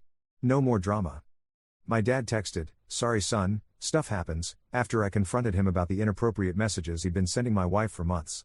I sat in my car outside the office building where I work, staring at those 4 words until my phone screen dimmed and went black.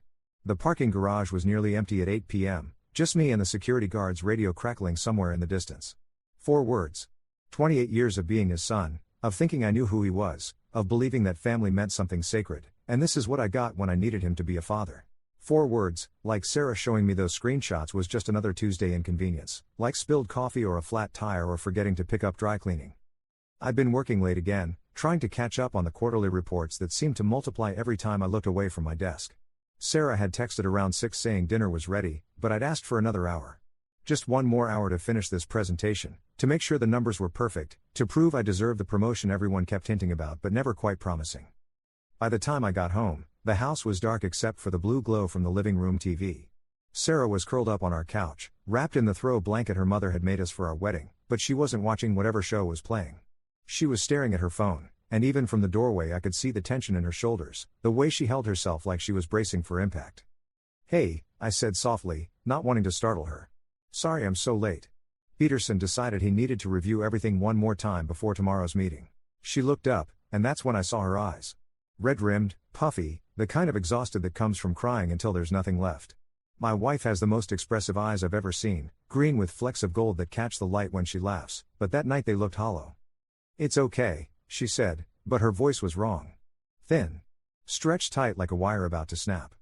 I sat down beside her, close enough to feel the warmth of her body through the blanket. "What's wrong?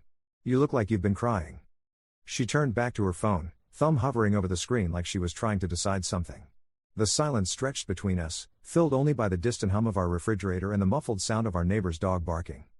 "Sarah, you're scaring me. What happened?" She finally looked at me again, and I saw something in her expression I'd never seen before. Not just sadness or frustration, but something deeper. Shame, maybe. Or fear. "I need to show you something," she whispered, her voice so quiet I had to lean closer to hear her. But I don't know how. My mind immediately went to the worst places. An accident. A diagnosis. Something with her family back in Ohio. Whatever it is, we'll figure it out together. You know that, right? She nodded, but tears were already spilling down her cheeks. I should have told you sooner. I kept thinking it would stop. I kept hoping. She took a shaky breath. I kept hoping I was overreacting. She handed me her phone. The screen showed a text conversation, and it took me a moment to process what I was seeing. The contact name at the top made my stomach drop, Dad Chen. My father. The most recent message was a photo.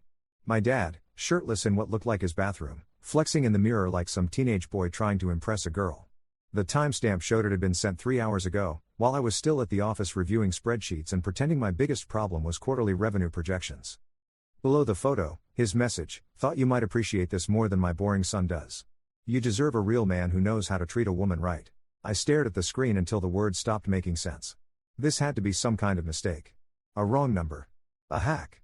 Something. Because my father, the man who taught me to change oil and throw a baseball and treat women with respect, wouldn't send something like this to my wife. Scroll up, Sarah said quietly. With shaking fingers, I scrolled through weeks of messages. Months of them. Each one worse than the last. Sarah, you're so beautiful. My son doesn't tell you that enough, does he? I bet you get lonely when Michael works those long hours. I'd never leave you alone like that. That dress you wore to dinner last week. I couldn't stop thinking about what was underneath. And then they got explicit. So explicit that my hands started shaking as I read them. Detailed descriptions of what he wanted to do to her. Photos of himself in various states of undress. Messages sent at all hours of the day and night, like he couldn't control himself. Through it all, Sarah's responses were polite but firm. That's inappropriate, Dad. Please don't send me things like this. I'm not comfortable with this conversation. She'd tried to shut it down without causing drama, without hurting anyone's feelings, without destroying the careful balance of our family relationships. But he kept going. Getting bolder, more explicit, more demanding. The worst one was from 2 weeks ago. I know you want this as much as I do. Stop pretending to be the good little wife. Meet me for coffee and we can discuss this like adults. Sarah's response: no. This needs to stop. Now. His reply: don't be such a tease. I see how you look at me during family dinners. You want an older man who knows what he's doing. I dropped the phone like it was on fire. It bounced off the coffee table and landed screen down on the carpet, but I could still see the glow of the display through the case. Michael? Sarah's voice seemed to come from very far away. Say something. Please. I couldn't breathe properly. The air in our living room felt thick, poisonous.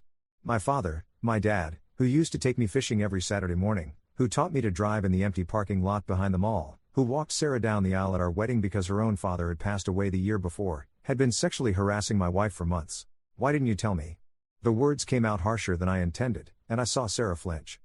Because he's your father, she said, fresh tears starting to fall. Because I knew it would destroy you. Because I kept thinking he'd stop if I just ignored it, if I didn't give him any encouragement. You should have told me the first time he sent something inappropriate. Should I? Her voice got stronger, more defensive. Your parents already think I'm not good enough for you. Your mother makes little comments about my cooking, my clothes, how I keep house. I was terrified they'd find a way to make this my fault too.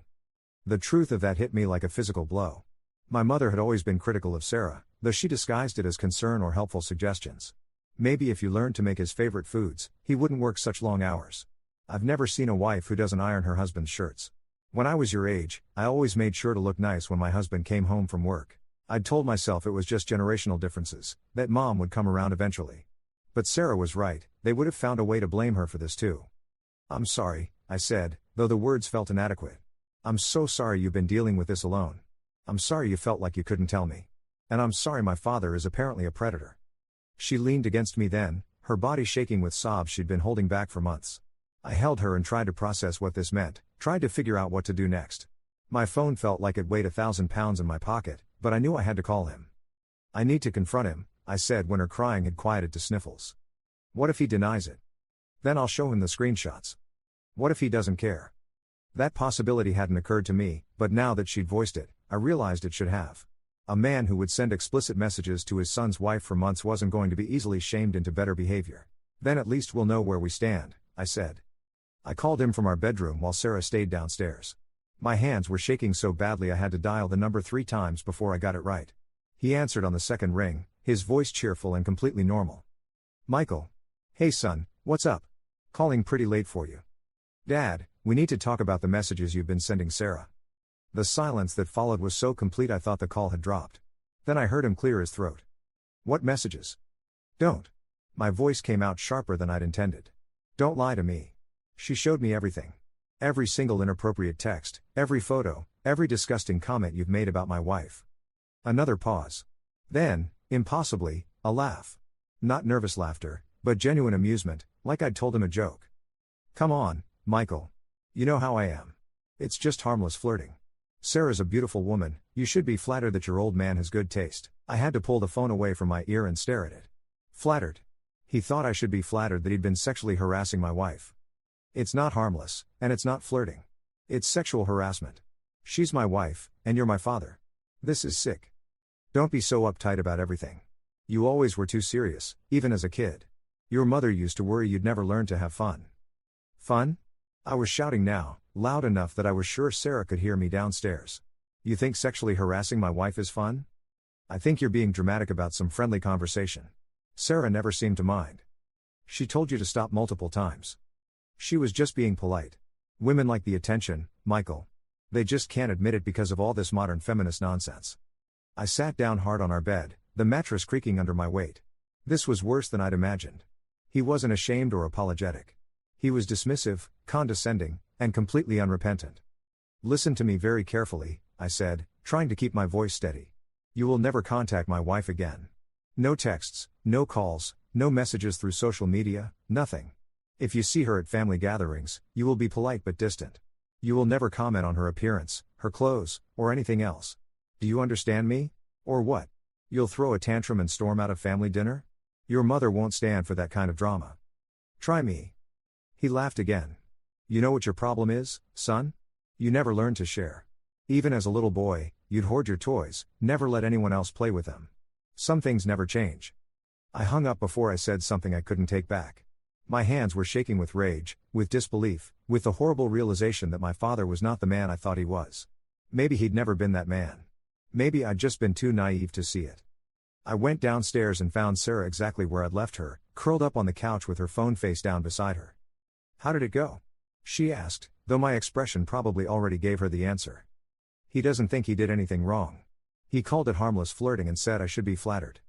Her face crumpled. I was afraid of that. He's not going to apologize, Sarah. He's not going to change. He thinks this is all just normal behavior. We sat in silence for a long time, the weight of this new reality settling over us like dust. Our entire relationship with my family had just shifted, and I didn't know how to navigate this new landscape. That's when I decided to call my mother. It was after 10 p.m., later than I'd usually call, but this couldn't wait. I needed to know if she was aware of what her husband had been doing. I needed to believe that at least one of my parents would be horrified and demand that he make this right. She answered on the fourth ring, her voice groggy with sleep. Michael? Honey, is everything okay? It's so late. Mom, I need to talk to you about Dad. Did you know he's been sending inappropriate messages to Sarah? I heard her sigh, long and heavy, and my heart started to sink before she even spoke. Oh, sweetheart. You found out about that. Found out. Like it was an affair she'd known about all along. You knew? I had my suspicions. Your father has always been friendly with women. I've learned not to ask too many questions. I felt like I was falling through space. Mom, he sexually harassed my wife for months. He sent her explicit photos. He propositioned her repeatedly even after she told him to stop. Don't be so dramatic, Michael. You know how he jokes around. He doesn't mean anything by it. She was crying tonight. She's been crying for weeks, afraid to check her phone, afraid to tell me because she didn't want to cause problems. How is that a joke? Look, honey. Her voice took on that patronizing tone she used when she thought I was being unreasonable. You know your father has always been a player. That's just who he is. I accepted it a long time ago, and you need to do the same. Just talk to Sarah about ignoring his messages and move on. No more drama. Those last 3 words hit me like a physical slap. No more drama. My wife's dignity, her safety, her emotional well-being, all reduced to drama that was inconveniencing my mother's comfortable denial. Mom, this isn't drama. This is enough. I don't want to hear any more about this. Work it out between yourselves and move on. Family is family, Michael. We stick together no matter what, even when family members are predators. Don't use words like that. Your father isn't a predator. He's just enthusiastic about beautiful women. Sarah should take it as a compliment. I hung up without saying goodbye. I sat in my car in that empty parking garage the next evening, staring at my father's text message, and I felt something inside me break so completely I knew it would never heal. Sorry, son, stuff happens. Stuff happens.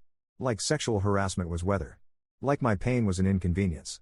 Like my wife's suffering was just another thing that occurred in the natural course of events, beyond anyone's control or responsibility. I drove home in a daze, my mind spinning through everything that had led to this moment. 6 years of marriage to the most incredible woman I'd ever met. 6 years of family dinners where I'd watched my father charm everyone in the room, including my wife. 6 years of thinking I had good parents who loved me and wanted the best for my marriage. 6 years of being completely wrong about everything. When I got home, Sarah was in the kitchen, mechanically loading the dishwasher. She looked up when I walked in, and I could see the question in her eyes. What did he say? I showed her the text. She read it twice, then set my phone down on the counter with the careful precision of someone handling something fragile. I'm sorry, she said quietly. You're sorry? Why are you sorry? Because I know you love them. I know this is destroying you. And that's when I realized the full scope of what my parents had stolen from us. Not just Sarah's sense of safety, not just my trust in them, but the future we'd planned together. The holidays with extended family, the grandchildren we'd imagined giving them someday, the support system I'd thought we could count on as we built our life together. All of it was gone, poisoned by my father's inability to control himself and my mother's unwillingness to hold him accountable. But there was something else, something I was only beginning to understand as I stood in our kitchen watching my wife try to hold herself together. For 6 years, ever since my father's early retirement and my mother's reduction to part-time work, I'd been supporting them. Financially. Not just helping out occasionally, but systematically paying their major expenses month after month after month. It had started small. $1,000 here and there when they came up short on their mortgage payment. Help with their car payments when dad's pension wasn't quite enough to cover all their bills. Gradually, it had become a routine transfer of money from my account to theirs, so automatic I barely thought about it anymore. Their mortgage payment, $2,847 every month, transferred from my checking account on the 1st. Their car payments, $623 for dad's BMW and $274 for mom's Lexus, because they'd insisted on keeping their luxury vehicles even though they could no longer afford them.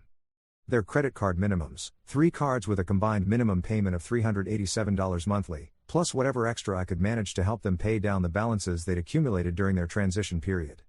Insurance, utilities, grocery money when they ran short, it all added up to nearly $4,000 a month that I'd been sending them, money that Sarah and I could have used to travel, to buy a bigger house, to build our own financial security. But I'd never minded. Family helps family, right? That's what they'd taught me growing up. When people you love are struggling, you step up. You sacrifice. You do whatever it takes to keep your family safe and stable. Except now I realize they'd never asked if I could afford it.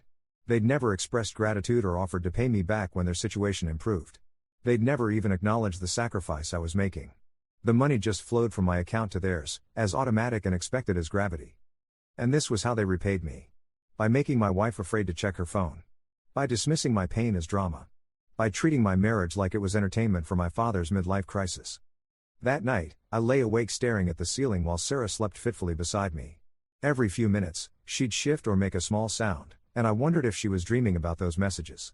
I wondered how many nights she'd lain awake like this, afraid to sleep, afraid to relax, afraid to exist in her own life without constantly looking over her shoulder. I thought about my father's laugh when I confronted him. The casual way he'd dismissed my concerns, like I was a child complaining about something that didn't matter. I thought about my mother's sigh, the way she'd made it clear that my emotional well-being was less important to her than avoiding difficult conversations. I thought about family responsibility, a phrase my father had used countless times over the years to justify why I should help them, why I should put their needs ahead of my own wants, why I should sacrifice for the greater good of keeping the family together. Family responsibility. At 3 a.m., I got up and went to my home office. I turned on my computer and opened my banking website, then pulled up 6 years of transaction history. I'd never actually calculated how much I'd given them. It had always felt better not to know, not to think of it as a loan or an investment or anything that might create awkward expectations. But now I needed to see the number. I exported everything to a spreadsheet and started adding. Mortgage payments, car payments, credit card payments, emergency loans for home repairs and medical bills and Christmas gifts they couldn't afford. Vacation money so they could visit my aunt in Arizona. Money for new appliances when their old ones broke down. Money for prescription medications their insurance didn't quite cover. 6 years of transfers, from small amounts in the beginning to the massive monthly obligations it had become. The total made me dizzy. $327,649. $327,649. I stared at that number until my eyes burned. That was a house. That was Sarah's dream of traveling to Europe.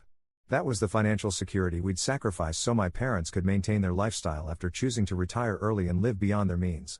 $300,000, and they'd repaid me by sexually harassing my wife and telling me to get over it.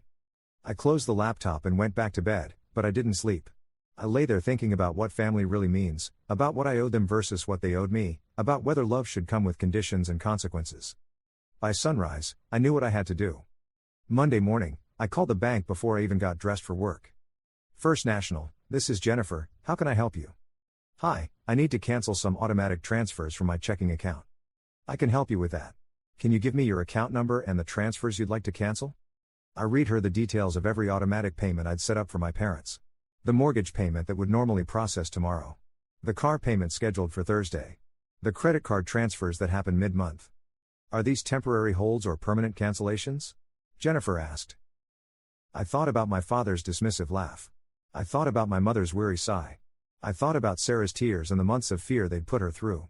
Permanent, I said. Okay, those are all cancelled effective immediately. Is there anything else I can help you with today? Actually, yes.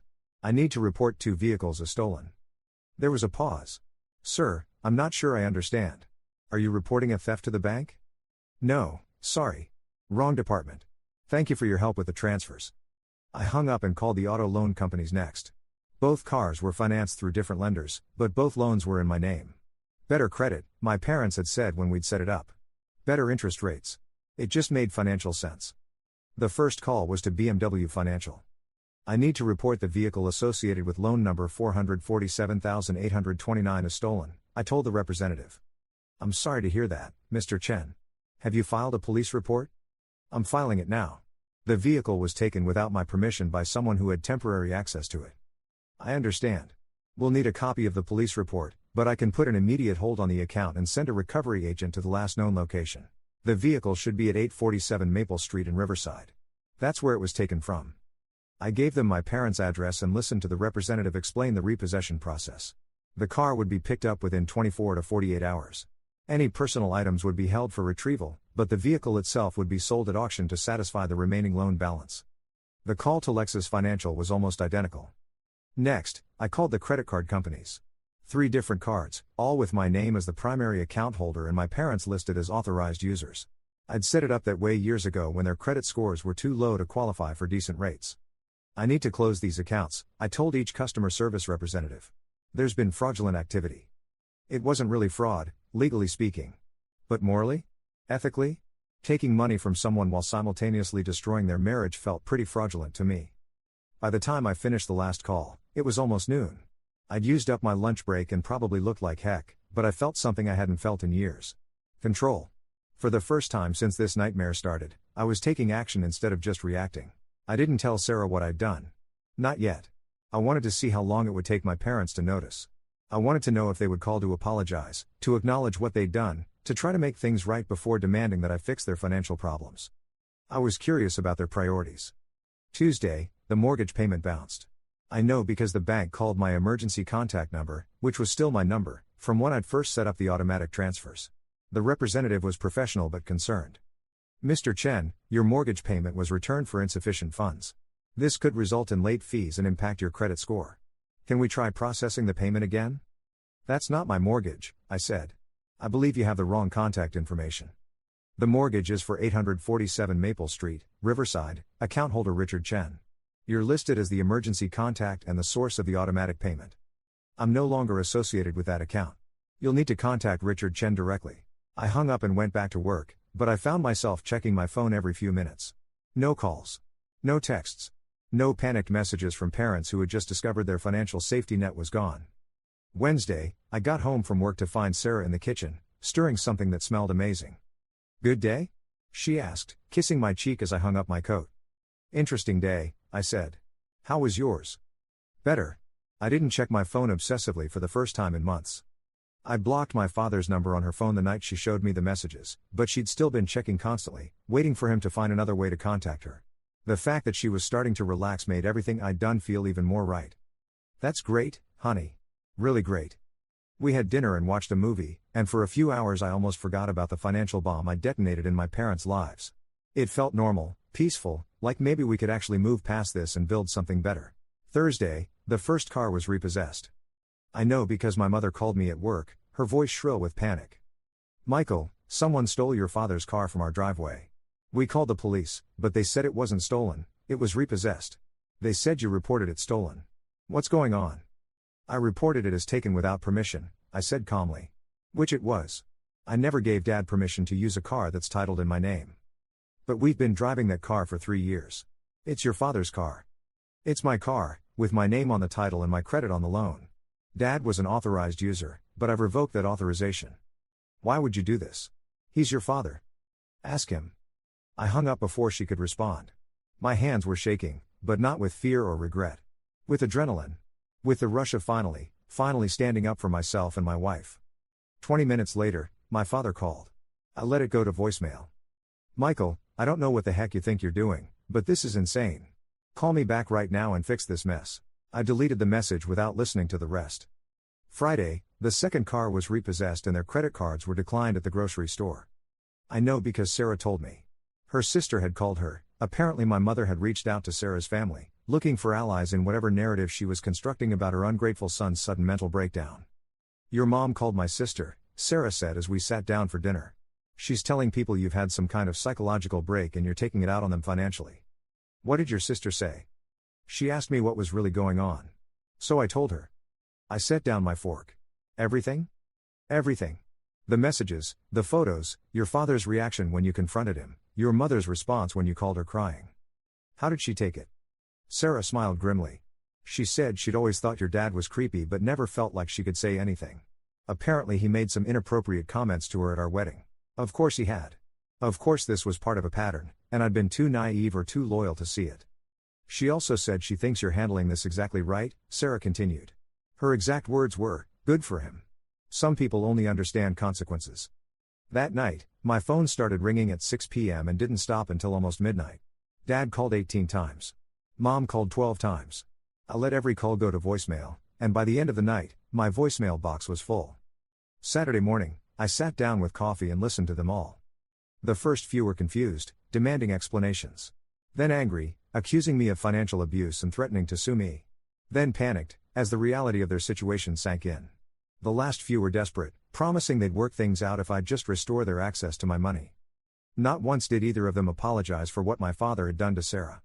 Not once did they acknowledge that they might have done something to deserve this. It was all about how I was hurting them, how I was being unreasonable, how I was destroying the family over a misunderstanding. Saturday afternoon, my uncle called. Dad's brother, a man I'd always respected. Michael, your parents are beside themselves. They're staying with us temporarily because they can't afford their mortgage payment. What happened? I told him. Everything. The messages, the photos, the phone calls, the complete lack of accountability or remorse. There was a long silence when I finished. Oh my goodness, he said finally. I had no idea. I mean, I knew your dad was always a little inappropriate with women, but I never thought he'd cross that line with family. You knew he was inappropriate? Come on, Michael. You've been to family gatherings.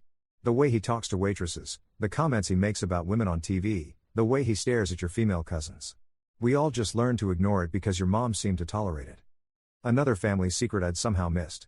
Another red flag I'd been too blind to see.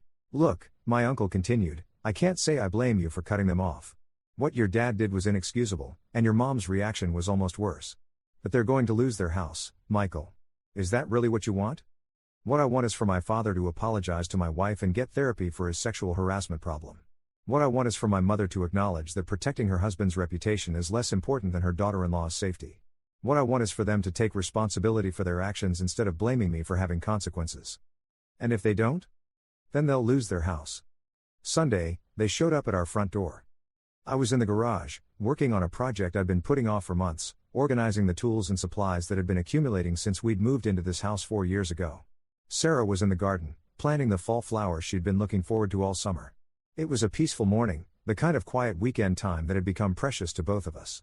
The doorbell rang, followed immediately by heavy knocking. I walked to the front door and looked through the peephole. My parents stood on our front porch, both of them looking haggard and desperate. Dad was wearing clothes I'd never seen before, cheap jeans and a t-shirt instead of his usual golf attire. Mom's hair wasn't styled, and she was clutching a tissue in her hand. I opened the door but didn't invite them in. Michael, Mom started immediately, we need to talk. This has gone too far. I agree, I said. Dad's behavior has gone way too far. That's not what I meant, and you know it. You can't just cut off your family like this. We raised you better than that. You raised me to treat women with respect. Apparently that lesson didn't stick with Dad. My father stepped forward, his face red with anger. I've had enough of this nonsense. You're acting like a spoiled child, and it's time to grow up and honor your responsibilities to this family. My responsibilities? I almost laughed. Like the responsibility I've honored for 6 years by paying your mortgage? Like the responsibility I've honored by covering your car payments and credit card bills while you lived beyond your means? Like the responsibility I've honored by sacrificing my own financial security to enable your lifestyle? We never asked you to do any of that, Mom said, but her voice was weak. You never asked me not to, either. You never said, thank you. You never offered to pay me back when Dad found part-time work. You just took and took and took, and when I needed you to be decent human beings, when I needed you to care about my wife's well-being, you told me to get over it. Look, Dad said, his voice taking on the tone he'd used when I was a teenager and he was trying to end an argument through sheer authority, I may have gotten a little carried away with Sarah. Men my age sometimes get confused about boundaries. But I never actually touched her, never actually did anything. It was just words. Just words. I stared at him. You sent my wife explicit photos of yourself. You propositioned her repeatedly. You made her afraid to be alone in her own home. But it was just words. Exactly. No harm, no foul. Sarah's a strong woman, she can handle a little attention from her father-in-law. That's when Sarah appeared beside me in the doorway. I hadn't heard her come in from the garden, but there she was, dirt still on her knees from planting flowers, her face set in an expression I'd never seen before. A little attention? She said quietly. Is that what you call it when you send someone photos of your genitals after they've asked you to stop? Is that what you call it when you describe in detail what you want to do to someone who's married to your son? Mom's face crumpled. Sarah, honey, I'm sure you misunderstood. I misunderstood when he told me I had perfect breasts for a woman my age. I misunderstood when he said he wanted to show me what a real man could do. I misunderstood when he sent me a photo of himself masturbating with a message that said this is what you do to me. The color drained from my mother's face. She looked at my father with an expression of horror and betrayal, like she was seeing him clearly for the first time. Richard, she whispered. You didn't. Tell me you didn't send her things like that. He couldn't meet her eyes. It wasn't that bad. She's exaggerating. Show her, I said to Sarah. Show her the messages. Sarah pulled out her phone. She'd screenshotted everything before blocking his number, and now she scrolled through the evidence of months of harassment. She held the phone out to my mother, who took it with shaking hands. I watched my mother's face as she read message after message, saw photo after photo, absorbed the full scope of what her husband had done. Her expression went from disbelief to disgust to something that looked like grief. Oh my gosh, she whispered. Oh my gosh, Richard, how could you? Don't be so dramatic, he said, but his voice lacked conviction. It's not like I was actually cheating. It was just fantasy. Fantasy? Mom turned on him with a fury I'd never seen before. You call this fantasy? You call sexually harassing our daughter-in-law fantasy? For a moment, I thought maybe this was it. Maybe she would finally hold him accountable, finally choose what was right over what was comfortable. But then she turned back to me, and I saw the familiar pattern reassert itself. Michael, she said, her voice pleading, your father made a terrible mistake. A horrible, inexcusable mistake. But he's still your father. We're still your family. Surely we can work through this without destroying everything. How? I asked. How do we work through this? What exactly are you proposing? Your father will apologize. He'll get counseling. We'll set boundaries. And you'll restore the financial support while we figure out how to rebuild. And if he doesn't follow through? If he gets confused about boundaries again? If he decides that counseling is unnecessary and Sarah should just learn to handle his attention? We'll cross that bridge when we come to it. No, I said. We won't. Because there is no bridge. There is no working through this. There is no rebuilding. I stepped closer to my father, close enough to see the fear in his eyes. You had everything, I told him. You had a son who loved you, who respected you, who sacrificed his own financial security to keep you comfortable. You had a daughter-in-law who treated you with kindness and respect even when you didn't deserve it. You had a family that would have done anything for you. I paused, letting that sink in. And you threw it all away because you couldn't control yourself around my wife. You chose your sexual fantasies over your relationship with your son. You chose momentary gratification over decades of love and loyalty. That was your choice. These are the consequences. Michael, please, Mom started. No. I'm done. I'm done enabling your financial irresponsibility. I'm done making excuses for his behavior. I'm done pretending that family means accepting abuse and calling it love. I stepped back into my house, my arm around Sarah's waist. If you want to save your house, get jobs. If you want transportation, buy cars you can actually afford.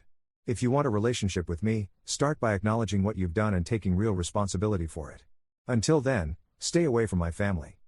I closed the door and locked it. Through the peephole, I watched them stand on my porch for another 10 minutes, arguing in whispers. Finally, they walked back to the car, my uncle's car, I realized, and drove away. "Are you okay?" Sarah asked. I thought about her question. Was I okay? My relationship with my parents was over. The family gatherings, the holiday traditions, the shared history, all of it was gone. I would probably never see them again unless one of them was dying. But Sarah was safe. The constant financial drain was over. The cycle of manipulation and obligation had been broken. "I'm okay," I said, and I meant it. That was 3 weeks ago. Since then, I've heard from various family members trying to mediate, to find some middle ground, to convince me to be the bigger person and restore financial support while my parents work on their issues. My uncle called twice. My cousin sent a long email about forgiveness and family bonds. Even Sarah's sister called to suggest that maybe we were being too harsh. I've politely declined all attempts at reconciliation. Sarah and I have been busy. We found a financial advisor and started planning for the future we couldn't afford when we were supporting 2 other adults.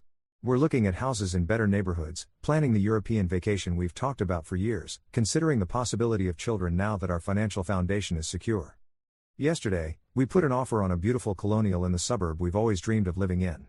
4 bedrooms, a big backyard, a kitchen that Sarah has already started planning to renovate. The down payment would have been impossible 6 months ago. Now it's well within our reach. "Do you think we'll be happy here?" Sarah asked as we walked through the empty rooms for the second time. "I think we'll be happy anywhere, as long as we're together and we're safe." She squeezed my hand. "I love you. And I'm proud of you for choosing us over them." "I love you too. And I'm sorry it took me so long to make that choice." Last night, my father sent me one final text. I'd unblocked his number temporarily, curious if he'd try to reach out now that they've exhausted all their other options. "Michael, I've thought about everything you said. Maybe I did cross some lines with Sarah. I'm willing to apologize and get help if you'll reconsider the financial support. Your mother is having panic attacks about losing the house. This is killing her. Please don't punish her for my mistakes." I stared at that message for a long time. Part of me, the part that still remembers being 7 years old and thinking my dad was the strongest, smartest, most reliable man in the world, wanted to believe he was finally taking responsibility. But I've learned to read between the lines of his manipulation. Maybe I did cross some lines. Willing to apologize. If you'll reconsider. Conditional responsibility. Partial accountability. Change the minimum amount necessary to restore the financial benefits. I replied with 2 words, "Too late." Then I blocked his number again, this time permanently. This morning, Sarah and I signed the paperwork for our new house. Our real estate agent congratulated us, commenting on how rare it is to see a young couple with such a solid financial foundation. We thanked her and didn't mention that our foundation was built on the rubble of relationships we'd thought would last forever. As we drove home from the lawyer's office, Sarah reached over and took my hand. "Do you regret it?" she asked. "Any of it?" I thought about my parents, probably sitting in my uncle's guest room right now, trying to figure out how to rebuild their lives without the financial safety net I'd provided for 6 years. I thought about the house they'll probably lose, the lifestyle they'll have to abandon, the reality they'll finally have to face. I thought about my father's laugh when I confronted him about harassing my wife. I thought about my mother's dismissive sigh when I called her in tears. I thought about Sarah's face when she finally felt safe enough to show me those messages. I thought about the months of fear and anxiety she'd endured alone, protecting me from the truth about my own family. "No," I said. "I don't regret any of it." "Good," she said. "Because I have something to tell you." She was smiling in a way I hadn't seen in months, bright, excited, secretive. "I'm pregnant." I pulled over to the side of the road and stared at her. "Are you serious?" "I found out yesterday. I wanted to wait until after we signed the papers to tell you." I kissed her then, right there on the side of the highway, with cars rushing past us and our whole future suddenly expanding in directions I hadn't imagined. Our child will never know the grandparents who chose their own comfort over their grandchild's mother's safety. They'll never sit through family dinners where inappropriate comments are dismissed as jokes. They'll never learn that love means accepting abuse and calling it loyalty. Instead, they'll grow up knowing that family means protecting each other, that boundaries matter, that actions have consequences. They'll learn that real love requires respect, that real strength sometimes means walking away, that real family doesn't end when the money stops flowing. My parents taught me a lot of things over the years. They taught me how to work hard, how to be responsible, how to put family first. They just never expected me to learn the lessons so well that I'd eventually apply them to them. Some stuff does just happen: accidents, illnesses, natural disasters, the random cruelties of an unpredictable world. But harassment isn't stuff that happens. Betrayal isn't stuff that happens. Choosing your own sexual gratification over your son's marriage isn't stuff that happens. Those are choices. And choices, as my parents are finally learning, have consequences. Yesterday, my uncle called to tell me they'd found a small apartment across town and were both looking for full-time work. Dad got a job at a hardware store. Mom is working at a call center.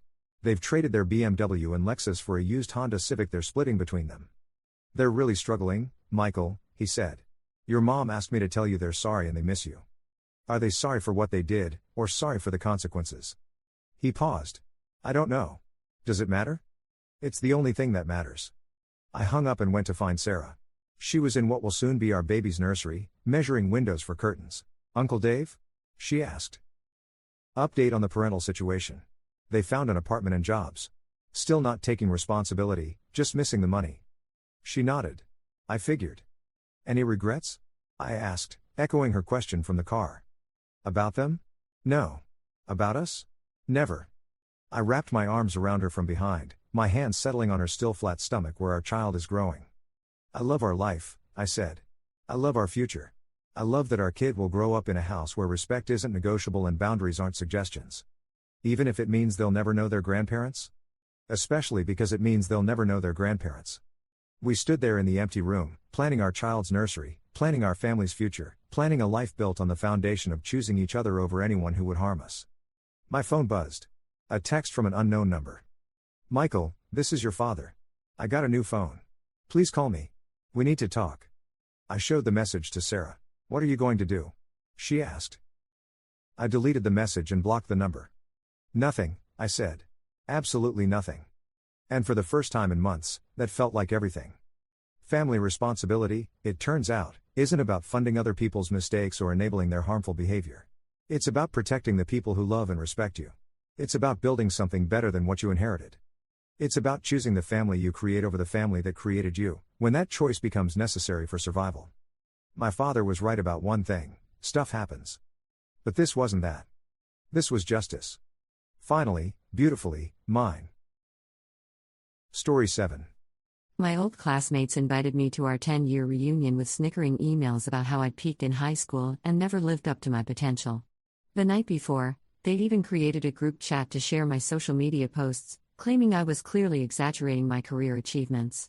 When I walked in, several pointed and whispered, "There's Mr. Big Shot who couldn't cut it." I just smiled and found my seat. That was the first hour. Later, when the principal stepped up to announce the surprise guest speaker who'd made our school proud on the world stage, everyone froze as I walked to the podium. The invitation came on a Tuesday. I was between meetings when my phone buzzed with an email from Madison Cross, class president, cheerleading captain, the girl who once told me my dreams were cute but unrealistic.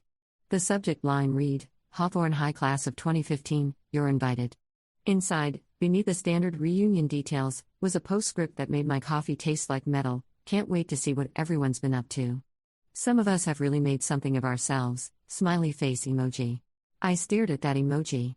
That single winking face held 10 years of dismissal. My apartment was quiet except for the hum of my laptop and the distant sirens that marked evening in the city.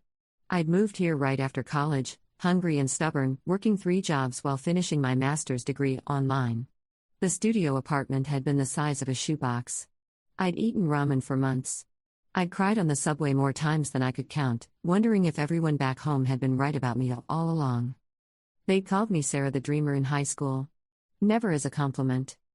I clicked the RSVP link and selected attending. My finger hovered over the keyboard, then I typed in the optional message field, looking forward to catching up. That was 3 weeks ago.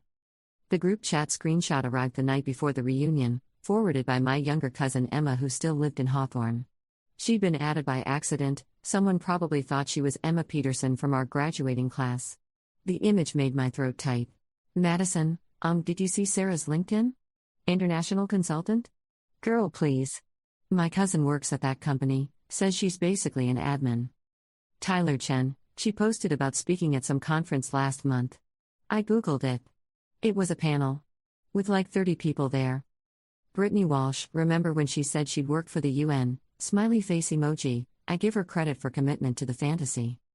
Jake Morrison, she was valedictorian though. Had to count for something.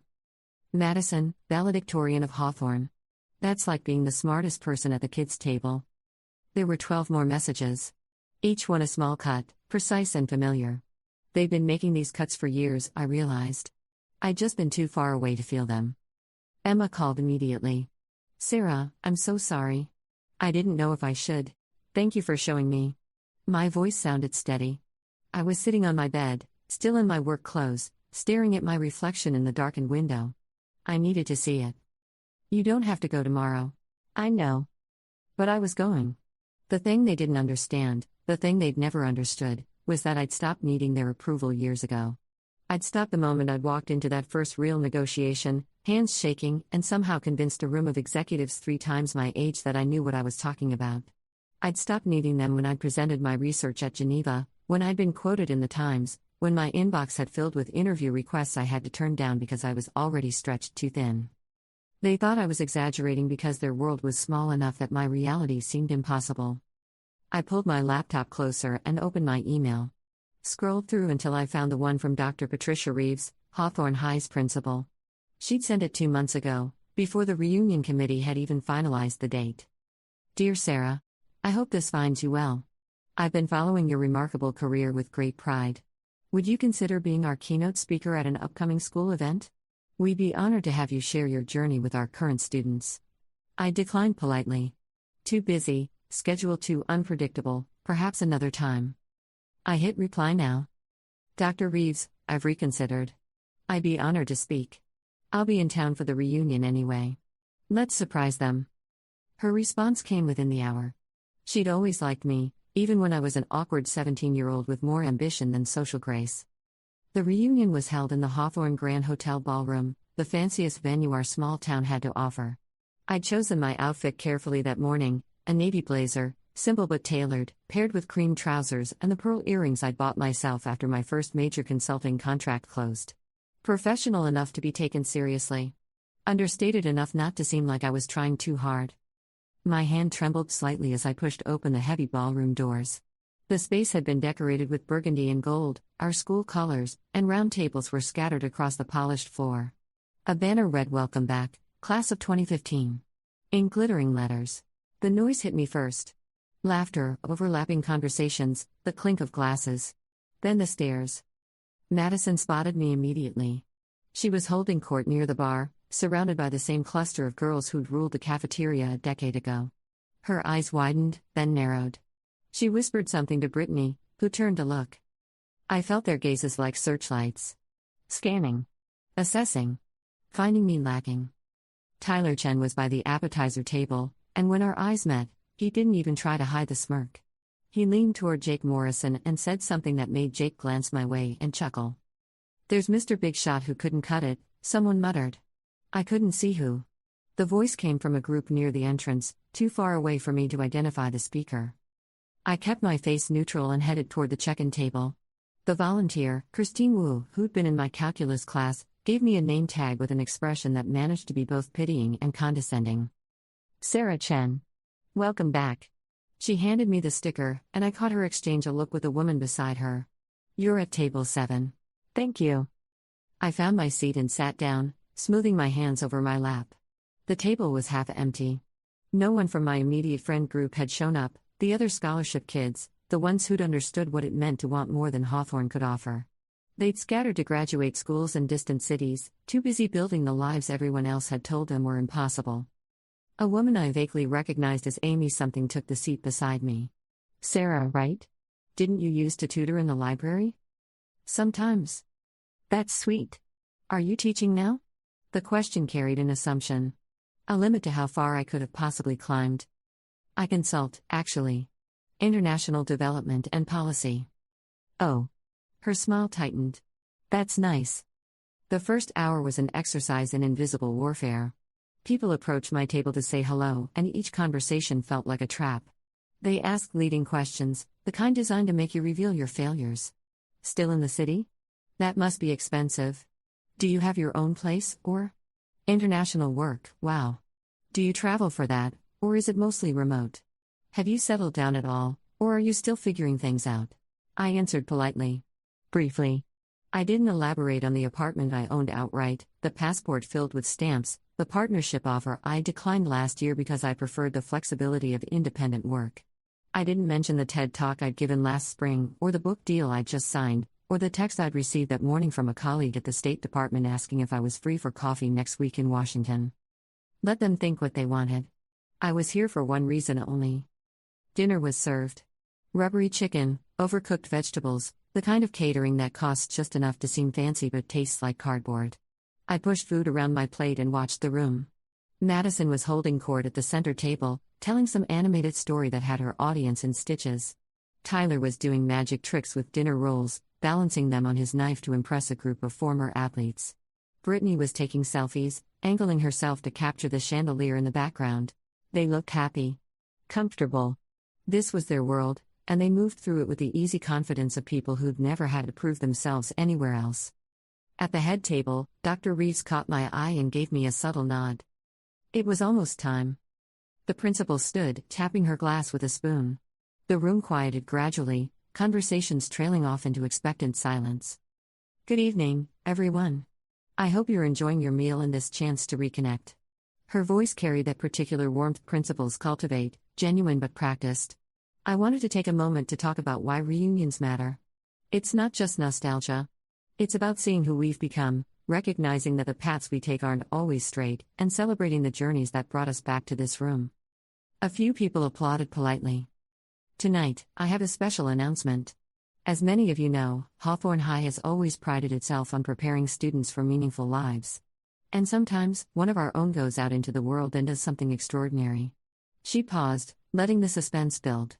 We have a surprise guest speaker tonight, someone from your very own graduating class who has made our school proud on the world stage. The room buzzed with speculation.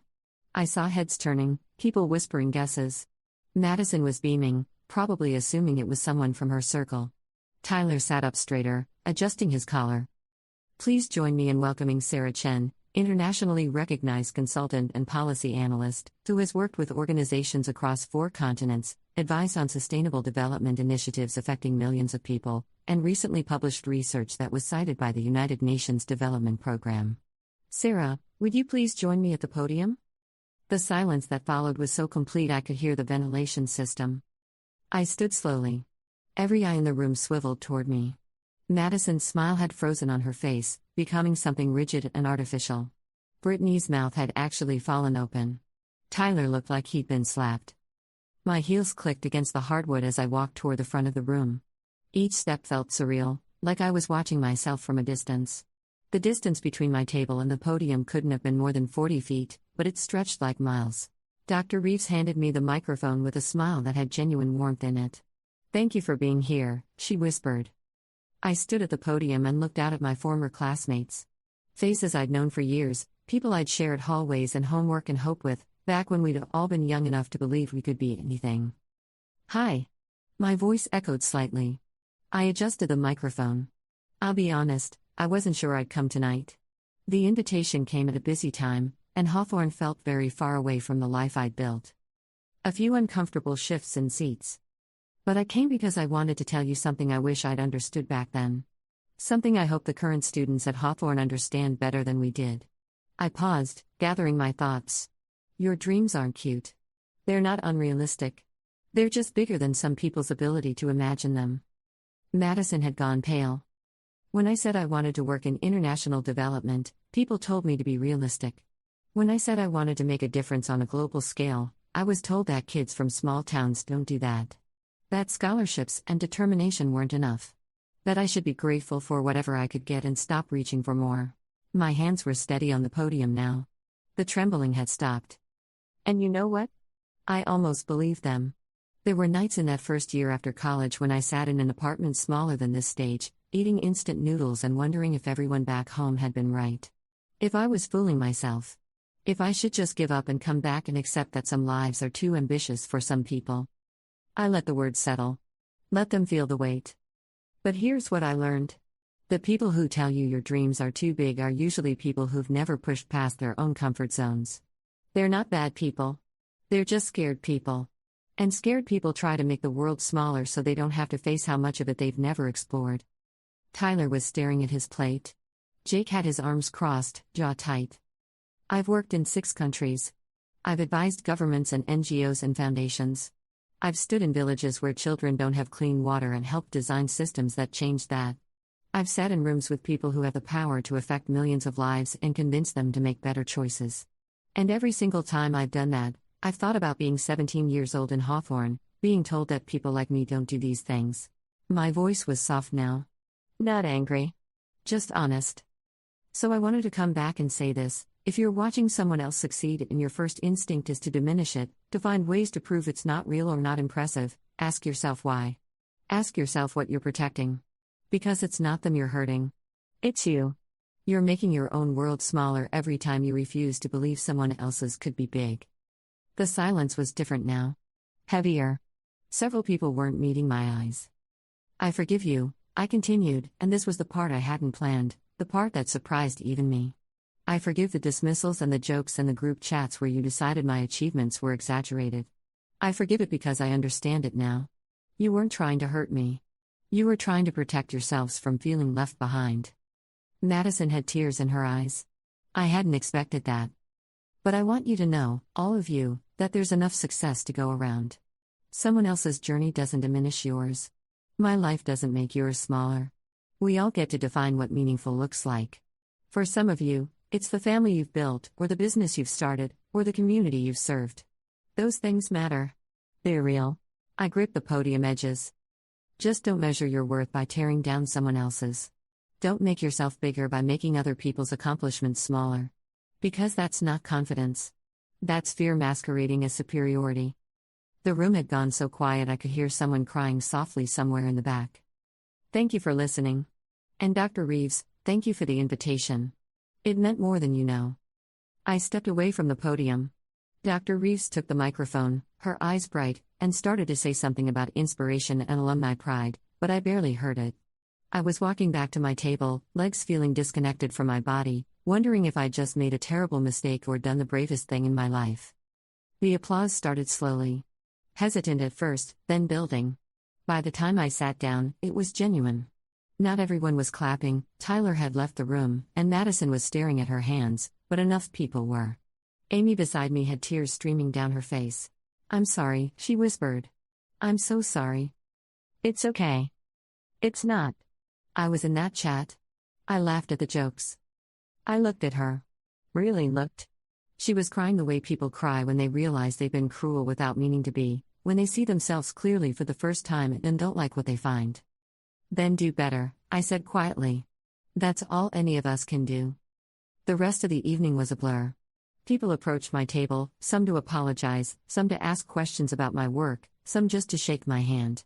Dr. Reeves pulled me aside to ask if I'd consider mentoring some current students. I said yes. Of course I said yes. Madison found me by the coat check as I was leaving. "Sarah." Her voice was small. "Can we talk?" "Sure." We stepped outside into the cool night air.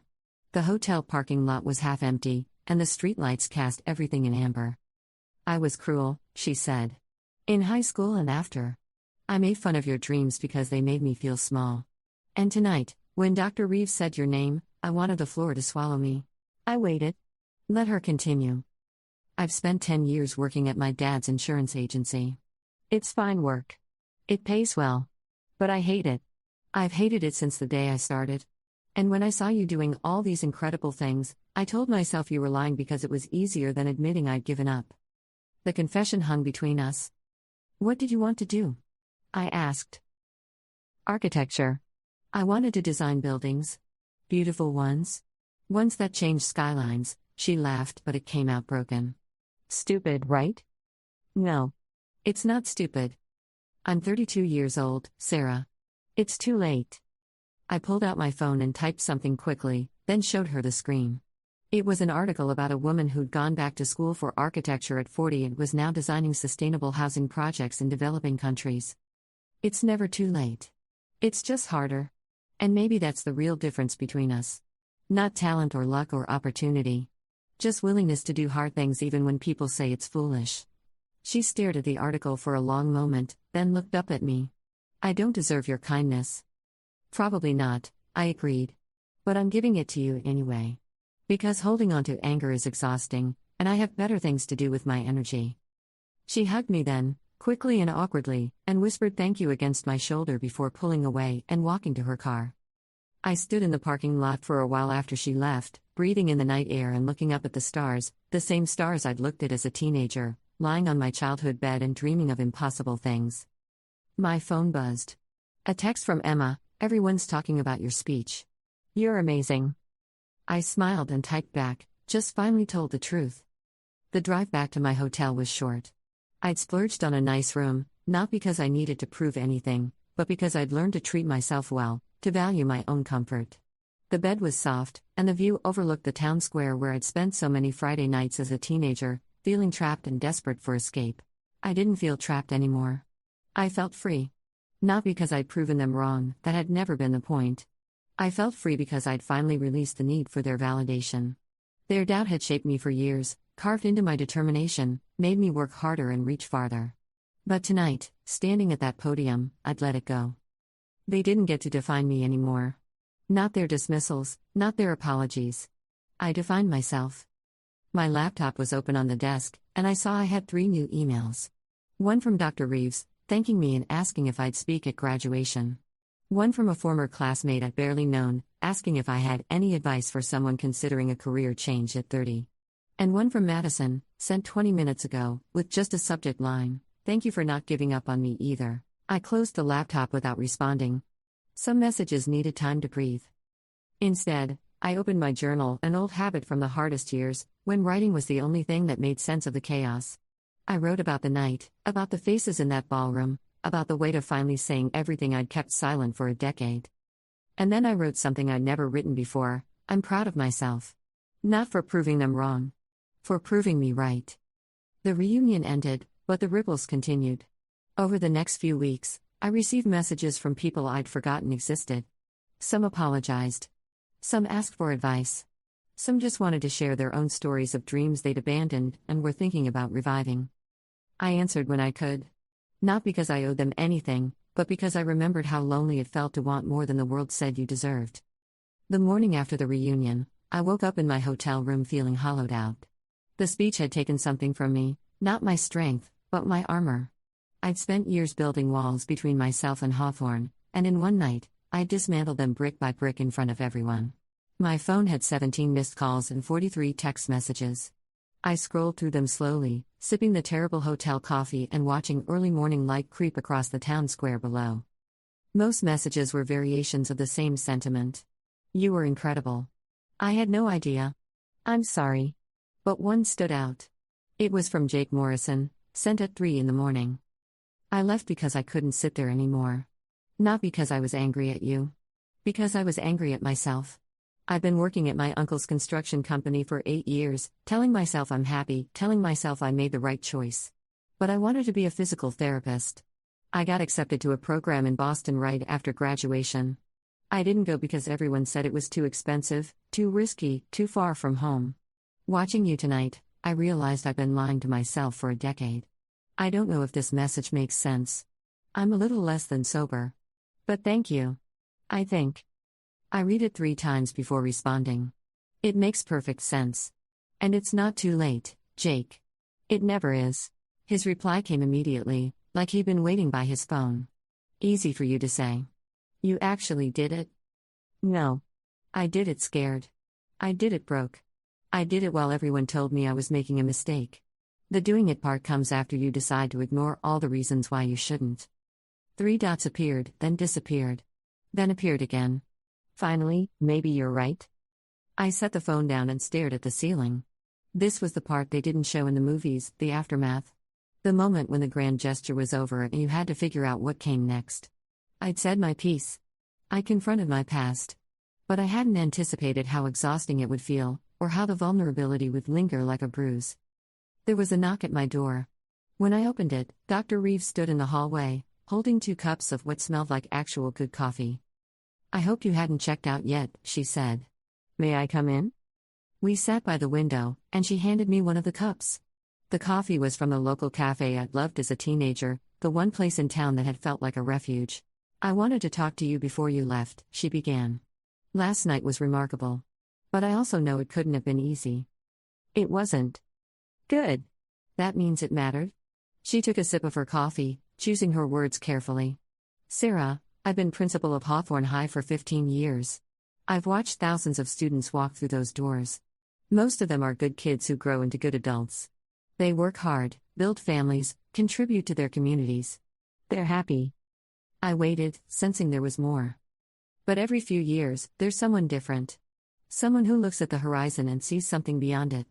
Someone who makes the other kids uncomfortable because their dreams are too loud, too certain, too big for a small town to contain." She looked at me directly. "You were one of those kids, Sarah. And I failed you." "You didn't." "I did. I saw what they did to you. The subtle dismissals, the way they made you feel like your ambition was arrogance. I told myself it was normal social dynamics, that kids need to figure these things out themselves. But I should have stepped in. I should have protected that fire in you instead of letting them try to snuff it out." The admission surprised me. I'd never blamed her. I'd never blamed anyone but myself for the years I'd spent doubting. "You came back," she continued. "And you told them the truth they needed to hear. But I want you to know, you don't owe Hawthorne anything. Not mentoring, not speaking engagements, not your time or energy. You already gave us more than we deserved last night." "Why are you saying this?" "Because I watched your face up there at the podium. You were generous with your forgiveness, but I saw the cost. And I don't want you to mistake their need for your obligation." She finished her coffee and stood. "Whatever you decide to do next, make sure it's for you. Not for them." After she left, I sat alone for a long time, turning her words over in my mind. She was right. The speech had cost me something. But it had also given me something I hadn't expected, closure I didn't know I needed. I checked out of the hotel and drove through town one last time. Past the high school where I'd spent 4 years feeling like a misfit. Past the library where I'd studied until closing time, hiding from a home that felt too small and a peer group that made me feel smaller. Past the park where I'd sat on graduation night, watching my classmates party, feeling both relief and terror at the blank future stretching ahead. Hawthorne looked different in daylight. Smaller, yes, but also gentler. Less like a cage and more like a cocoon, something I'd needed to outgrow but had served its purpose. My phone rang as I reached the highway. "Madison." "Hey," her voice was tentative. "Are you still in town?" "Just leaving." "Oh.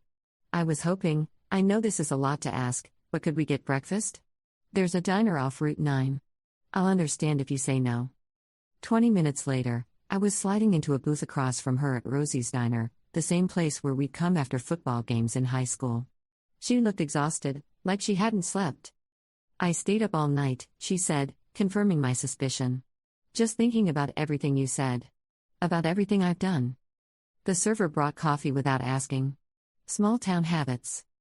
"I need to tell you something," Madison continued. "And I need you to just listen, because if I stop, I won't be able to start again." I wrapped my hands around the warm mug and nodded. "I peaked in high school." Her voice cracked slightly. "I was the girl everyone wanted to be. I was pretty and popular and everything came easy. And then I graduated, and suddenly none of that mattered. I went to state college because that's what everyone expected, and I hated every minute. I didn't know how to be just another face in the crowd. I didn't know how to work for things." She twisted her napkin between her hands, shredding it without seeming to notice. "I dropped out after 2 years.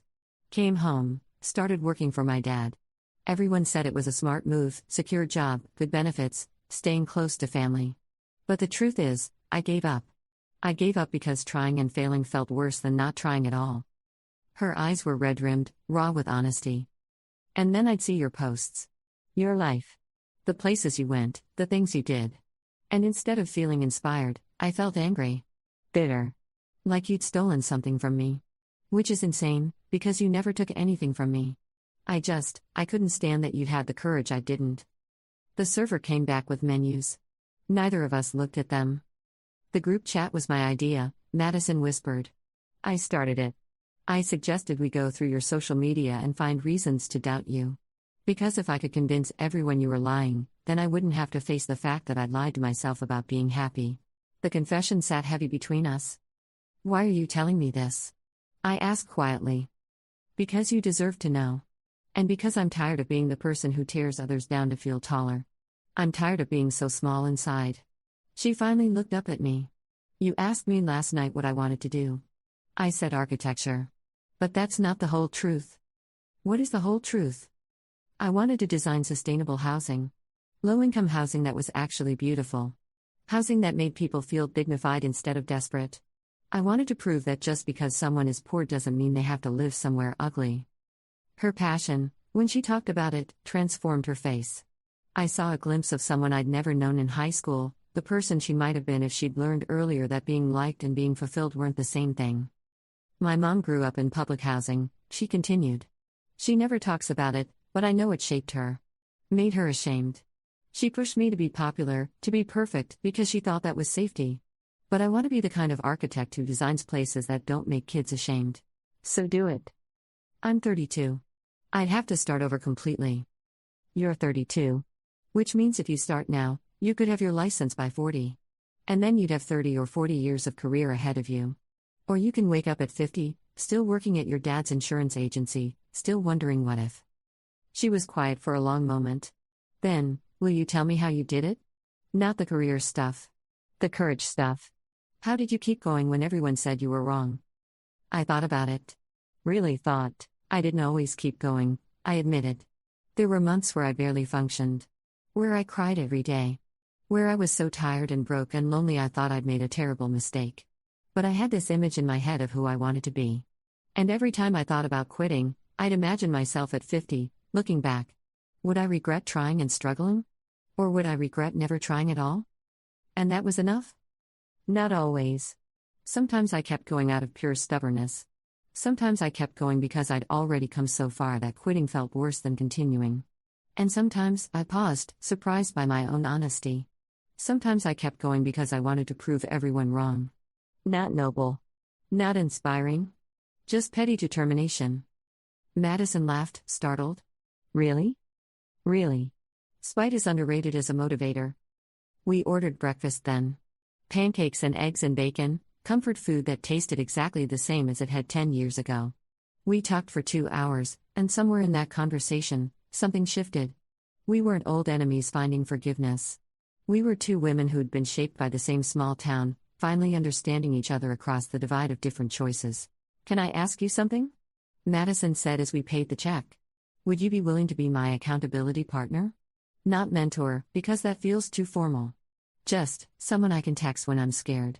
Someone who'll tell me to keep going when I want to quit. I hesitated. Not because I didn't want to help, but because I needed to be honest about my capacity. I travel a lot. I'm not always available for long conversations. I know. I just need to know someone believes I can do this. Someone who knows what it costs. Okay. But Madison, I need you to understand something. I can encourage you. I can share my experience. But I can't do the work for you. No one could do it for me, and no one can do it for you. I know. She stood, slinging her purse over her shoulder. Thank you, Sarah. For last night. For this morning. For not being as cruel to me as I was to you. After she left, I sat in the booth alone, finishing my coffee and thinking about the strange geometry of forgiveness. How it didn't erase anything but somehow made space for something new to grow in the cleared ground. The drive back to the city took 6 hours. Long enough to process, to feel, to start planning what came next. I had a project in Nairobi waiting. A speech at Georgetown in 3 weeks. The book manuscript was due for final edits in 2 months. My life was full and demanding and exactly what I'd built it to be. But something had shifted. The validation I'd sought without knowing I sought it, I'd found it. Not in their applause or apologies, but in the act of returning and speaking my truth. I'd faced the place that had made me doubt myself and emerged stronger, clearer, more certain of who I was. 6 months later, Emma sent me a photo. Madison had enrolled in a community college architecture program. She was the oldest student in her classes and didn't care. The photo showed her at a drafting table, bent over her work, looking more alive than I'd ever seen her. The caption read, "She says you saved her life." I hadn't saved anyone's life. I just told the truth at the right moment, in front of people who needed to hear it. But maybe that's what saving someone looks like sometimes. Not dramatic rescues or grand gestures. Just honesty. Just showing them that the walls they've built around themselves aren't as solid as they thought. 3 weeks after the reunion, I received an email that changed everything again. The subject line read, from someone who was there. Dear Sarah, you don't know me. I was at your 10-year reunion, but we never spoke. I sat at table 12, near the back, where all the forgettable people sit. I wasn't popular in high school. I wasn't unpopular either. I was just there, invisible, average, the kind of person no one remembers. I wanted to write because your speech broke something open in me. Not in the way you probably intended. Everyone's been talking about Madison and Jake and the popular kids who treated you badly. But I need to tell you about the rest of us. The invisible ones. I spent 4 years at Hawthorne watching you. You were brilliant and ambitious and so certain of yourself. I envied you, but not in a cruel way. I envied you because you seemed to know exactly who you were. I didn't. I still don't, most days. I went to community college, then state school, then got a job doing data entry at a medical supply company. It's fine. It pays my rent. My parents are proud I have benefits. But I'm 28 years old and I wake up every day feeling like I'm waiting for my real life to start. When you talked about dreams being too big, I wanted to stand up and scream. Because my problem isn't that my dreams are too big. It's that I don't know what they are. I don't have a burning passion or a clear calling. I just have this dull ache of knowing I should want more but not knowing what more looks like. How do you find your dream when you don't have one? How do you become someone when you don't know who that someone is supposed to be? I'm sorry to burden you with this. You don't owe me an answer. I just needed to tell someone, and you're the only person who seems like they might understand what it feels like to be lost. Christina Howard. I read the email 5 times. Then I wrote back. Christina, thank you for your honesty. I need to tell you something that might disappoint you. I wasn't certain at all. I just pretended better than most people. The truth is, I didn't have a grand vision. I had a direction. Away. Away from feeling small, away from limitation, away from the version of myself that everyone seemed to think was my ceiling. Everything else I figured out along the way. You don't need to know exactly what you want. You just need to know what you don't want. Start there. Start with a dull ache and work backward. What makes it worse? What makes it ease, even slightly? Follow those clues. And Christina, being invisible doesn't mean you're forgettable. It might just mean you've been so busy trying not to take up space that you forgot you deserved to. If you want to talk more, I'm here. Not as someone who has all the answers, but as someone who's still figuring it out too. Sarah, she wrote back within hours. Then we exchanged emails weekly, then daily. Christina became my unexpected mirror, someone who reflected back the parts of my journey I'd forgotten or romanticized. She reminded me that not everyone's path started with knowing. Some paths started with not knowing and choosing to walk it anyway. 4 months after that first email, Christina quit her data entry job. She didn't have another job lined up. She didn't have a 5-year plan.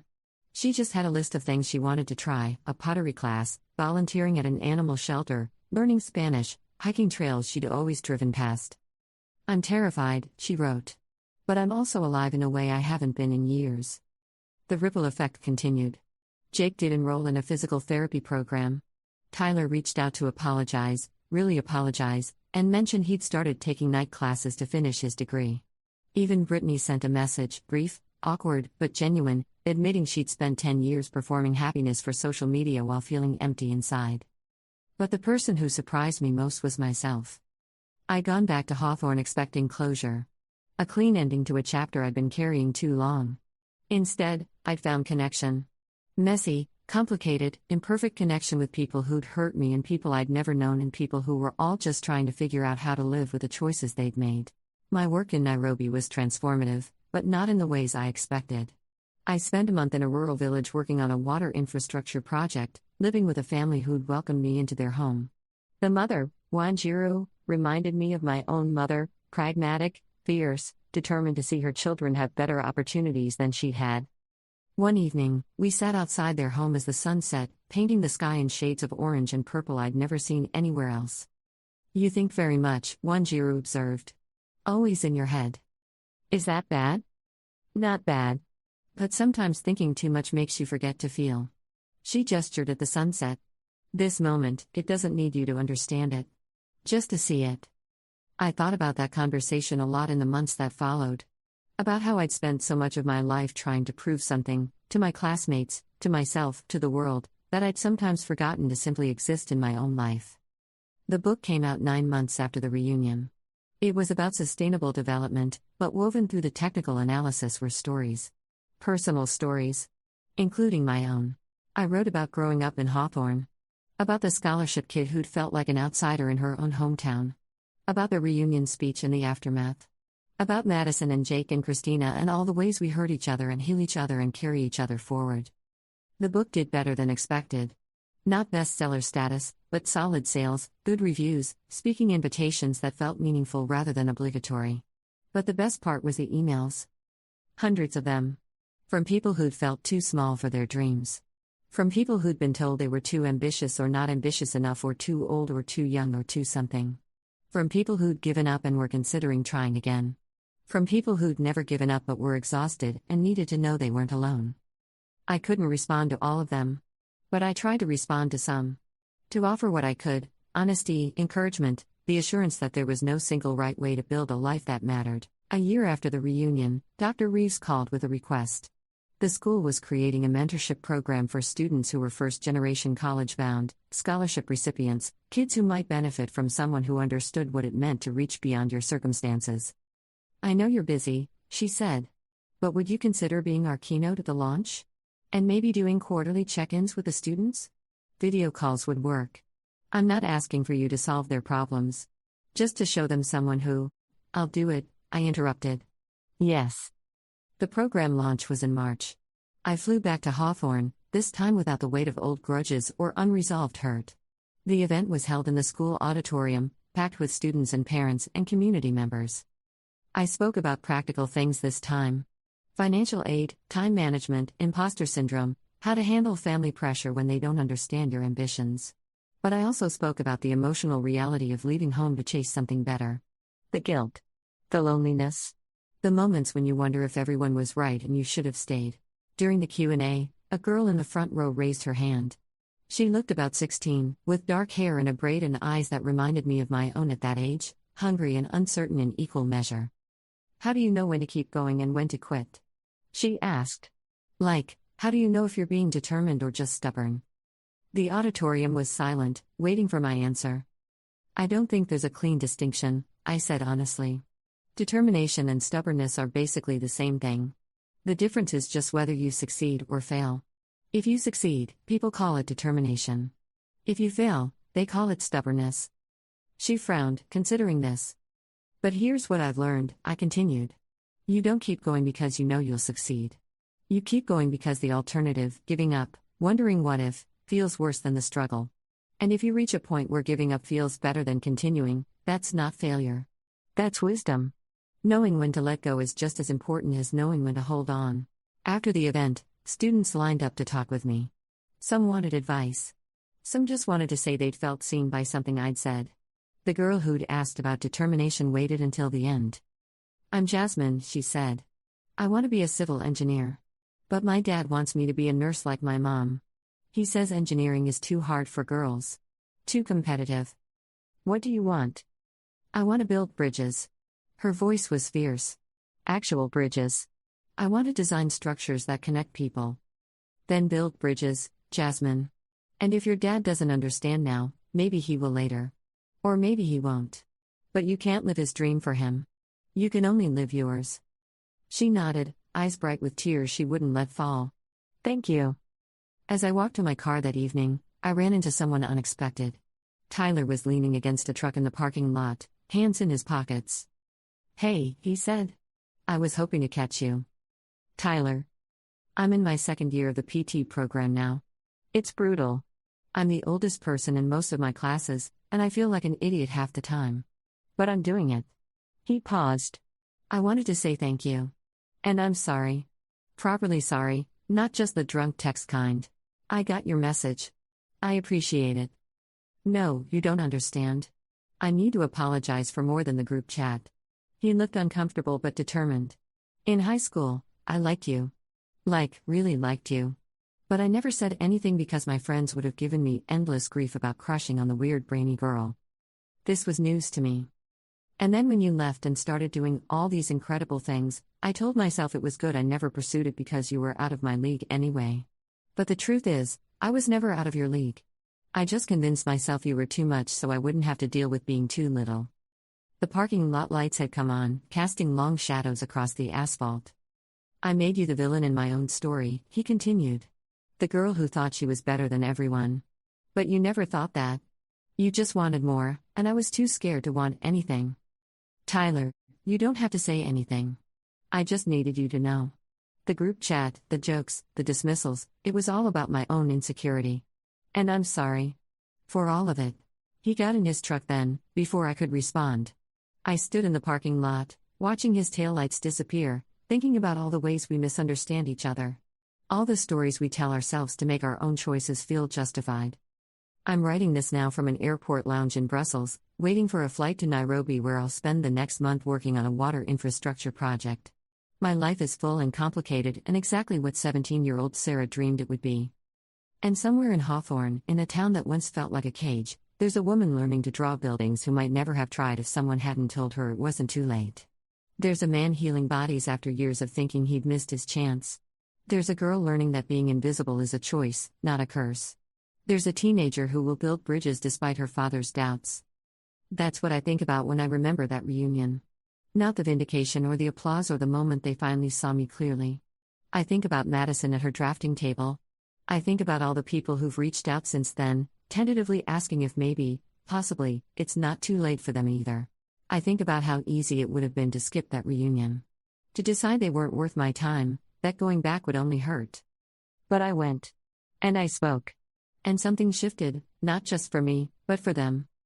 The real revelation came 6 months later, during a late-night phone call with my mother. I'd been avoiding telling her about the reunion in detail, giving her only the highlights. But she'd read the book, including the chapter about Hawthorne, and she called me at midnight her time, 3 in the morning mine. Why didn't you tell me? Her voice was thick with emotion. Tell you what? How bad it was. How much they hurt you. I thought you were happy in high school. You brought home perfect grades, you had your plans, you seemed so confident. I sat up in bed, suddenly wide awake. Mom, I didn't want you to worry. You were working 2 jobs. You had enough to deal with. I was your mother. Worrying about you was my job. The silence stretched between us, full of all the things we'd never said. My mother had raised me alone after my father left when I was 6. She'd worked herself to exhaustion to keep us afloat, to make sure I had opportunities she'd never had. I'd spent my childhood trying to be perfect so she wouldn't regret the sacrifices. I'm sorry, I whispered. I thought I was protecting you. Oh, baby. You were protecting yourself. You learned so young that your feelings were a burden. That asking for help meant being weak. I did that to you. Not intentionally, but I did. Tears were running down my face now. You gave me everything. I gave you survival skills. I gave you determination. But I forgot to give you permission to be vulnerable. To need people. To admit when you were struggling. Her voice cracked. Reading about you in that apartment, eating instant noodles and crying on the subway, Sarah, I would have helped. I would have done anything. I know. But I needed to prove I could do it alone. Why? The question hung in the air. Why had I needed to prove that? Why had I equated independence with worth, struggle with strength? Because, I said slowly, working it out as I spoke, if I could do it alone, then I wasn't a burden. If I didn't need anyone, then no one could leave me. Like Dad left. My mother's sob was audible through the phone. He didn't leave because you were a burden. He left because he was a coward. That had nothing to do with you. I know that now. But 7-year-old me didn't. 7-year-old me thought if I was just better, smarter, easier, he would have stayed. And I've been trying to be good enough ever since. We talked for 2 hours. About my childhood, about her regrets, about the ways we'd both been doing our best with broken compasses. By the end of the call, something had loosened in my chest, a knot I'd carried so long I'd forgotten it was there. I'm proud of you, she said before hanging up. Not because of your career or your achievements. I'm proud because you went back and told the truth. That takes more courage than running away ever did. After we hung up, I couldn't sleep. I opened my laptop and started writing, not for the book, not for work, but for myself. I wrote about the 7-year-old who'd thought she wasn't good enough to make her father stay. The 17-year-old who'd turned that wound into armor, into achievement, into a fortress of self-sufficiency. The 28-year-old who was still learning that needing people wasn't weakness. The writing turned into an essay. The essay turned into something I submitted to a platform that published personal narratives. It went viral in a way that made me deeply uncomfortable. Thousands of shares, hundreds of comments, messages from strangers saying they understood, they'd felt the same, thank you for putting words to it. But one comment stopped me cold. It was from someone named M_Cross. This is Madison. I'm reading this at 2 a.m. and crying in my kitchen because I finally understand why you forgave us so easily. It wasn't about us at all. You'd already been forgiving yourself. Thank you for showing me that forgiveness isn't about excusing what happened. It's about refusing to let it define what happens next. I stared at those words for a long time. She was right. The reunion hadn't been about proving them wrong or even about making peace with them. It had been about making peace with the girl I used to be, the one who thought she had to be perfect to be worthy, the one who thought achievement could fill the hollow place where belonging should have been. The following year brought changes I hadn't planned. I turned down a major consulting contract, the kind that would have been a career pinnacle, because it would have meant 6 months away from the mentorship program at Hawthorne. My colleagues thought I was insane. Maybe I was. But something had shifted in my priorities. Success, I was learning, wasn't just about how far you climbed. It was about what you built on the way up. Who you brought with you. What you left behind that mattered. Christina ended up moving to the city where I lived. She didn't have a grand plan, just a conviction that staying in Hawthorne meant staying stuck. We met for coffee her first week, and she looked terrified and exhilarated in equal measure. I sublet an apartment sight unseen, she said. It's probably a disaster. I have enough savings for 3 months. I have no idea what I'm doing. Perfect. That's exactly where you need to be. She laughed, shaky but genuine. Is it always this scary? Yes. But it gets easier to sit with the fear. You learn to recognize it as a sign you're growing instead of a sign you're failing. Over the next months, I watched Christina transform. Not into someone new, but into someone she'd always been underneath the invisible armor. She tried pottery and hated it. She volunteered at the animal shelter and loved it, eventually getting hired part-time. She took Spanish classes and discovered she had a gift for languages.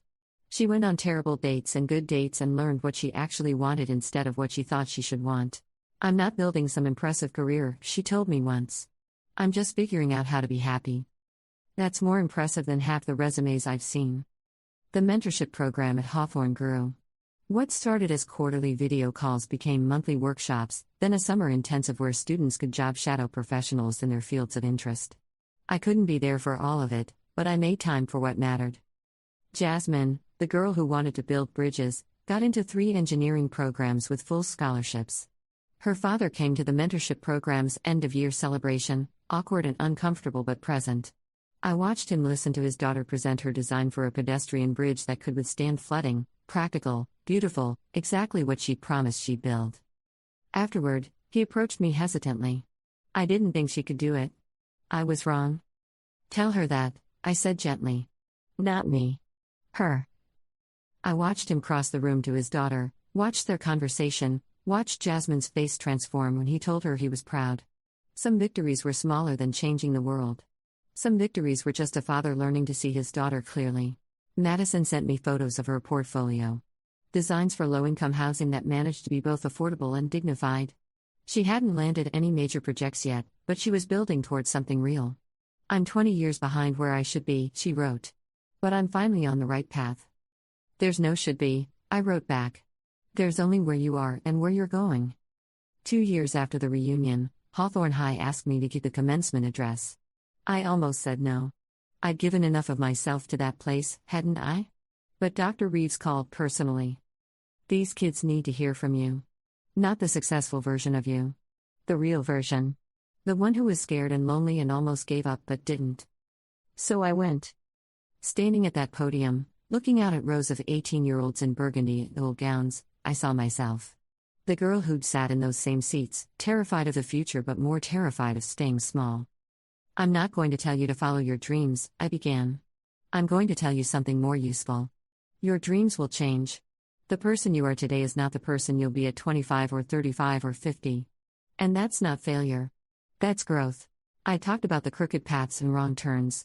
About the difference between giving up and letting go. About how success isn't a destination but a series of choices to keep showing up for yourself even when it would be easier not to. Some of you will leave this town and never look back. Some of you will stay and build lives here that matter just as much. Some of you will leave and come back and leave again. All of those paths are valid. The only invalid path is the one you take because someone else told you to. As I spoke, I found Madison in the audience. She was sitting with the other alumni volunteers, and when our eyes met, she smiled. A real smile, free of performance or pretense. Tyler was there too, in his PT program scrubs, having come straight from a clinical rotation. Christina had driven up from the city, sitting in the back row with her sheltered dog sleeping at her feet. They'd all changed. We'd all changed. Not because of one speech or one moment of truth, but because we'd chosen to keep changing. To keep trying. To keep showing up for the messy, complicated work of becoming. The world will tell you who you're supposed to be, I concluded. Your job is to figure out who you actually are. And then have the courage to be that person, even when it's terrifying. Especially when it's terrifying. The applause felt different than it had at the reunion. Less like vindication, more like connection. These kids weren't clapping because I'd proven anyone wrong. They were clapping because I told them the truth, and the truth was this: we're all just figuring it out as we go. Maybe that's what coming home really means. Not returning to the place that shaped you, but returning to reshape it. To plant seeds of possibility in soil that once grew only doubt. My flight is boarding soon. I should close this laptop and gather my things. But before I do, I want to say this to anyone reading who feels stuck, who hears voices telling them their dreams are too big, who wonders if the people who doubted them were right. They weren't right. They were just scared. And you get to prove them wrong, not by succeeding for them, but by succeeding for yourself. That's the real revenge. Not making them feel small, but becoming so fully yourself that their opinions stop mattering. I'm boarding now. There's work to do, and a world much bigger than Hawthorne waiting. But I'm grateful for that town. For those people. For every doubt and dismissal that taught me to believe in myself when no one else would. Because here's the secret they didn't know: their doubt never made me smaller. It just made me more determined to grow.